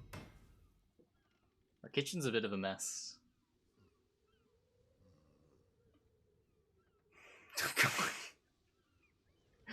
Don't Zoomers like Zelda? Wait. Oh no. Am I a boomer?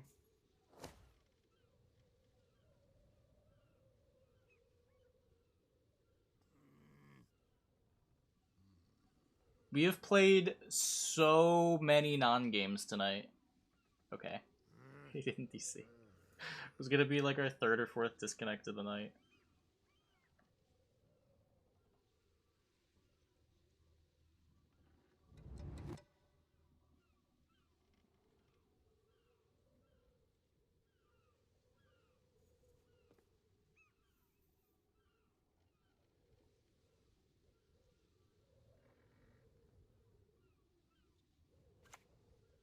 Nintendo. Yuck. Fine. There are no friends of Nintendo in this stream. Fill our hearts with wrath.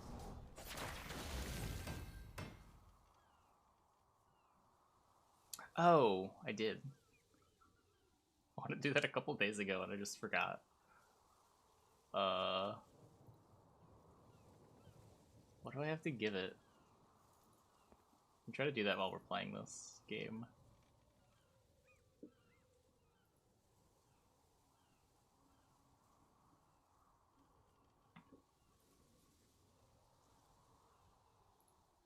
Is it an extension?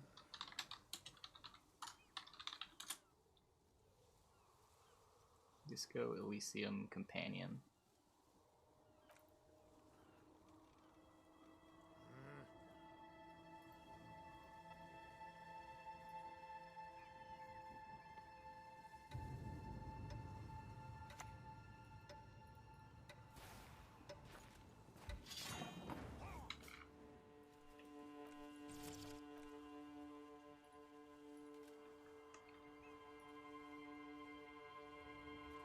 We did it.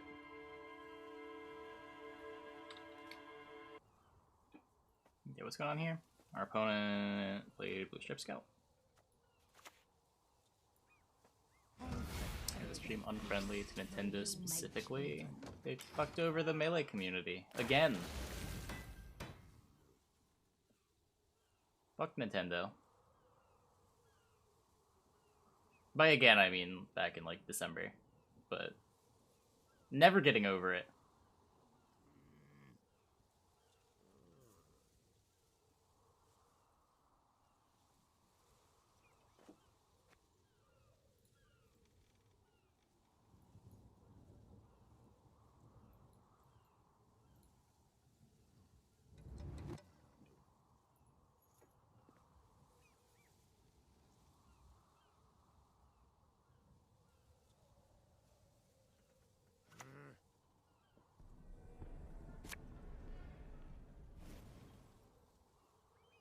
For to marry a man!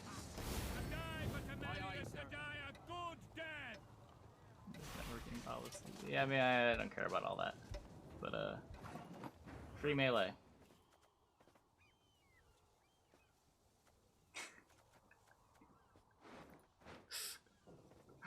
Don't give two shits about anything else that they've done in the last 10 years. But free Melee.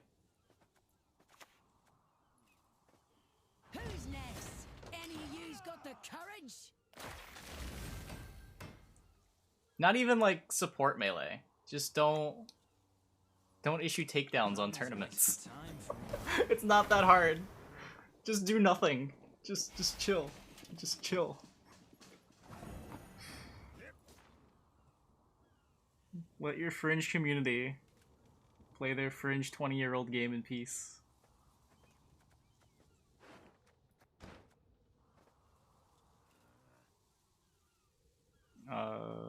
Yikes.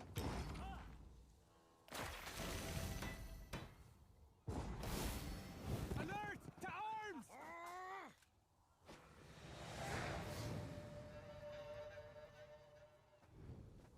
I've heard there's a lot of other silly stuff that they've done. Like, I heard the new Pokemon games are pretty shit. I know, their online servers are kind of garbage, but none of that matters. Those require, like, effort, right? Like, you're asking them to do something. With Melee, you're just asking them to not do something.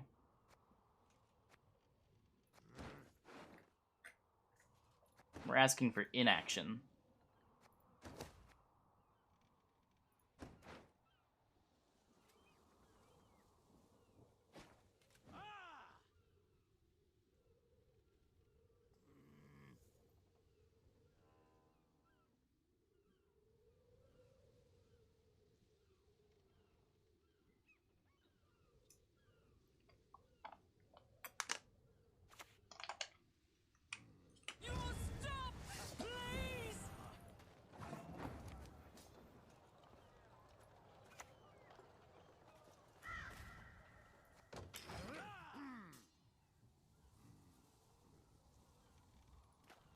I'm asking their lawyers to not get their billables.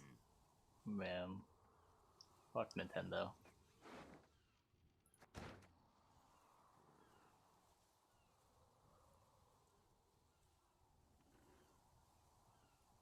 The Melee community does not deserve Nintendo. Or Nintendo. The Melee community does not deserve the negativity that comes from Nintendo existing. There we go. That's not usually how that's phrased, but sure.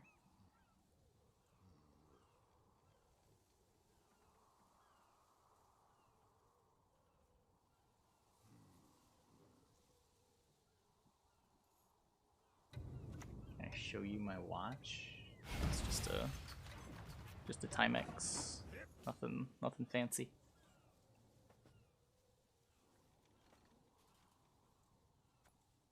Whatever.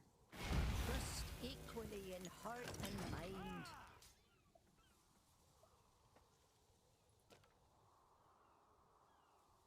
Yeah, I like it too. I've been wearing these for years. I have to replace it every couple of years, but they're cheap. They're kind of greedy. I don't even care about that. Their business models, whatever. If they think it makes them the most money, that's fine. I'm not gonna complain about them trying to make money.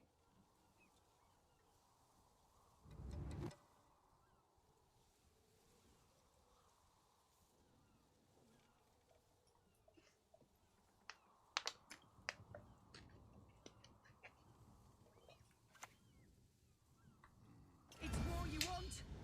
Then war you shall have.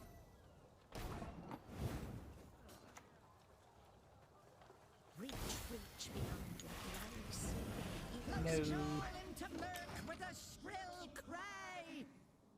Don't irritate me. My opinion on the emote? I don't have much of an opinion on the emote. The name is a bit too weeby, but I also think the name is the only reason people use it.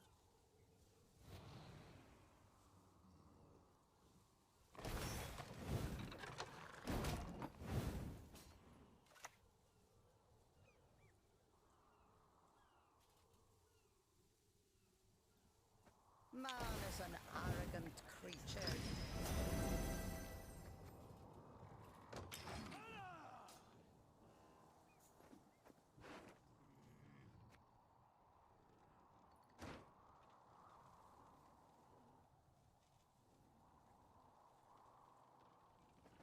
Elongated smile. It's not even elongated, it's just my smile.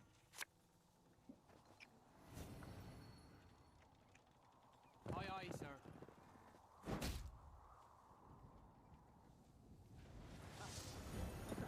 Finally.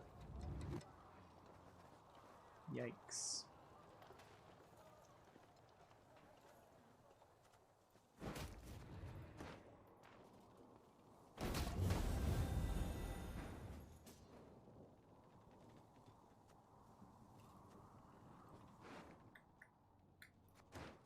This is an era number 1.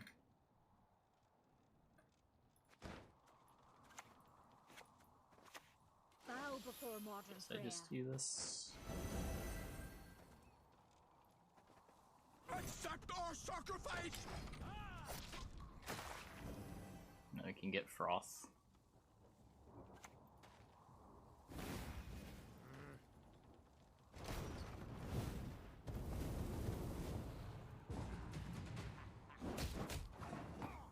Okay, so what is this? What do you need?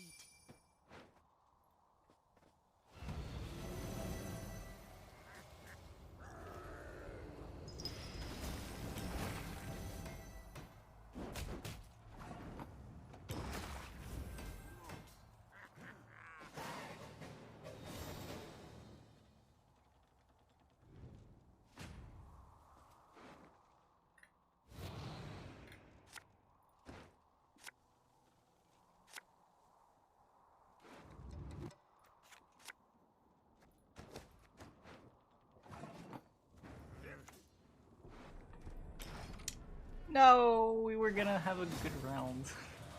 Okay. We got him. We got him.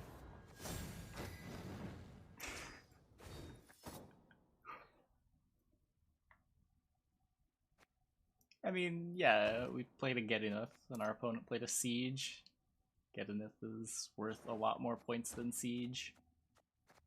Decklink. I don't think you want it, but here it is. Okay, let me... I'm gonna forget to re-enable the Gwent Observer extension tomorrow, and chat's gonna yell at me. But it's disco time!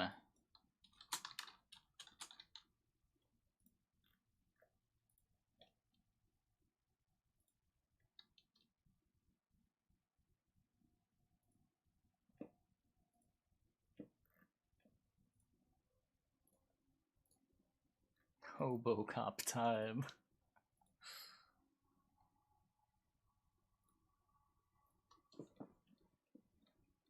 Hours endless. This is usually the time we switch to the variety segment.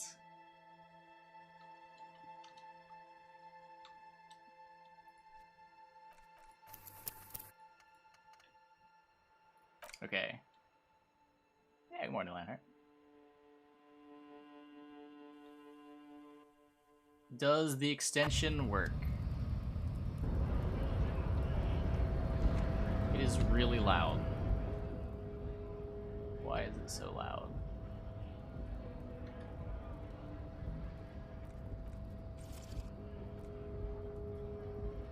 Volume mixer.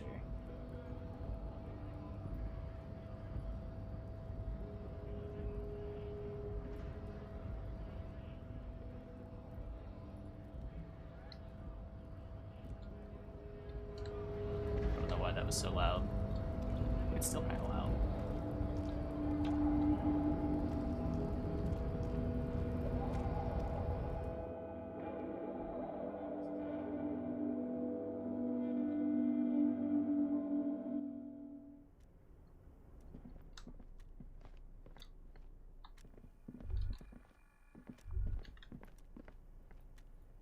There's exit.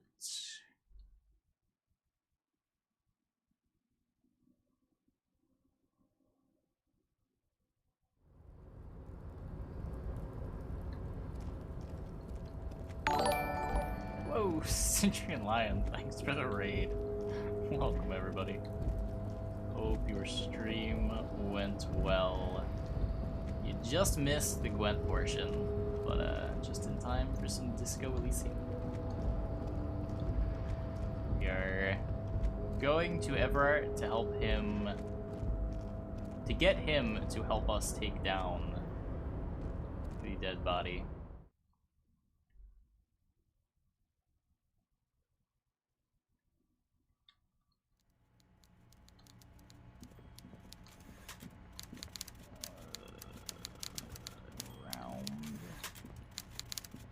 Everard. He's also helping me find my gun. Mr. Dubois, a pleasure as always. You don't have to sit down this time, since you've already sat on that chair. Okay. A very damaging chair. Why are you calling me that? Of course. Let us dispatch with the formalities. You call me Everard, I call you Harry. So that's really my name? Harry My Dubois? God, so it's true. I didn't want to believe it, but you are a fantastic science fiction amnesiac cop, aren't you? What are the odds of that? I think the odds of that are very low. It might be a good idea to hide your Turtle. I can confusion. check the turtle. I mean, see what It's his not there, game though. is first. Unfortunately. It's true, my memory is a bit hazy. I got no reason to lie to him. I assure you, there's nothing to be ashamed of, Harry. You're among friends, and the good news is, He taps on the folder in front of him. I have a big fat folder on you, Harry. I'm sure you have a lot of questions to ask. Maybe I can help you out. So you're gonna give me back my memories and I'm my sure gun? you had some concerns you thought I might be able to address. And you were probably How right. the extension works? I can. What do you mean, do you not see it, or... It's just a brown folder. You can't make out what's written on it. Are you trying to tell me you've gotten hold of some of our documents? Lieutenant inspects Everard over his spectacles. Mr. Kitsuragi, would you mind? Me and Harry are talking about his lost identity right now. Don't just jump to the folder. That's not smart. Shows you're on the edge. Do some probing first. Let's get this straight. What is my full name? It's Harry. Harry Dubois. That's not my name. My name is Raphael Cousteau. Fine, Harry. You can even be Harry Raphael Dubois de Costeau, or whatever you choose to be.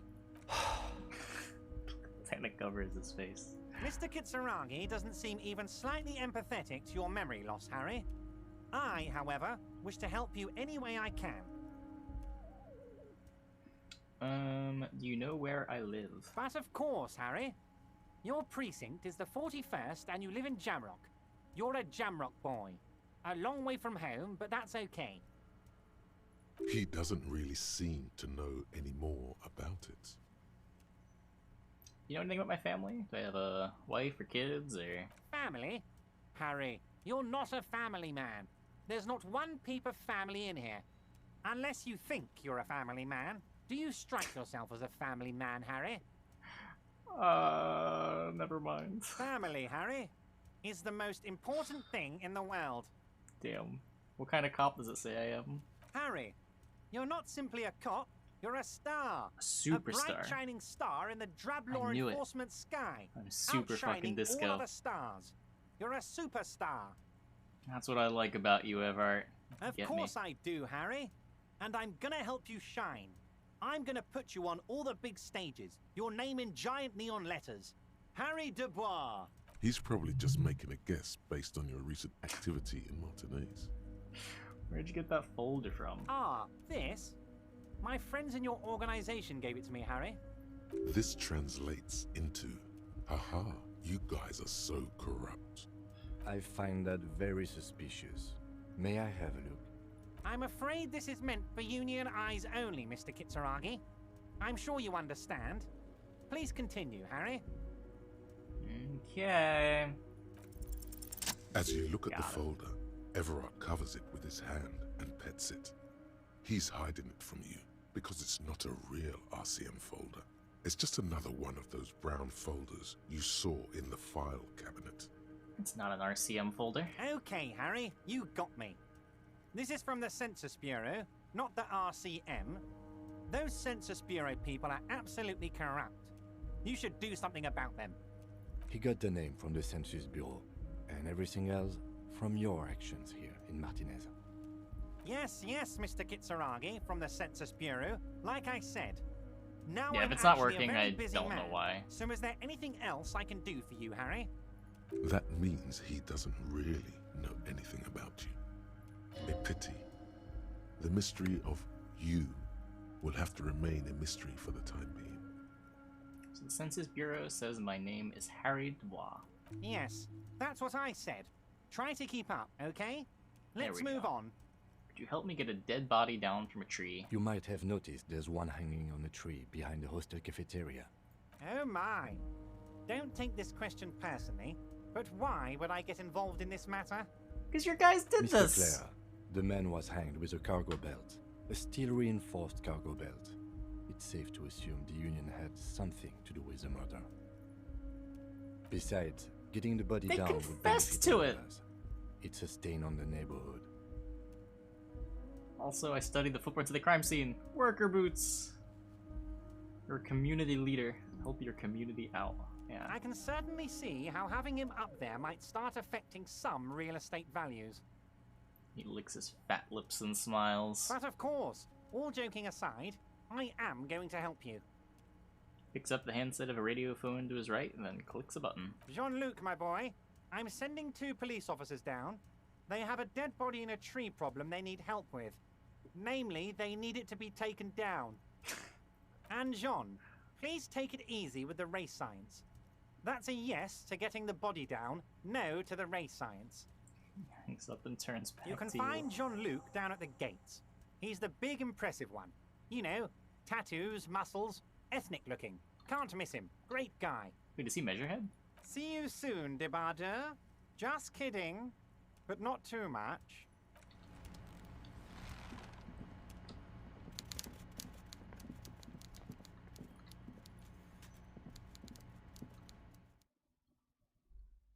Great guy. Yeah, great guy. Great guy.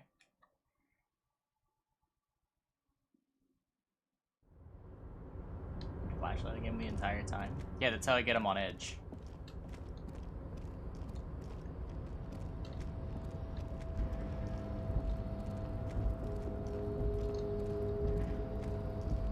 The chest to the right here. I already looted it.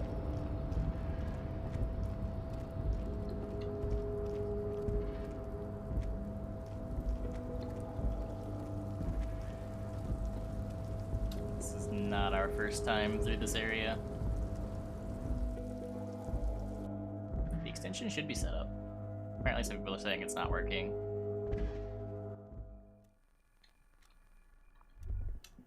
My ideology meter, I can see it in the options menu. Wait. I had this... Wait. I did this already. Okay, 1 second. Let me... I gotta hide this. Do I have to do this every time I launch the game? Maybe that's why it wasn't working.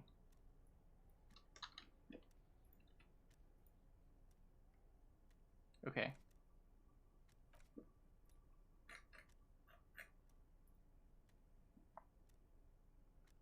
What was the other thing?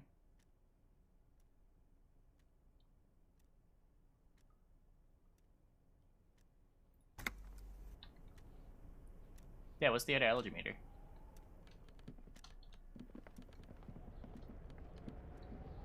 Journal.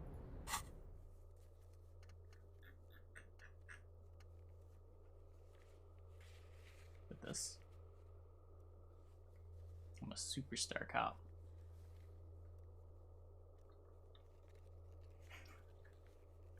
Apparently I am a mix between communist and ultra-liberal. Huh.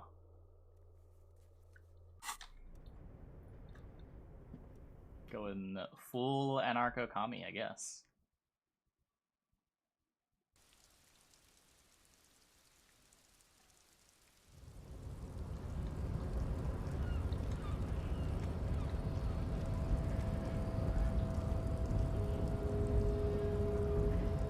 Your race descent has only worsened since I last saw you.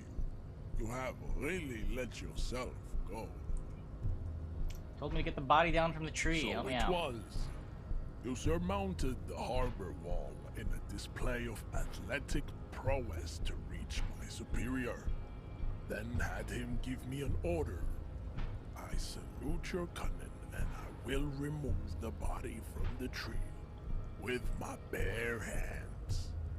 You're so noble, Measurehead. There's a but. But while I am gone, someone must stand guard on the breach. That someone needs to be you. Oh, these buttons? Both of you. So this poles, I guess. What's the other one do? Oh, this tells me what chat wants.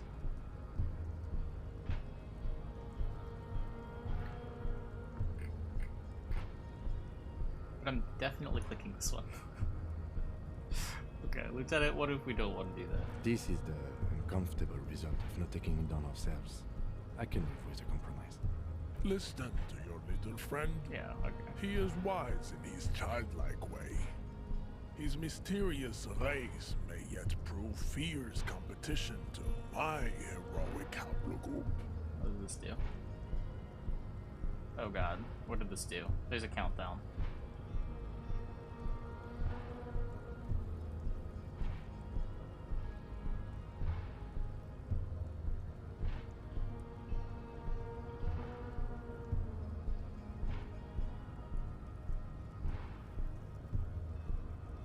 It showed the skills? Babe, see that they stay here. the Oh, you whole can. time. Oh, okay.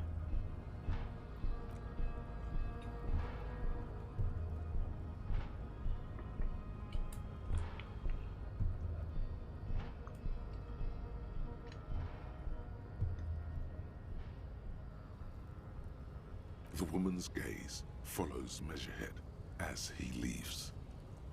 So, you guys are like cops or something? Yeah, we're the law. Cool. I like men with guns and power. I'm Katya, Why by are the you- way. No! Don't sabotage my playthrough. You hear that? That sound. He's breaking something. Yeah, Jean-Luc must be really tearing it up over there. I wish I could see it. Oh, don't. I've seen enough of that dead body. Look at you! RCM rent-a-cops! Guarding that bridge like Everott's lapdogs! Is this where it's at now? The RCM is for sale! And who are you? What is your business here? Why are your clothes 4 sizes too small for you? Yes, I'm an unbelievably corrupt cop. I'm corrupt every opportunity I get. Work with whoever I want.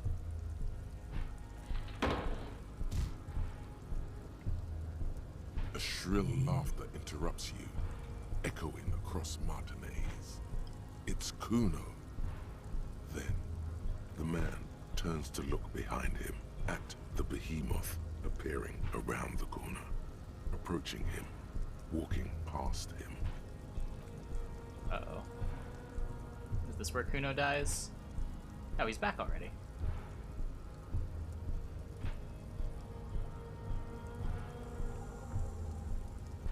The corpse has been removed from the tree. Stand down and congratulate yourself. You have sided with Ray's victory today. There was no side choosing. And what but, you had to okay. do was to become a Union man for all to see. Why are you not with the Hardy Boys? I am not the first line of defense. I am the last. In addition, these so-called Hardy Boys are an effeminate clique of bodybuilders.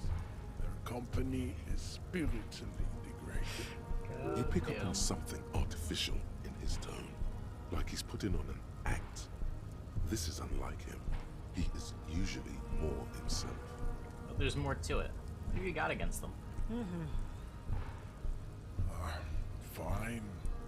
They have recently fallen under The the gardener? influence of a possibly sexually perverted female vagrant and a narcotics peddler. It's shameful. Who? Find out for yourself. Endomorphic blob. Interesting. Okay, body's down. Let's go to the body, I guess.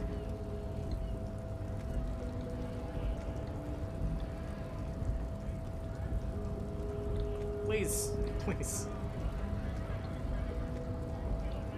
You want to kill me right now? Right to work! Nothing new.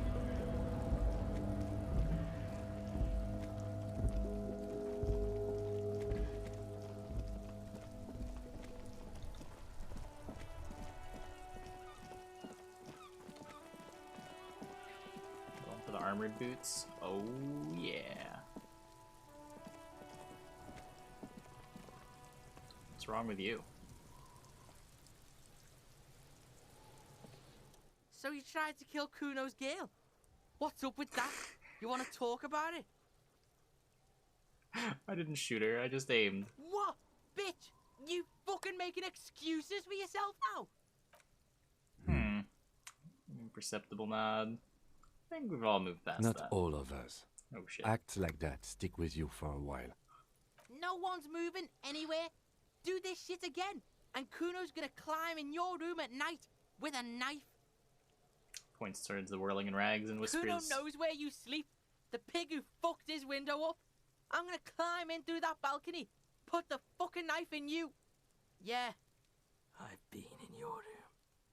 Wow. But you and Kuno are good for now. Pals. Shoot that shit at Kuno. Let's have a jolly time. The determination in his voice leaves little room for doubt in his sincerity. He means every word. Needs to be taken seriously. You don't threaten me. One word out of you, pig shite, and you're locked out of the Kuno experience forever. You hear me? Yeah. Beware the Kuno. Try me, you little. Seriously risk your relationship with the. I have a relationship with the Kuno? You and Kuno are fucking done. Get What? the fuck out of Kuno's sight. Let's go, officer. I've had enough of this.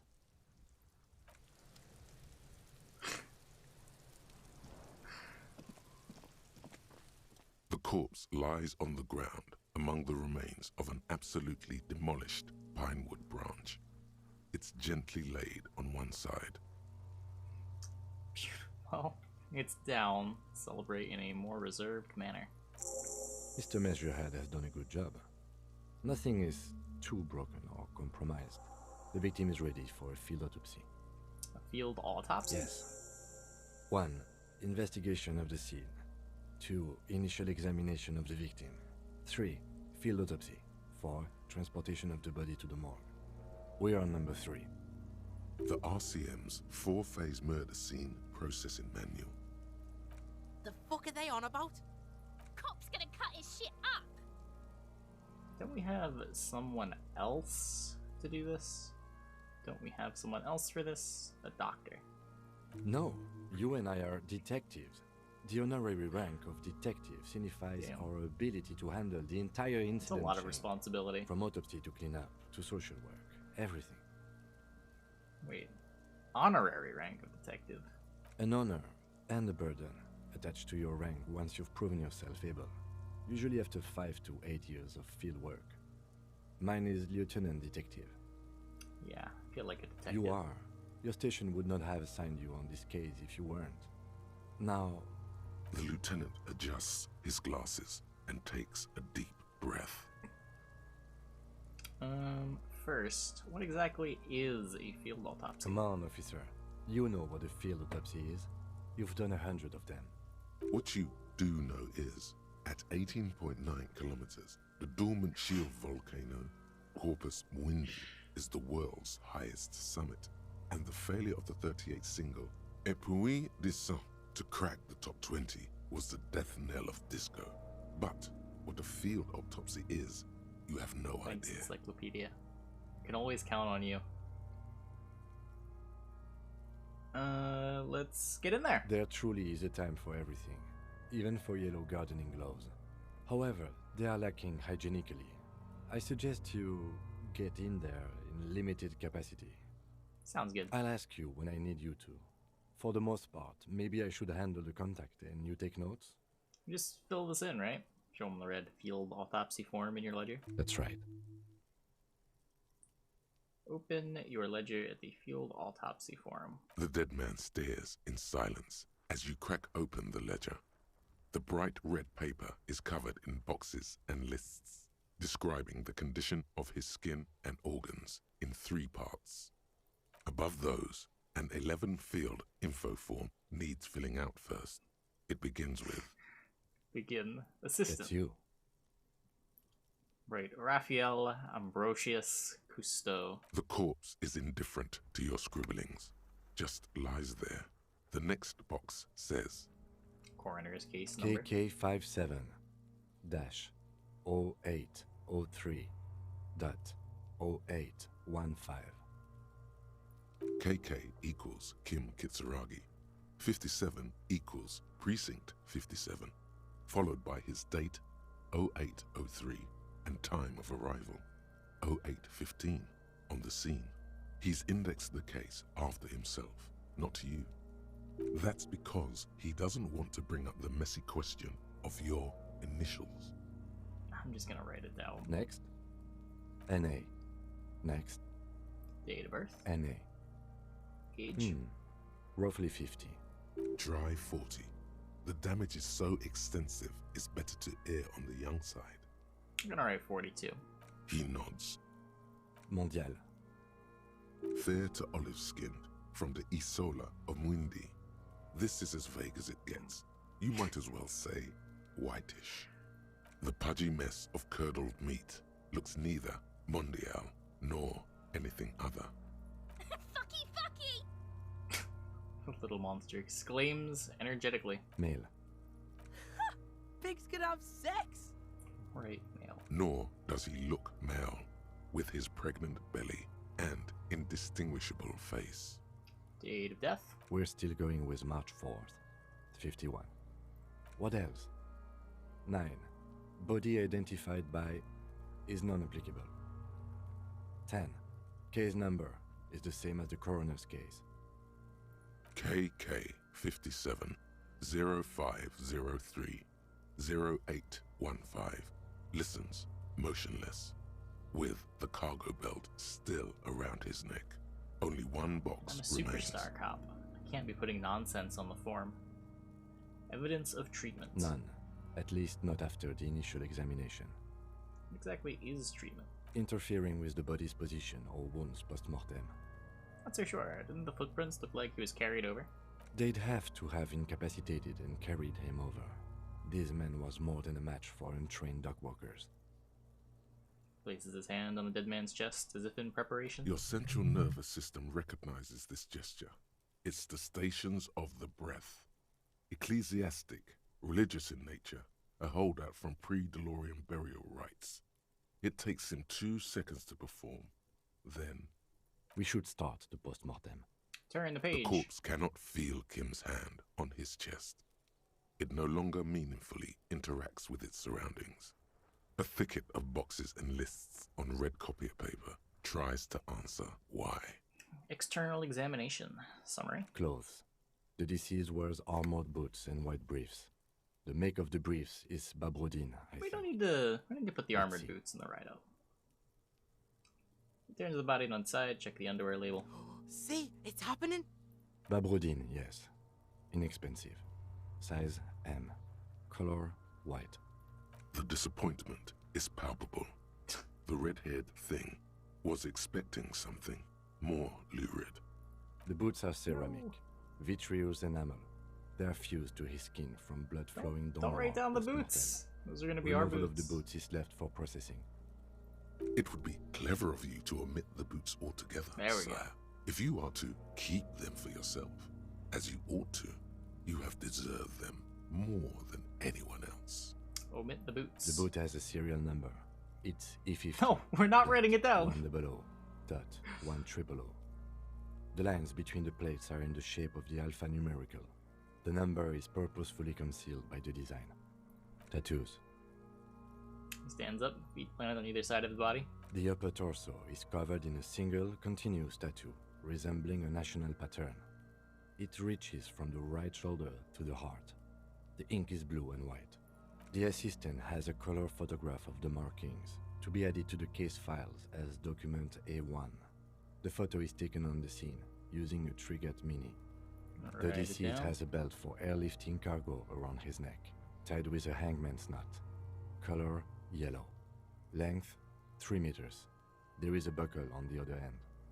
Well Write it nourished, down. athletically built, measuring 1.8 meters. Generally consistent with age 42.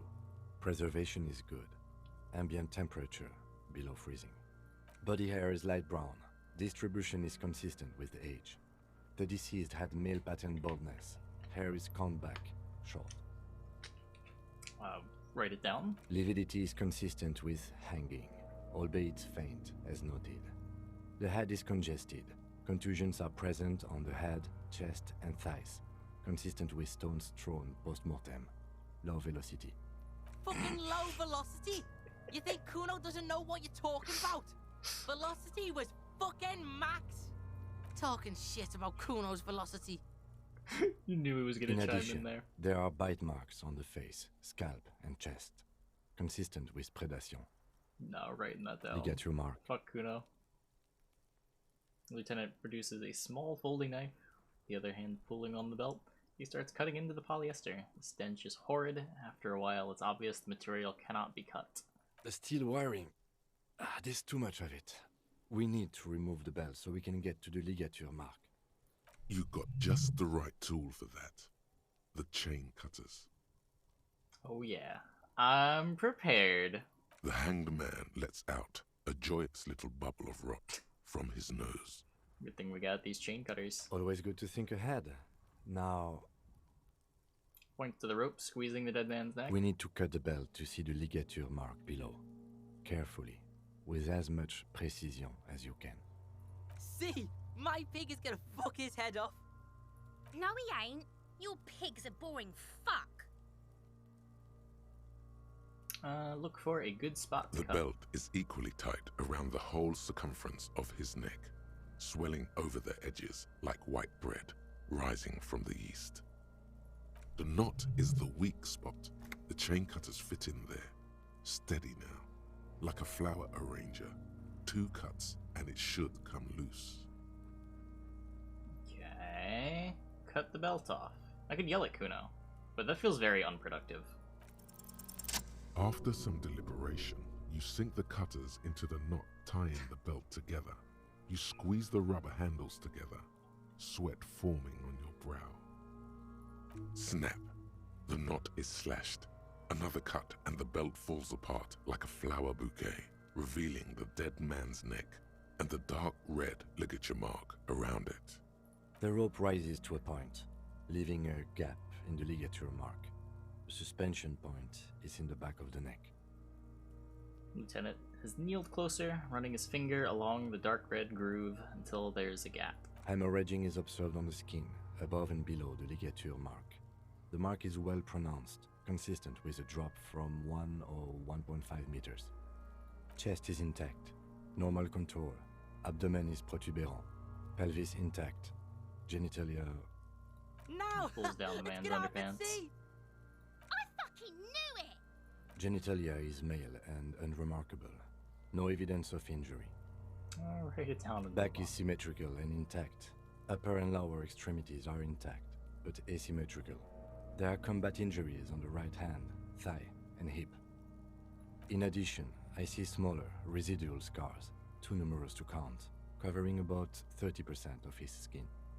From wounds sustained over 2, maybe more decades, dispersal and accumulation indicates long and active combat duty. on. The scarring is extensive, way more than a law official's. We have a real museum here. Of battles, wars.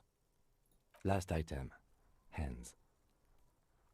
Takes the man's right hand in his, inspects it, and moves on to the other hand. Just let the Hands lieutenant do are his clean. thing. No sign of a recent struggle. Were you expecting any? I was. Maybe I'm just not seeing them. Honestly, this stench is making it hard for me to think at the moment. Ooh. That's all for the external. Well done. What next? I guess, internal examination, summary. Central nervous system.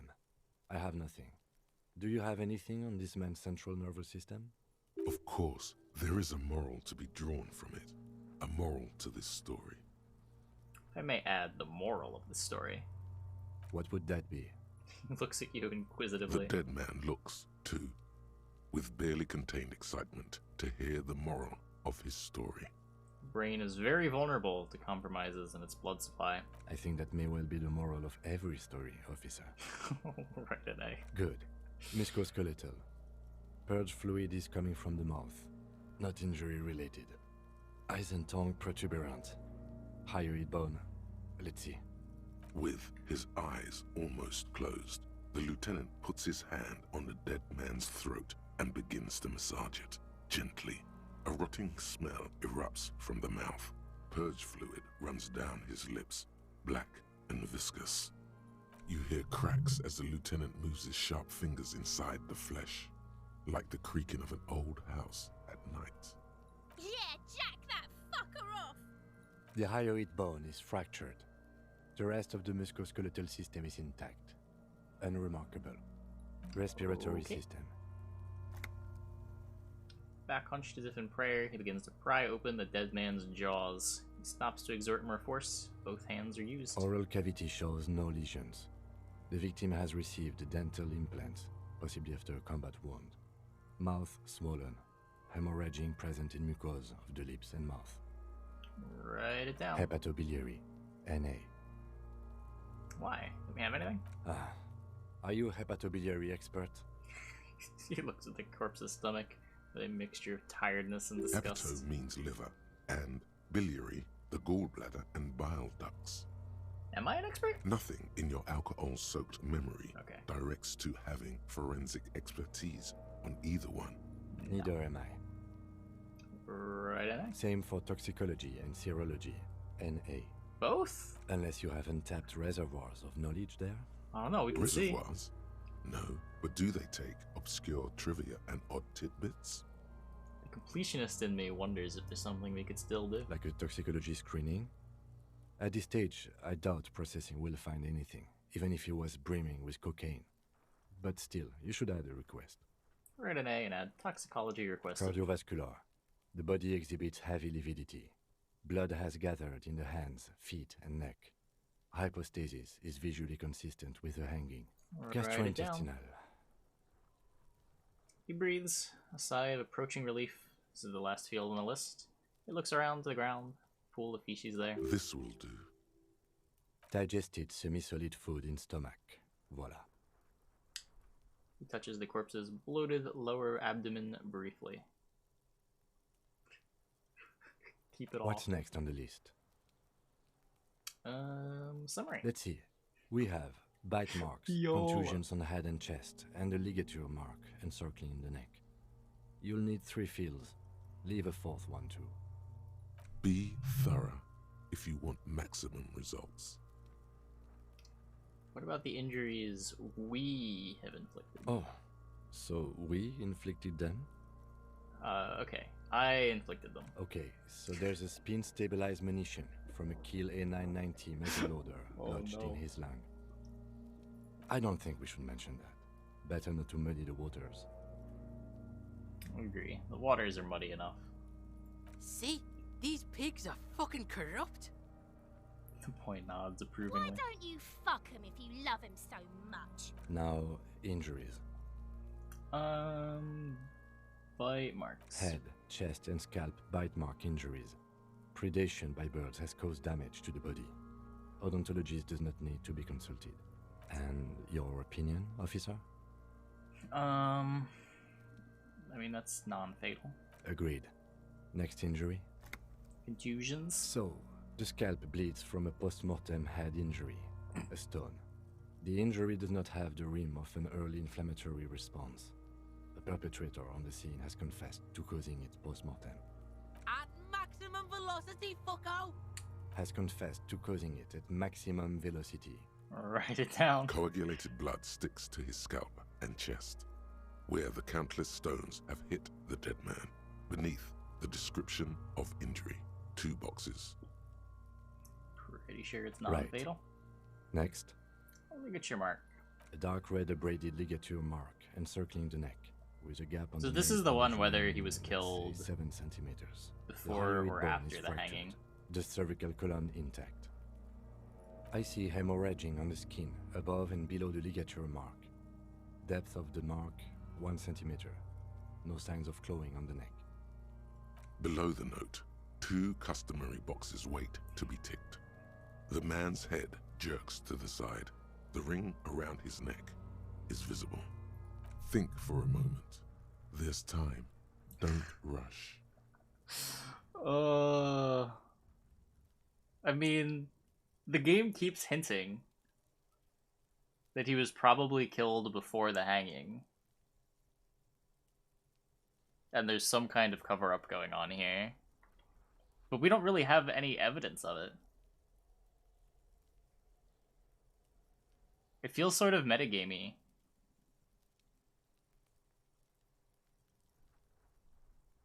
But, I mean, I'm a superstar cop.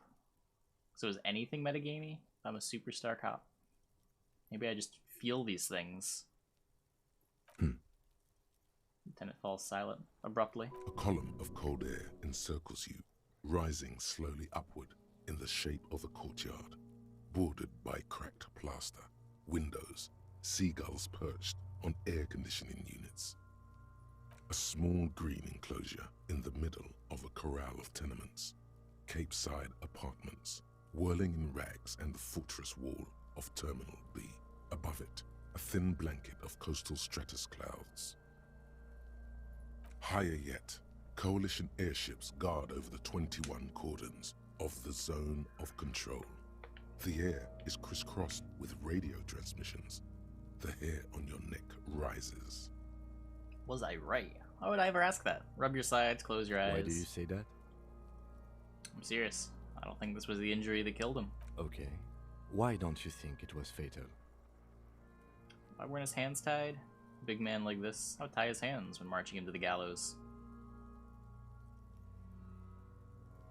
Honestly, I'm not sure there weren't marks on his wrist. That part got blurry for me. Stench. But you are right, I was ready to call this. Now I think we should leave it empty, at least for the time being. Let's wrap this up. I pronounce this field autopsy over. First, how did it go? It was an irregular field autopsy. We did not establish cause of death, which is supposed to be the goal of an autopsy. But, personally, I do not see this as a parameter for success. We also requested a toxicological screening. That was thorough. The results should arrive in a couple of weeks, if we are lucky. We were thorough with the list of injuries too. We described them all in detail. What is there to say? Given the circumstances, it was a professional field autopsy. Okay, what now? I need a copy of that autopsy form. Then I will drive him to Faubourg. Rip out a copy of the pages. He looks at the dead man one more time, then the slip of red paper in his hand, and then at the corpse again. You tilt your head, also looking at the corpse. Kick him, walk away, so we can take these incredible I'm boots. sure we didn't get everything. There's always something. Didn't establish probable cause. Stop wasting time, you're smart. Need Kim to walk away. You run your hands over the victim's cold body, his limbs, his torso with its swollen organs. Maybe you should be more thorough. Look at his pants again. You pull down his breeches. Marbling is present around the crotch. The penis has shrunk, crawling halfway back inside him. There is nothing mysterious or noteworthy here. Can't get enough of that dick. Do you think we missed something? Nope. I worked as one of those processing guys for a year. They are butchers and clowns. I once saw 20 CODs go misidentified in 1 week. Chances are slim to none that they'll find anything useful in processing. Some white checks. Maybe better to leave, collect more info, get green +1. Oh, sure. In short, you and I are the last line of detection. If you're not sure we got everything, we need to look again. And for that, we need to refrigerate the corpse. Oh, we know where those are. Hey, wasn't there a giant ice bear sarcophagus below that building? Yes, there was. I know how I'm getting these boots now. I've rarely been disappointed by the size of a giant ice bear fridge. But I think we should still take a look at it first. Make sure it's big enough before we carry him over. Let's move. With every hour, whatever we are looking for in the deceased will become harder to find.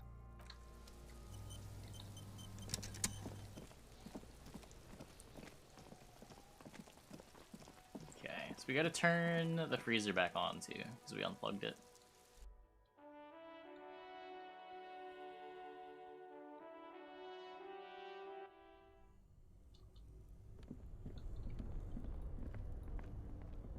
Both cables are unplugged. Somewhere, a machine hums along with the current. Somewhere in the dark.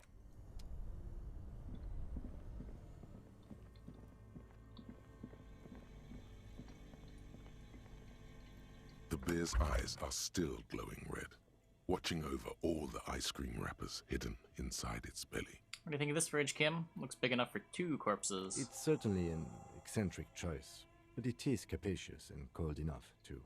Your visual confirms you could fit 2 more bodies in the ice bear fridge. Shall we go and get the body, then? I'll take the head, you take the feet. The stairs won't be easy, but we'll manage. Okay. The body is heavier than you expected, and stinkier. It takes half an hour to get Can't, it down get a to stretcher? the basement.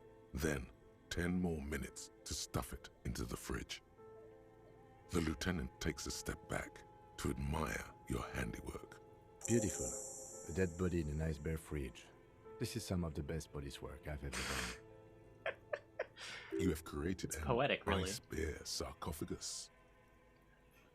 Behold, we have created an ice bear sarcophagus. Talk of the ice bear sarcophagus must not leave this room. It's not police work, Kim. It's art. We're artists, and this is our vision.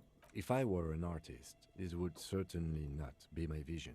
I would be much, much more conservative in my work. He's right. His work would be much more formal. At least we've stopped the body from decomposing further. Now you can conduct another inspection under controlled circumstances.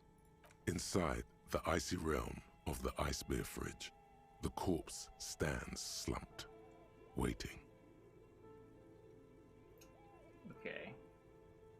Who are you, dead man? I'm gone. I like the fridge. I like it a lot, brother. This really is your finest hour. You're a genius, a regular Copperlangelo. Where have you gone? Into the wild pale yonder. In the past. Way out west. I can see you're gone, but who are you? I'm a joke. Look at me. You are now, but who were you when you were alive? A killer. A motherfucker. And a killer. Okay. Go ahead, Kobo. What is happening? What do you mean? I'm talking to you. It's the power of your Alcohol? imagination. Go ahead. Ask me more questions. You fucking love questions. Why is that? Because you're a copperoony. Look at all of them go. Do you want more questions? Give me a comical amount of questions. Coming right up, Copperoony Rooney. This is getting upbeat now. Is my name Rooney? Fuck no. You're no Rooney. Of course not. My name is Raphael Ambrosius Costo. Listen to yourself. You're not a Raphael anything. You're probably just a Harry or something. I feel like That's I've been getting right. a lot. Harry. No, I can't be Harry. I refuse. Good for you. Why do I feel like I've forgotten something terrible? Because you have Who killed you? love did me in, brother Kobo. It was love all along. Can you ask me a question? Sure, Lobo. I can ask you a question. Why are you doing this? What do you mean? Looking at my face. Motionless. Looking into my eyes. Standing here. Why are you investigating my murder? Maybe this will lead to something. Something indescribable, unforeseen, miraculous. Ha! The clown lips on the corpse appear to smile. Something is on its way. Something hidden. It's coming. A miracle from the northwest, and it's almost here. You can feel it in the air, on your hands. The cold spring air smoothing them over. I hate you, you're stinking, you're boring. Do I remind you of someone? A child born with Muller's disease, harlequinism, grown up miraculously. A baby affected with harlequinism. You sure wrinkled out of that one, Coppolini. Okay, enough. Come back later, Coppo. Amuse yourself with my frank manners and my Memento mori features, if possible. Also, see me in your dreams. Okay, how about we search the body thoroughly this time? You touch the dead man's body. His skin is cold, light blue and silvery in the light of the fridge. You still have no idea where to begin, or what to even do with him. It'll come to you sooner or later. At least he's safe here until then. I think we just leave him here until the night when we can abandon Kim, and then we'll steal the boots. While we're here, we can pick up our die.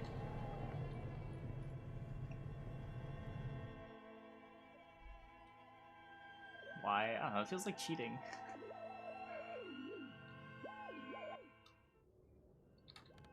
Feels like the game was meant to be played one way.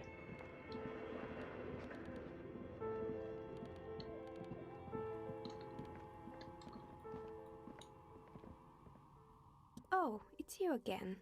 Are you looking for a die? I am. Very good. That will be 7 real for 1 custom die. 1 universal die for Weirdo Untethered. Dice Maker opens up her desk drawer and hands you a die. It feels icy. Just holding this die in your hand sends a jolt of cold down your spine. Through the dark resin, you can make out a nugget of bone hewn from an alligator's jaw. No, 97 failed checks are part of the game.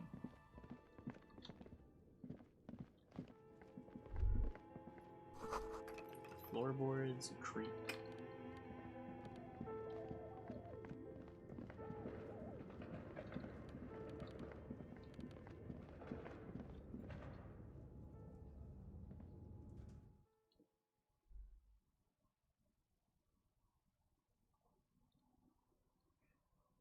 I don't know, you fail checks, you do something else and find another way through. Just feel like part of the game.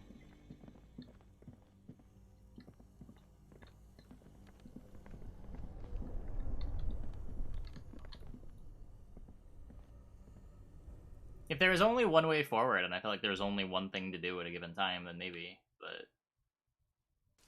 I don't know, just like open up the journal, you see all the tons of stuff that you know that you have the ability to do right now. Like, I've still got to do this. I can still open this apartment door to get my gun back. Still have to try to find my badge. And there's just generally a bunch of checks that I can do as well. Electronic doorbell. Volition challenging. Wait, what's the volition check here? An old call box. East Delta Commerce Center. This must be the name of the doomed commercial area. Volition. Slipstream SCA. No. Hold on. The last thing you need in your life is more hysteric emotions. Forget it. Find something else to do.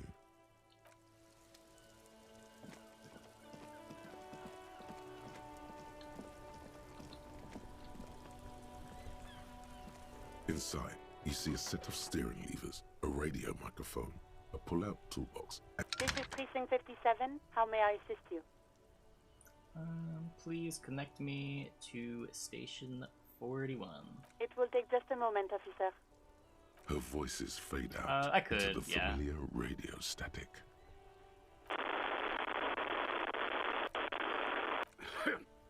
Gottlieb, what do you want? He's carelessly chewing on a piece of hard candy. I was told to call the Lazarus. People are worried about me. Oh, it's you. Do you know who I am? Yes, there's no end to the misfortunes fate has seen fit to rain upon me. Wait. Good fortune. You mean good fortune, right? You're basking in the floodlight of my glory. Basking in your glory, yeah. Practically drowning in it. Please, tell me what your complaint is before I am completely submerged. I've lost my memory. All of it. With all the damage you've been dealing yourself with drugs and alcohol, I'm not surprised. Wait, you're not surprised? What else? Anything else? I'm not a brain doctor. Look on the bright side. You've got a whole new life now. Use it wisely. True. It's hard to say if he doesn't believe you or doesn't care. I couldn't reach up and grab a tie from a spinning fan with unbearable pain shooting through my arm. Hard to tell exactly what it was over the phone. Could be a combination of peripheral neuralgia and high blood pressure. Could be that you were having a heart attack. Or, actually, it could be both, given your profile. Wait, that sounds bad. Yep. No wonder I'm in so much pain. I still feel pretty good though. Probably take a lot of damage. Yes, positive thinking is a well-known cure-all. My suggestion is to exercise a lot. He sounds very careless about it all. Positively breezy. So what do I do? Cut down on the drinking, pal. Oh. In fact, cut off the drinking. The drugs too. Anything else? Abstinence could have immediate positive effects on your health. I think I've developed extreme photosensitivity. That's because you're hungover. Even the radio I waves haven't drank coming in from 2 your days. direction smell like liquor. Do you feel like your eyes are twitching too? Yeah. That's the tiny vessels pulsating from high blood pressure, stupid officer. You might be sustaining permanent damage to your vision as we speak. Not much I can do about it. I'm not an eye doctor. Wait, is that a blood pressure thing? Feeling like your eyes are twitching? Oh, your eyes directly, not like your eyelids. The busy kind. It's not life-threatening, just annoying for you. I've got more important things to do here. It certainly does not help with aiming. I think I've had a heart attack. And you survived it. Congratulations. Are you mobile? Yeah. Even better. Anything else? I wouldn't worry about that. Officers your age have coronary trouble all the time. Also, death is a natural part of life. Isn't there anything you can do for What? me? You want me to do blood work for you again? Tell you just how bad things really are across the board? You want another rundown of everything collapsing inside your body? Where's this game set? It's set in the historical place of Revachol. I see your point. Might as well get back Do to that. work. I need to go. Some idiot has glued his eyelids shut with cyanoacrylate. It looks like MacTorson, but it's hard to say because his eyes are swollen. Good to know that It's I'm not the only fucking fuck up. cryoacrylate. It's super glue, Doc. Cyanoacrylate is superglue. I can't call him out. Doc, someone broke my heart. Look, pal, getting pumped and dumped is not a disease. People live through it all the time. You should be happy for her. Wait, do you know who this was? Have I told you? You must have me confused for a close personal friend. I am not. I am a medical professional with a constant idiot emergency on my hands. You hear someone whine in the background. My eye, Doc, my eye. Okay. Mm-hmm. The phone clicks. Suddenly you hear the already Anything familiar else I voice. can help you with, officer? How about Sylvie? Just a second, officer. Are you appreciative of our love detective work? Sylvie Malaika on the line for you, officer. Yes. Hello? Hey, it's the police again. Great. What else do you need, detective? You seen my badge? Yes, I know who you are. You're a police officer. The law. My badge is missing. Have you seen it? Oh, no. I haven't, sorry. Real policemen have uniforms too, by the way. Where's yours? Wait, don't I have my uniform? He doesn't have a uniform. He seems real to me. He's in plain clothes, voluntarily. It's different from not knowing where your uniform is. Hey, I found my patrol cloak. Oh, I found my patrol cloak. But have you seen my policeman uniform? Uniform? I never saw you in any uniform. You had your things on. The disco things. The disco things. You seen my gun? Please, no. Not this again. Everyone saw your cool gun, detective. You were trying to impress some people with it. Everyone was eating, and... I think I know. You were waving it around in everyone's face, begging them to describe it. You said it calms you, and then you started making suicide jokes. Oh. It got pretty graphic. Oh, those again. I have been trying to wean you off them. Off of what? You know, when you put your gun, your actual gun, on your temple and pretend to shoot your brains out? Off of that, people don't like that. I remember this. You were screaming things like, "My brains are all over the wall, painting them red. I won't be seeing it, 'cause these are my brains.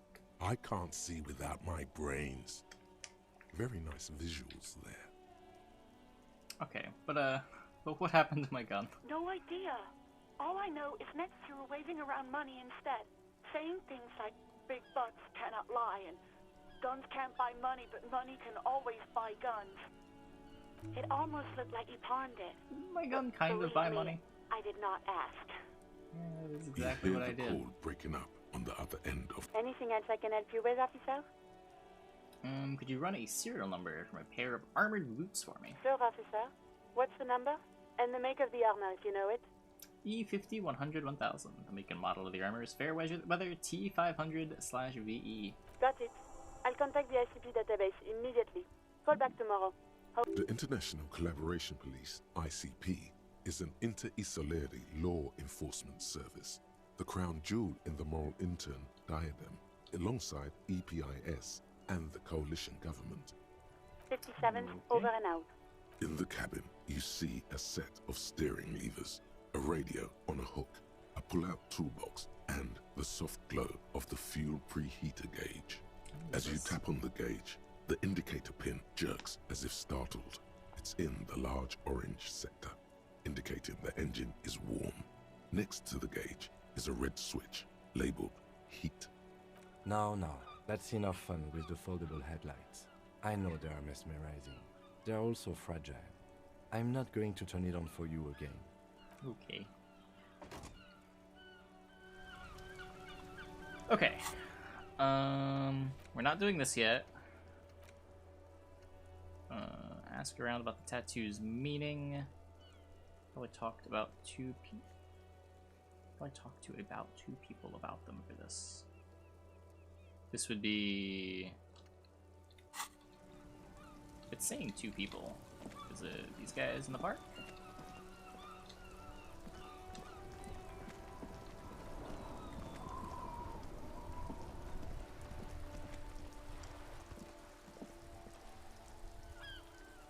The purity of snow. No. The other guy? I have really outdone. Yes, that's what you need. René, it's a little pleasures. Life doesn't need to be a struggle. Hello, officer. How might I be of assistance on this fine day? Oh. Looks delicious. Can I have a bite of that? I'm sorry, officer, but I really don't share food. Nothing personal, it's just a principle. The only one you have. The sandwich looks like a culinary wonder. Well made and abundant in components. The author sure knew their craft. Truly a sandwich. In addition to the obvious slice of ham, chef. A fat one, you notice a brim of a tomato peeking from below. And is that mayonnaise? Eh. Don't be a dick, Gaston. There's plenty for everyone. I'm really not that hungry. Oh, that's good. That's very good. You must have other business then? Tell me, what do you know about the dead man? Let me think. I heard someone was hanged and left on a tree for a week. But that's all I know, really. Shame. Really? You know absolutely nothing? No, officers. I'm sorry. And I really would like to assist. You are both good guys. I can see that. I appreciate Then the help flattery. them, you wimp. You have plenty of shoulder with the ghost caviar in the Union. Someone must know something. He means caviar socialists. I wish I could, but I just don't know anything. I always keep my nose clean and don't gossip. Everyone knows and respects that. Odd. He doesn't seem to be lying, but there's something off here. Sounds a bit like you're holding back. I'm not even anyone. Of course he's holding back. His mouth is so full of Union prick he can't even speak properly. Damn. Can I at least finish my fucking sentence before you piss on it? Is that okay, René? I'm not anyone important in the Union. I just know Evrard. How do you know Everard? Everyone in Martinez knows the Clare brothers. I taught these boys human studies and history in the gymnasium. What do you know about history? You never witnessed history. Only heard about it years later, when it had already moved on. You don't know history. The old soldier mumbles something under his breath and turns to face the sea. There he stands, proud, rigid and alone, like a cracking marble statue. Let's try not to get caught in the crossfire. Are you a union member?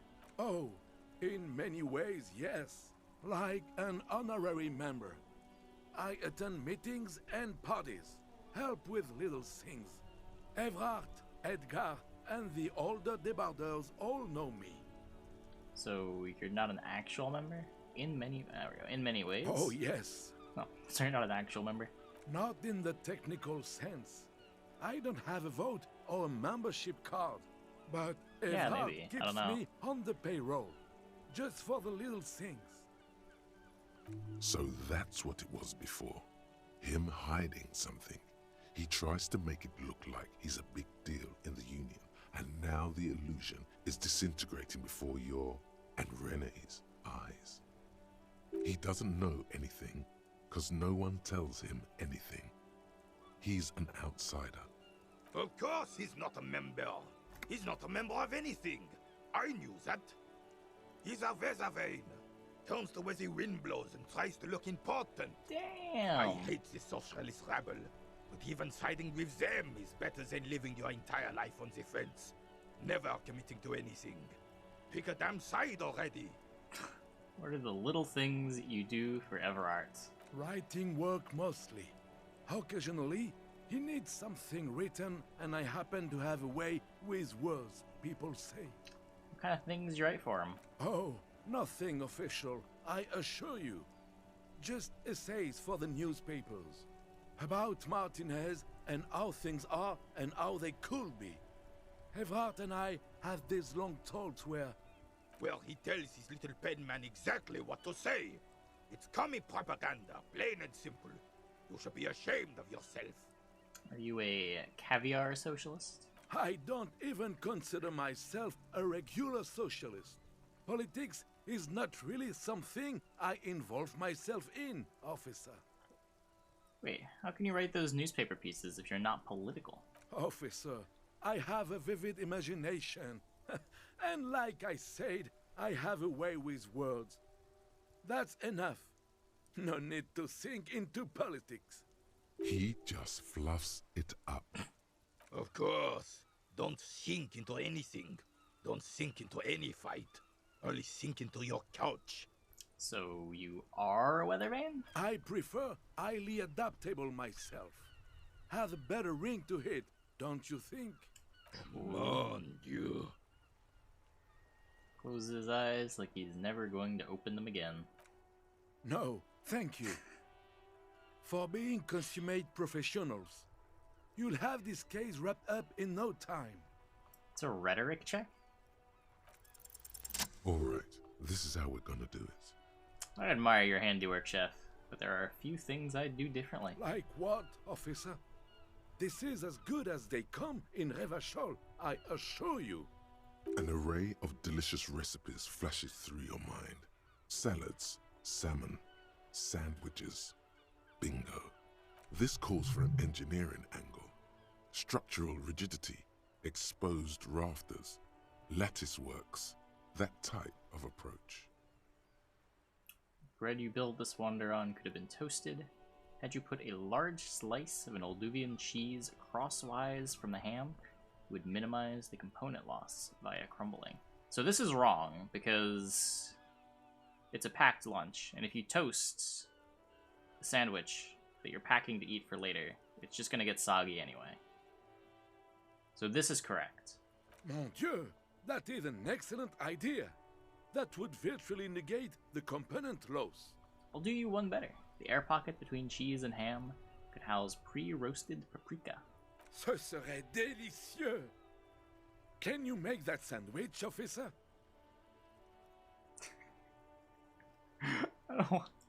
I don't want to steal his sandwich. I just wanted to succeed the check. No. No one can.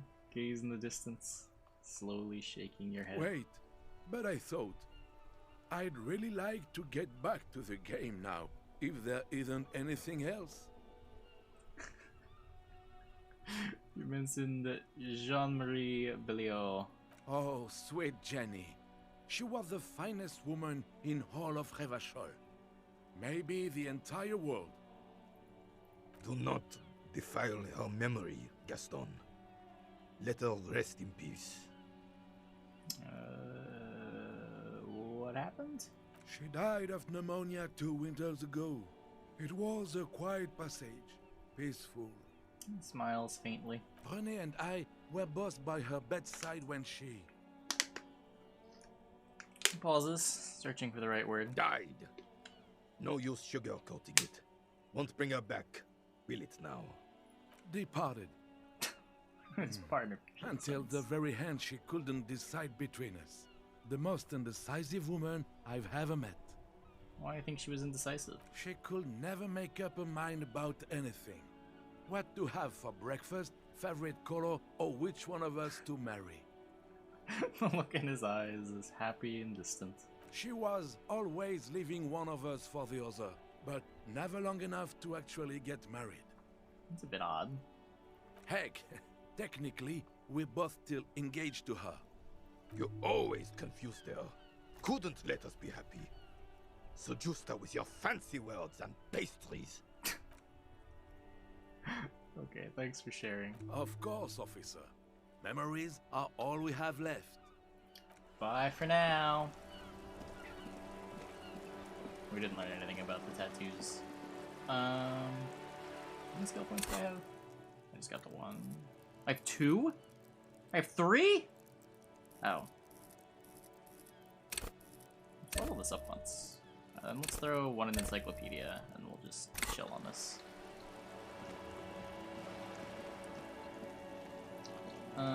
Okay. Journal. We gotta wait on this. The rest of the armor. Ask Kuna. I really don't want to ask Kuna what he knows. Prove my authority. What's my authority? Garbage. Do I have authority in gear?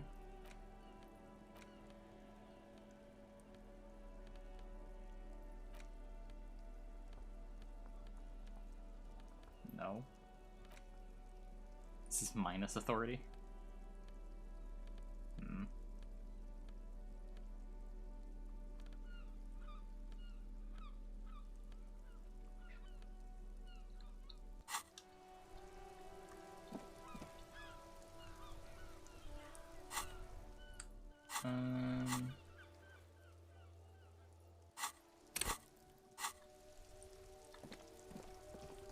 Can I do the check right now?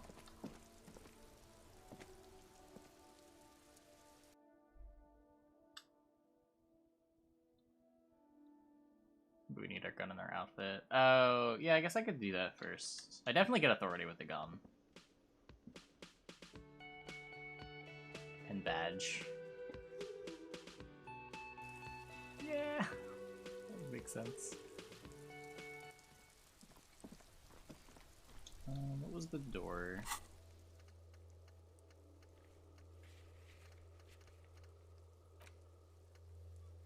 The door is behind the greenhouse in the yard. A basement door.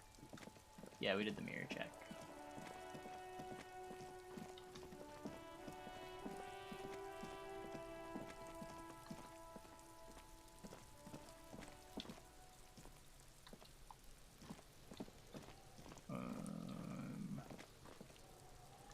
Behind the greenhouse in the yard.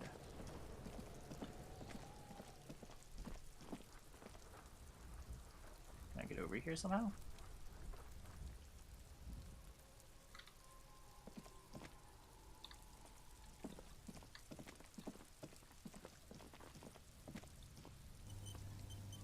Auto save.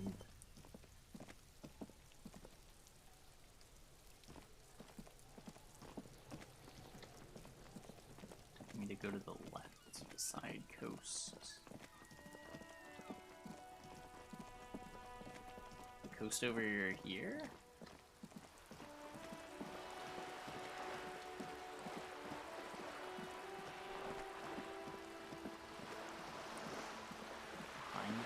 Wait, what? Oh.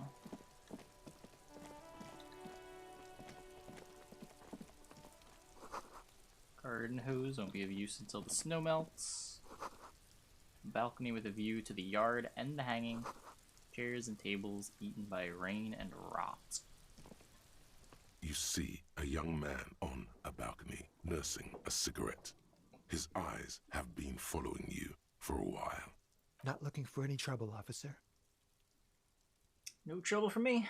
I just want to know what's going on here. I don't want to be seen talking to the gendarmerie if that's okay. I just want to finish my cigarette. Don't let him go. This could be your witness.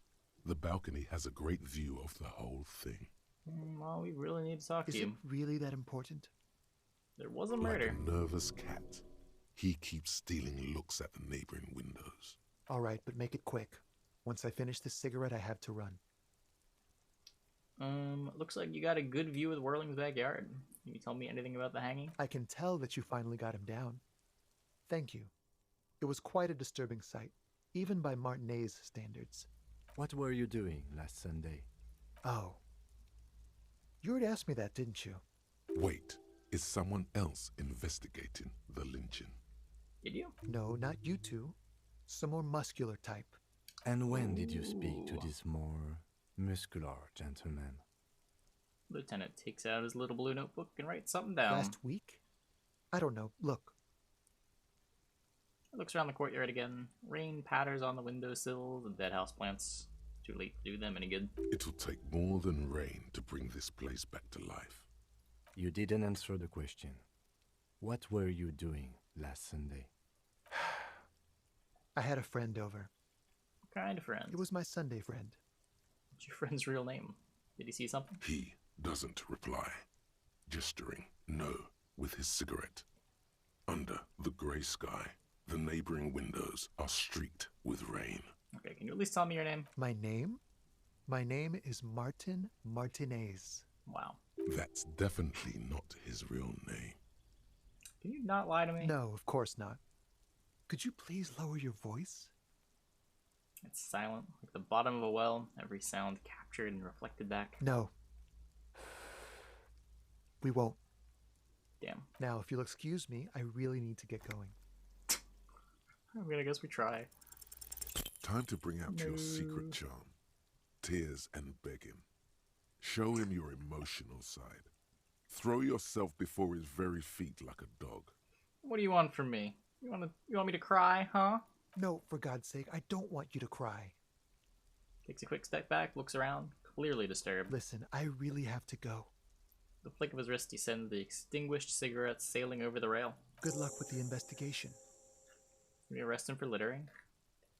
He walks away.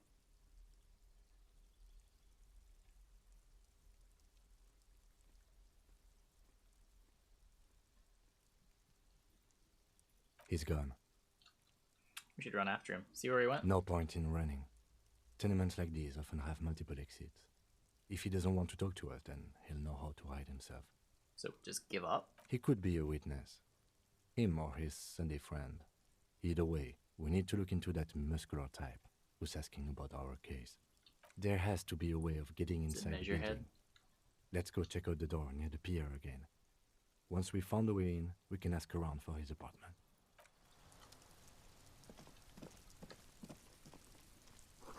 Another splattering of bullet holes on the wall.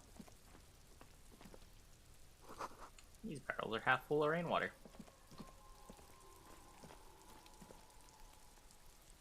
This must be it. The basement door is weather-worn. The copper nails holding the upholstery in place have turned green from sea air, and there's a knocker shaped like a lion's head. Press your ear against the door. The door is slick with rain. You don't hear any movement inside. In fact, it's oddly silent in the yard around you. No birds chirp. Carefully knock. You knock silently. The upholstery muffles the sound. No response comes from the apartment. I guess no one is in? What's your opinion of this task we're undertaking? Let's be honest. This isn't what I joined the RCM for, but every day tells you something new about yourself. Lieutenant replies, still inspecting the padded door. Apparently, working with the local union boss to get info on an investigation is not something I'm squeamish about. So you don't mind if I unlock the door? I mind that the local thug is using the RCM for his busy work. But if this gets us to the bottom of this hanging, then I'm willing to look over it. Okay, well, if you're cool with with it. On it. the other hand, we could just leave and tell Evrat we opened the door. No one seems to be tailing us to see if we actually did it. Lie to Everett? That's also an option? Yes. Presenting a fabrication is known to get results here and there. You took this task. You make the call. I kind of want to see what's in the building, though. You can just open it and be done with this. You try to be as silent as you can. It takes a bit of rattling of the handle to loosen the bolt. Finally, the door unlocks with a small clack. Thoughts race through your head. There's nothing else to do than to leave and tell Everard. No conceivable reason for you to intrude on the premises. None. There might be important information in the apartment. I mean, there might. It's right behind the murder. As you hold the open door, you can feel the air moving. A little draft, a whistle.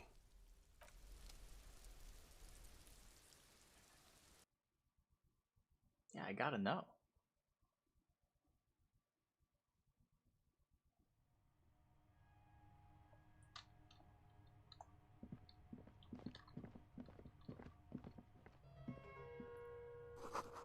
Small suitcase full of clothes. Guests are staying over?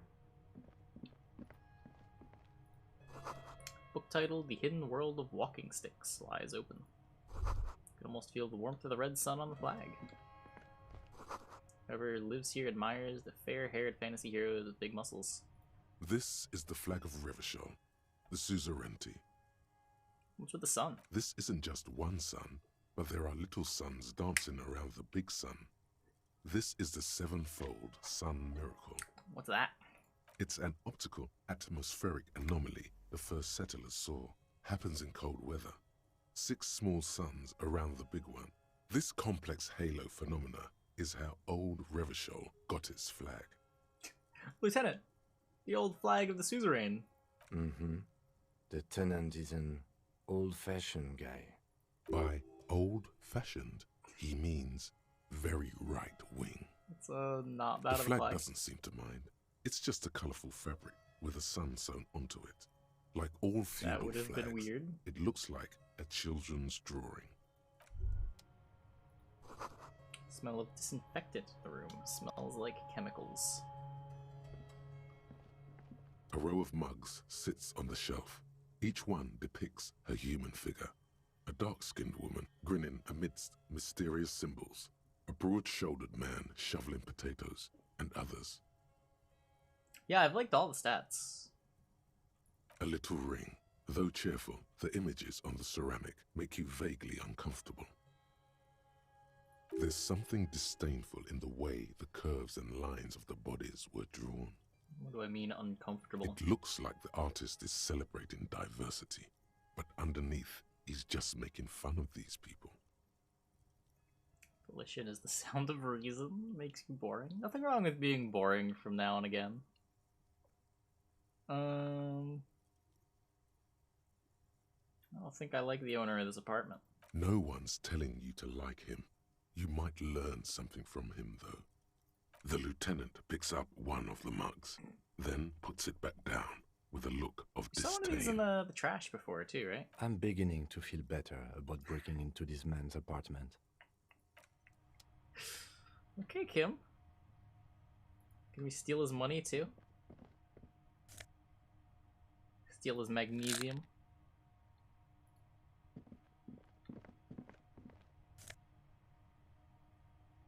+1 logic. That's it. I was expecting this place to break the case wide open. It didn't.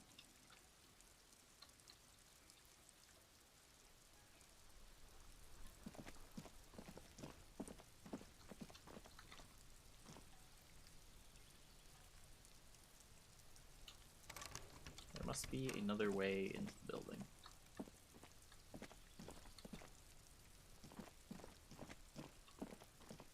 Okay, well, let's go back to Evart. Maybe he'll have our gun for us now.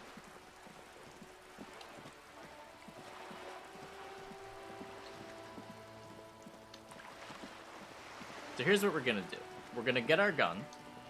We're going to threaten the Union dudes with our incredible authority. And then it's gonna be the end of the day. And then Kim's gonna go to sleep. We're gonna steal the boots. We're gonna have our gun. We're gonna kill Kuno. And no one will be the wiser.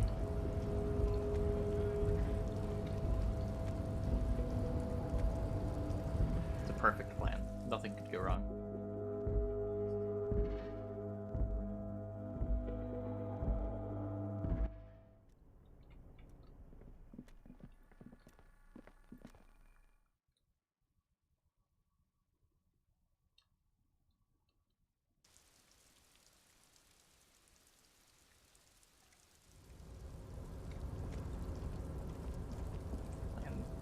I agree. What could go wrong?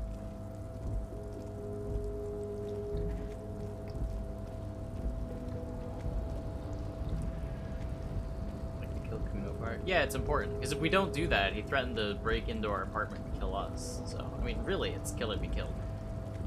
I don't have a choice. Kuno's gotta go. Please. Please. Register my click scheme.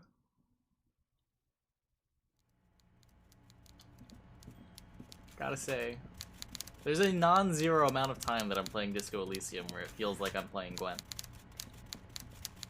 Mr. Dubois, a pleasure as always. You don't have to sit down this time, since you've already sat on that chair. Okay, I open the door. Can we discuss the murder I'm now? very glad to hear that, Harry. One question. You didn't actually happen to stumble in and see what's inside the apartment, did you? He's trying to figure out if you're lying. I did go in, and I saw a collection of racist mugs. Just as I thought. Culturally antiquated mug collection. What a weasel. Pissing on Everart's Rainbow Coalition. He was testing you, and you succeeded. Oh, yeah. Now let's get down to brass tacks. It's time for men like me and you to figure out who's killed who and why. Real police work is gonna start happening now. I promise you, Harry, this is gonna be good. Okay. The mug collection I mentioned was in the apartment. I found a similar mug in the trash with the hanged man's clothes. Racist mugs in the trash and in the apartment? You guys are just light years ahead of me. I have so much confidence in the ability of your organization. I'm relieved you're doing this and leaving me to do what I do best. Helping people. With the power of politics. Power of politics. Yes, yes. Do you think this weasel is somehow connected to the murder? Of course. Oh, no. Wait, what? I don't cross paths like that. I thought we were framing him. All I want is for you to succeed in your investigation. I would never complicate things for you. Never? Oddly, it seems to be true.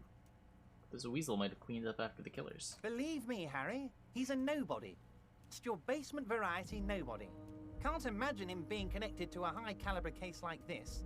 But he does live nearby. Maybe it's a pedantic weasel. Fascists are known to be neat freaks. I feel like a real detective right now, Harry. Am I getting this right? He imitates bashing something in with an imaginary baton. With a police baton, like a crook or someone. Great technique. There's great technique. You'd make a great sergeant, dude. Would he? I'm not so sure about it. Oh, you're too kind, Harry. Way too kind. Let him be happy. I know I'm not a real police officer. You are.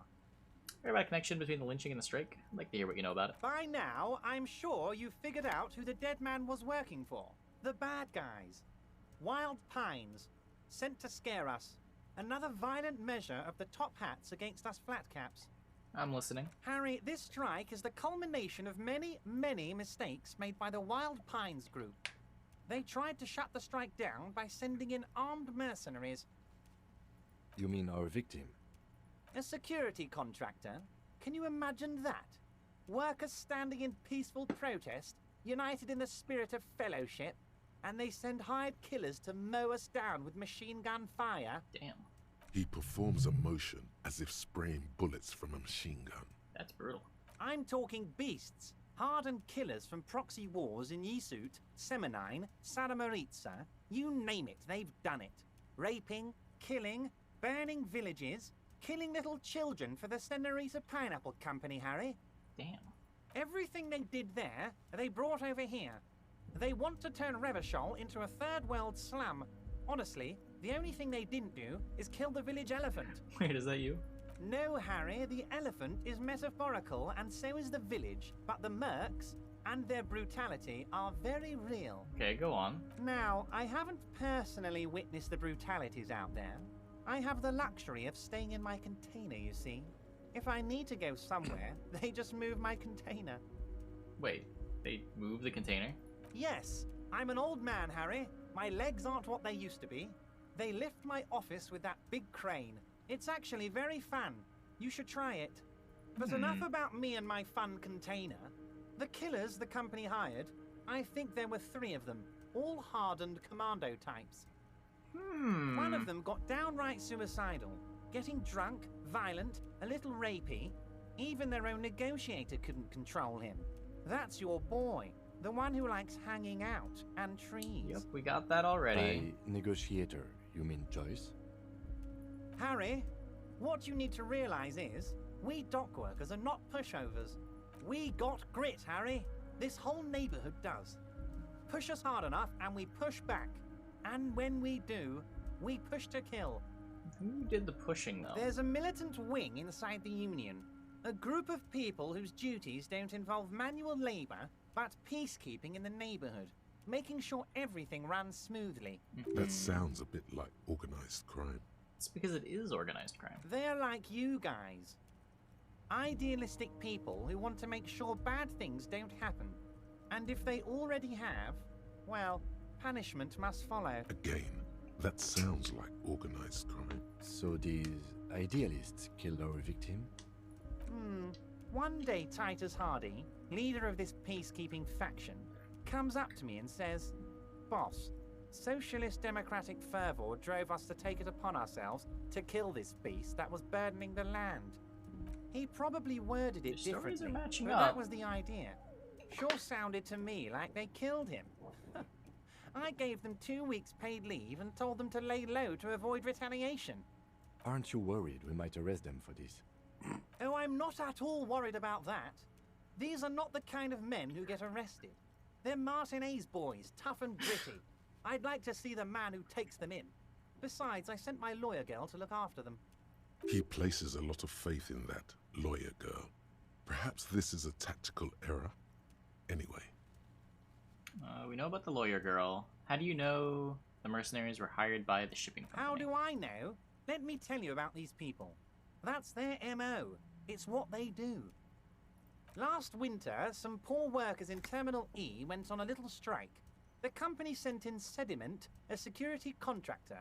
The strike was over the workers' right to wear protective footwear, Harry. These guys turn up and start beating people. Tell you what, Harry, I wouldn't be surprised if we got the same mercenary company after a little rebranding. And I'm sure as hell not surprised to see an army of scabs under my gates. So you believe the scabs were organized by the security contractor? You said it. Hell, one of those guys looks big enough to take down that proverbial elephant. Boys like that don't just happen to show up during strikes. That does sound quite unlikely, yes. The big guy leading the scabs at the gate is colossal. True. Tell me about Titus Hardy and his crew. Oh, they are simply fine young men, all 7 of them. Exemplary union members, always working to advance their position in the local socialist democratic movement. Core members. Old Theo used to run them, but things really kicked into gear when Titus took the reins and named the group after himself. Gotta love his initiative. Interesting. Who's second in command? They're almost all of them great guys, born leaders. Whatever happened, I'm sure they only had the best interests of Martinez and Revachol in mind. Work with them. Hell, interview them. But don't fight them. They really are just like you.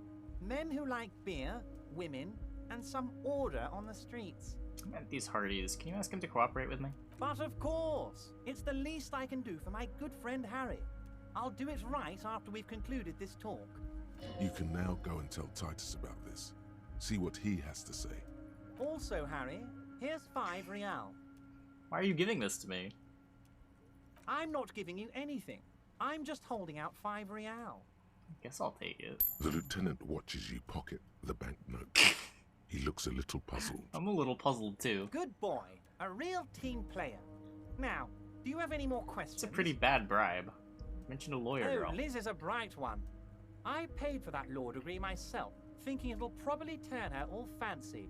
But hell, Harry, she came back a firebrand socialist. Sometimes she scares me with her zeal. Good talk. Was it a good talk? What about my I'm gun, not though? sure we made much headway here. I thought you had my I gun. was hoping we'd bust the case wide open. Heck, I even wanted to tell you what I really want to achieve with the strike. I don't know what happened, Harry. I wanted you to feel like Mr. Martinez. And of course, I also wanted you to find your find gun. my gun. But it's like I What? can't completely trust you. But I told you. Yes, Harry. Told you everything. It's like I can't fully trust you if you're not a man of the left. I want to, but I just can't. A man of the left. So you have to be a social democrat. Could be a sock dem.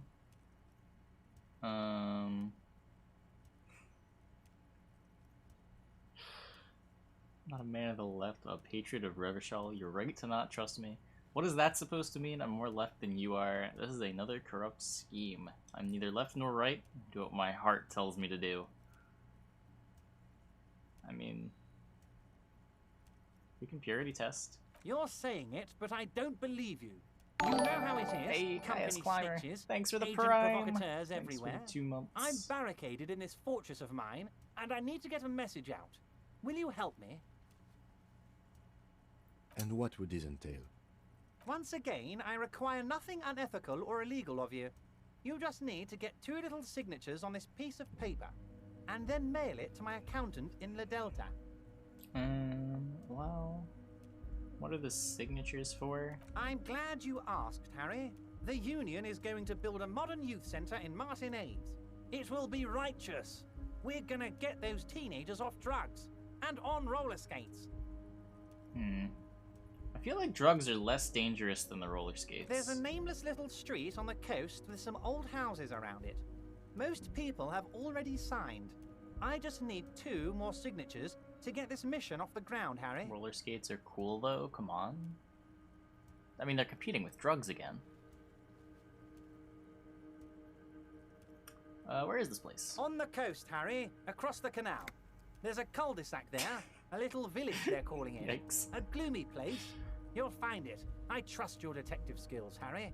Water drips from the eaves. A woman looks at her freshly tarred skiff. There's a pair of cavalry boots under the fish in the box, and the wind howls like a vicious spirit. What will happen to the current occupants? They are just gonna have to deal with the construction noise for 6 months, and then they'll be living like kings. Right next to a fancy new youth centre, designed by the best architects from Stella Marie. But those rollerblades are gonna be so loud, too. Is he absolutely sure the tenants won't be thrown out in the street? Are you sure no one's gonna end up homeless? Am I? Harry, these people, Martinez is the most important thing in my life. I would never let anything bad happen to them. We're gonna build a youth centre there. The value of their properties goes up and kids have a place to play in. I'm looking out for these people, not pulling the rug from under them, Harry. I'm looking out for all of Martinez, not just the harbour. Okay, Kim, what do you think of this? Depends. I don't think what we just got from Mr. Clare was very useful. He studies them. As I said, it weighs on me heavily. But once we get really talking, well, I'm gonna hand you the keys to Martinez, and maybe even help you figure out who's behind this killing. It does sound He's like a saying deal. as little as possible, as vaguely as he can, deliberately omitting things. Well, if I happen to be there, I can ask him. You bring joy to my heart, Harry. Such a pleasure to be working with you. Here. Hand you an open white envelope. You need to get signatures from Isabel Sadie and Lillian Carter. The cul-de-sac is right past the pawn shop and across the canal. I hear there is some trouble with the waterlock, but they should fix it by Wednesday morning. Once you have the signatures, Mail this to 13022 La Rocca in La Delta. Then I'll know you're a solid socialist. Okay. Solid socialist. I am pretty hard on the communist spectrum.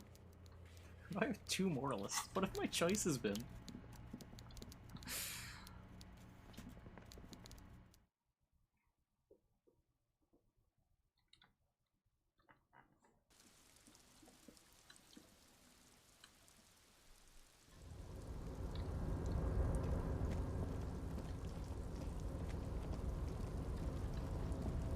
Choices were the fascist ones. Probably siding with the fascists.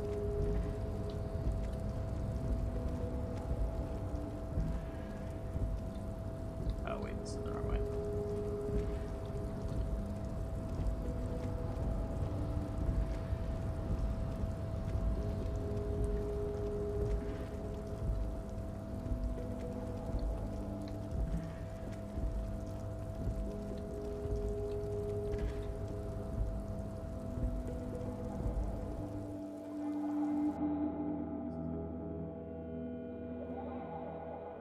Low on morale. Put points into volition.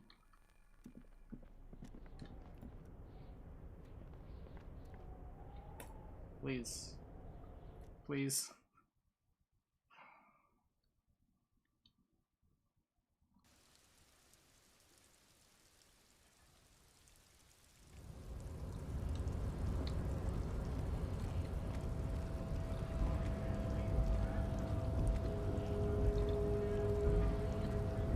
Down the...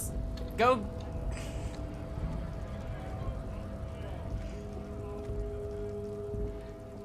I have -1 to volition because of morale damage. Wait, really? Is that a thing?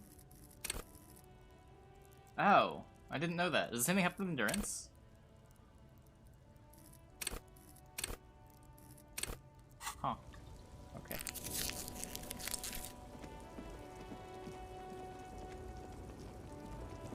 What's volition? It is a stat described as holding yourself together, keeping your morale up.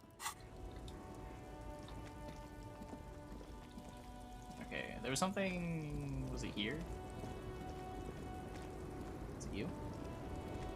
The woman still has her eyes fixed on the photograph in her hands. In the background, the radio plays. Excuse me, ma'am. I'd like to ask some questions. No response. Wherever this woman is, your words fail to reach her. Okay, maybe not. Maybe not. Is there anything over here? No.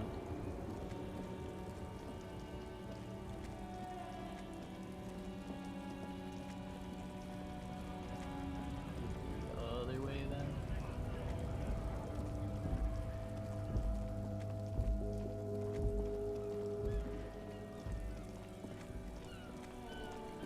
Talk to Joyce about the pail. I don't think so.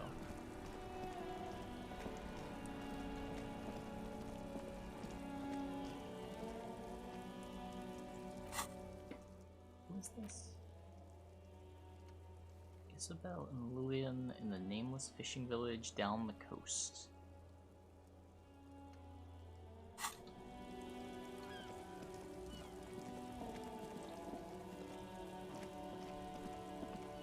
The nameless fishing village down the coast.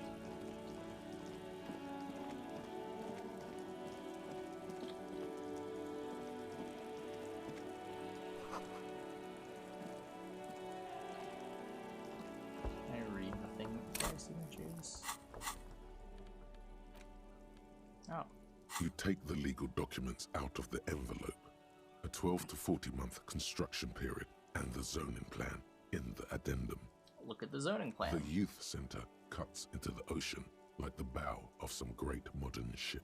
Apparently, it's going to cover most, if not all, of the street and the square between the existing houses. It's 3 stories tall. It's going to be awfully close to the already existing buildings, almost wall to wall, practically integrating them into the youth center. This is either an ominous or cool architectural choice. Hard to say. My money is on cool. Looks like a cubic pyrite. What do you think of this, Kim? I'm no property lawyer, but it looks fine. I like the print size. They're not selling or leasing anything. It's not a perfect solution, but... He shrugs. How else are you going to build something? Oh no. It's always inconvenient to build things, and citizens inevitably have disagreements over such construction projects. But there's no other way. Okay, let's find a loophole. There doesn't seem to be anything of interest here. No fine print. You're smart. You can read. I'm a logical person. I'm leveling that.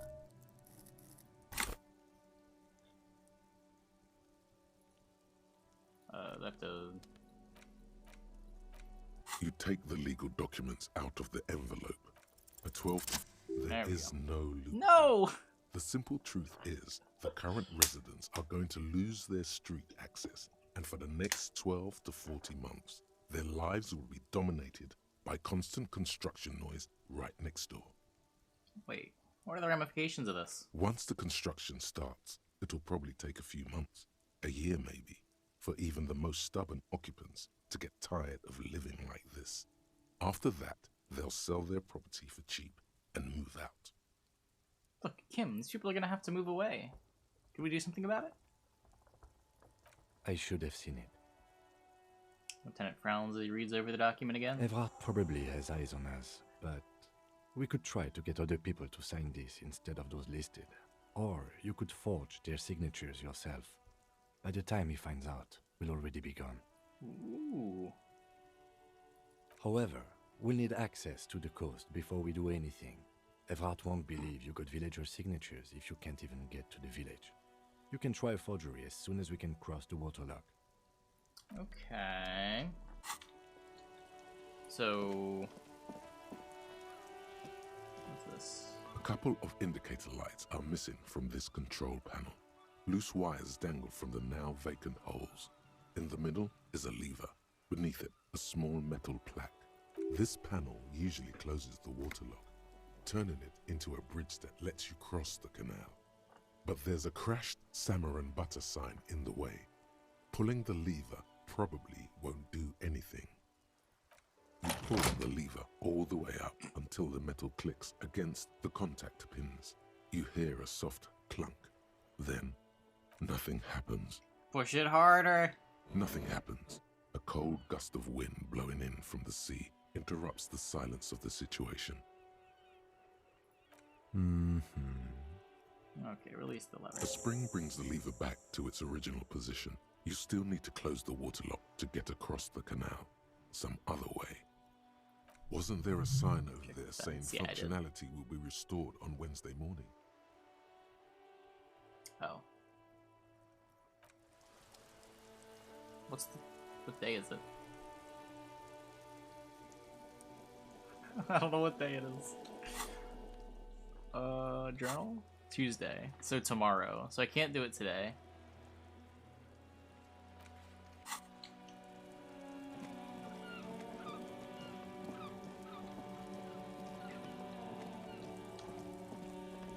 I guess I can talk to Salami Dude again. Wait, did he just disappear?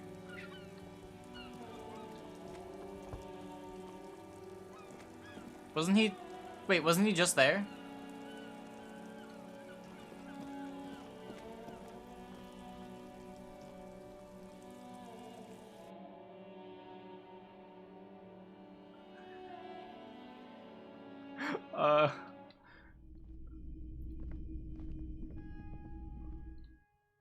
He was a ghost all along.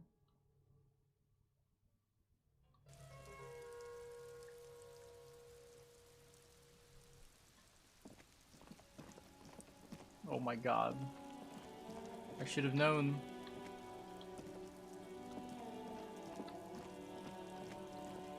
Huh. So we have the money for the hotel.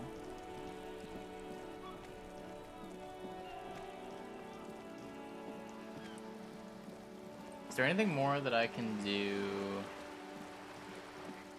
in the courtyard?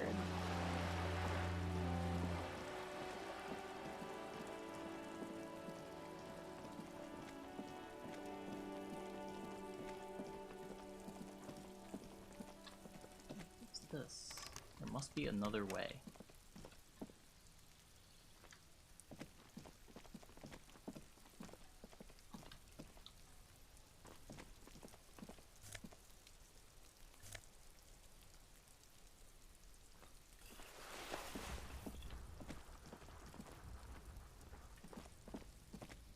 A stone, like any other, lying in a whirl of sleet and mud.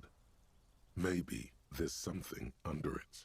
There's a key beneath it, rusty from the dirt. This must be for the front door. Pity it doesn't have the apartment number on it. This building has hundreds of apartments. How are we gonna find the right one? We'll just have to go in and see.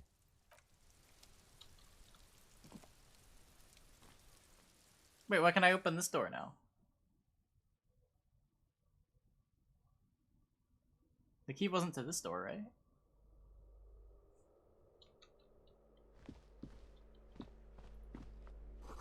Eviction notices and missing pets plastered on top of each other. Box is filled with cleaning chemicals.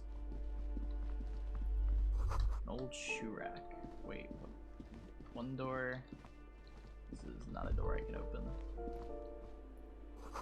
Apartment 12. A loud rumbling snore comes from within. These shoes come in 3 different sizes. Another door. And has drawn a 5-pointed star on the wall. That isn't just a 5-pointed star. It's an inverted white pentagram cradled in a wreath of antlers. The iconography of communism, in other words. Inspect the symbol closer. The star and antlers was developed in the 6th decade of the last century and quickly adopted by Mazov and the communards during the revolution.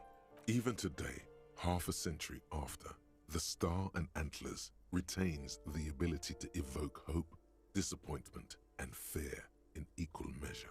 Why upside down? To symbolize the toppling of the old order. Also, some social democrats were already using it. What's the deal with the antlers? The wreath of antlers represents a natural crown. It was about building a society that could exist in accord with the natural world, and at the same time, above it. Okay, but why white? Because white is the color of peace. What does it evoke in me? Gone. Gone is the glory of hope. Only the scribblings of impoverished students remain in dirty hallways.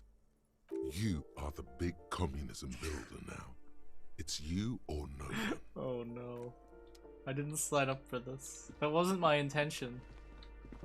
Wait, this is like a whole... How did I miss all this? Door 9 is locked. Apartment 8, their mailbox is overflowing. Graffito says, firing squad for the rich. Foreclosed by Martinez Realty Associates. A shift in temperature. The air chills around you. Dust settles on the stony floor. Rub your side for A warmth. former architect stands before a slice of window, a room plan in her hand. A cold wave has made the air in the building stand still and frozen, with temperatures falling down to -20 degrees Celsius. Her face is red from the cold. She's breathing on her fingers, clasping the plan. Traces of sadness are visible in her expression.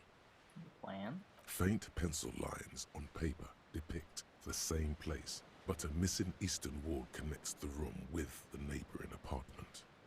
Ideas for arranging the furniture have been jotted down. Look around It's yourself. clean and empty, with new tapestry embellishing the walls. A standard HB graphite pencil has fallen off a 3-legged stool in the middle of the room. She had an eye for beauty. Sea below looks cold and winter gray. One's torn down the wall. An old grocery list. What happened here? Can't foreclose an apartment with a hole in the wall. It will still be accessible through the apartment next to it. That one didn't have a door. Sadly, nothing of great value remains here. Except the stuff in the fridge. Indeed.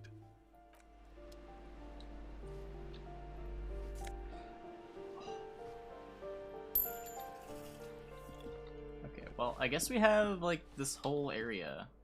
Oh, can't open it from the side. Okay. Yeah, this, oh my god, there's so much to see here. Yeah, we're gonna save this for tomorrow. We got a whole new zone. Anyway, I think that is gonna be it for me tonight. I hope you guys enjoyed the stream. Let's see who we can host.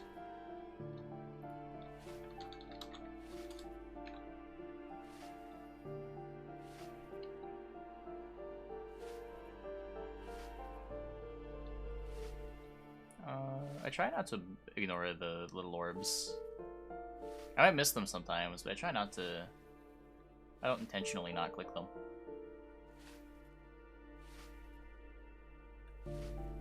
Let's send it over to Bomblin.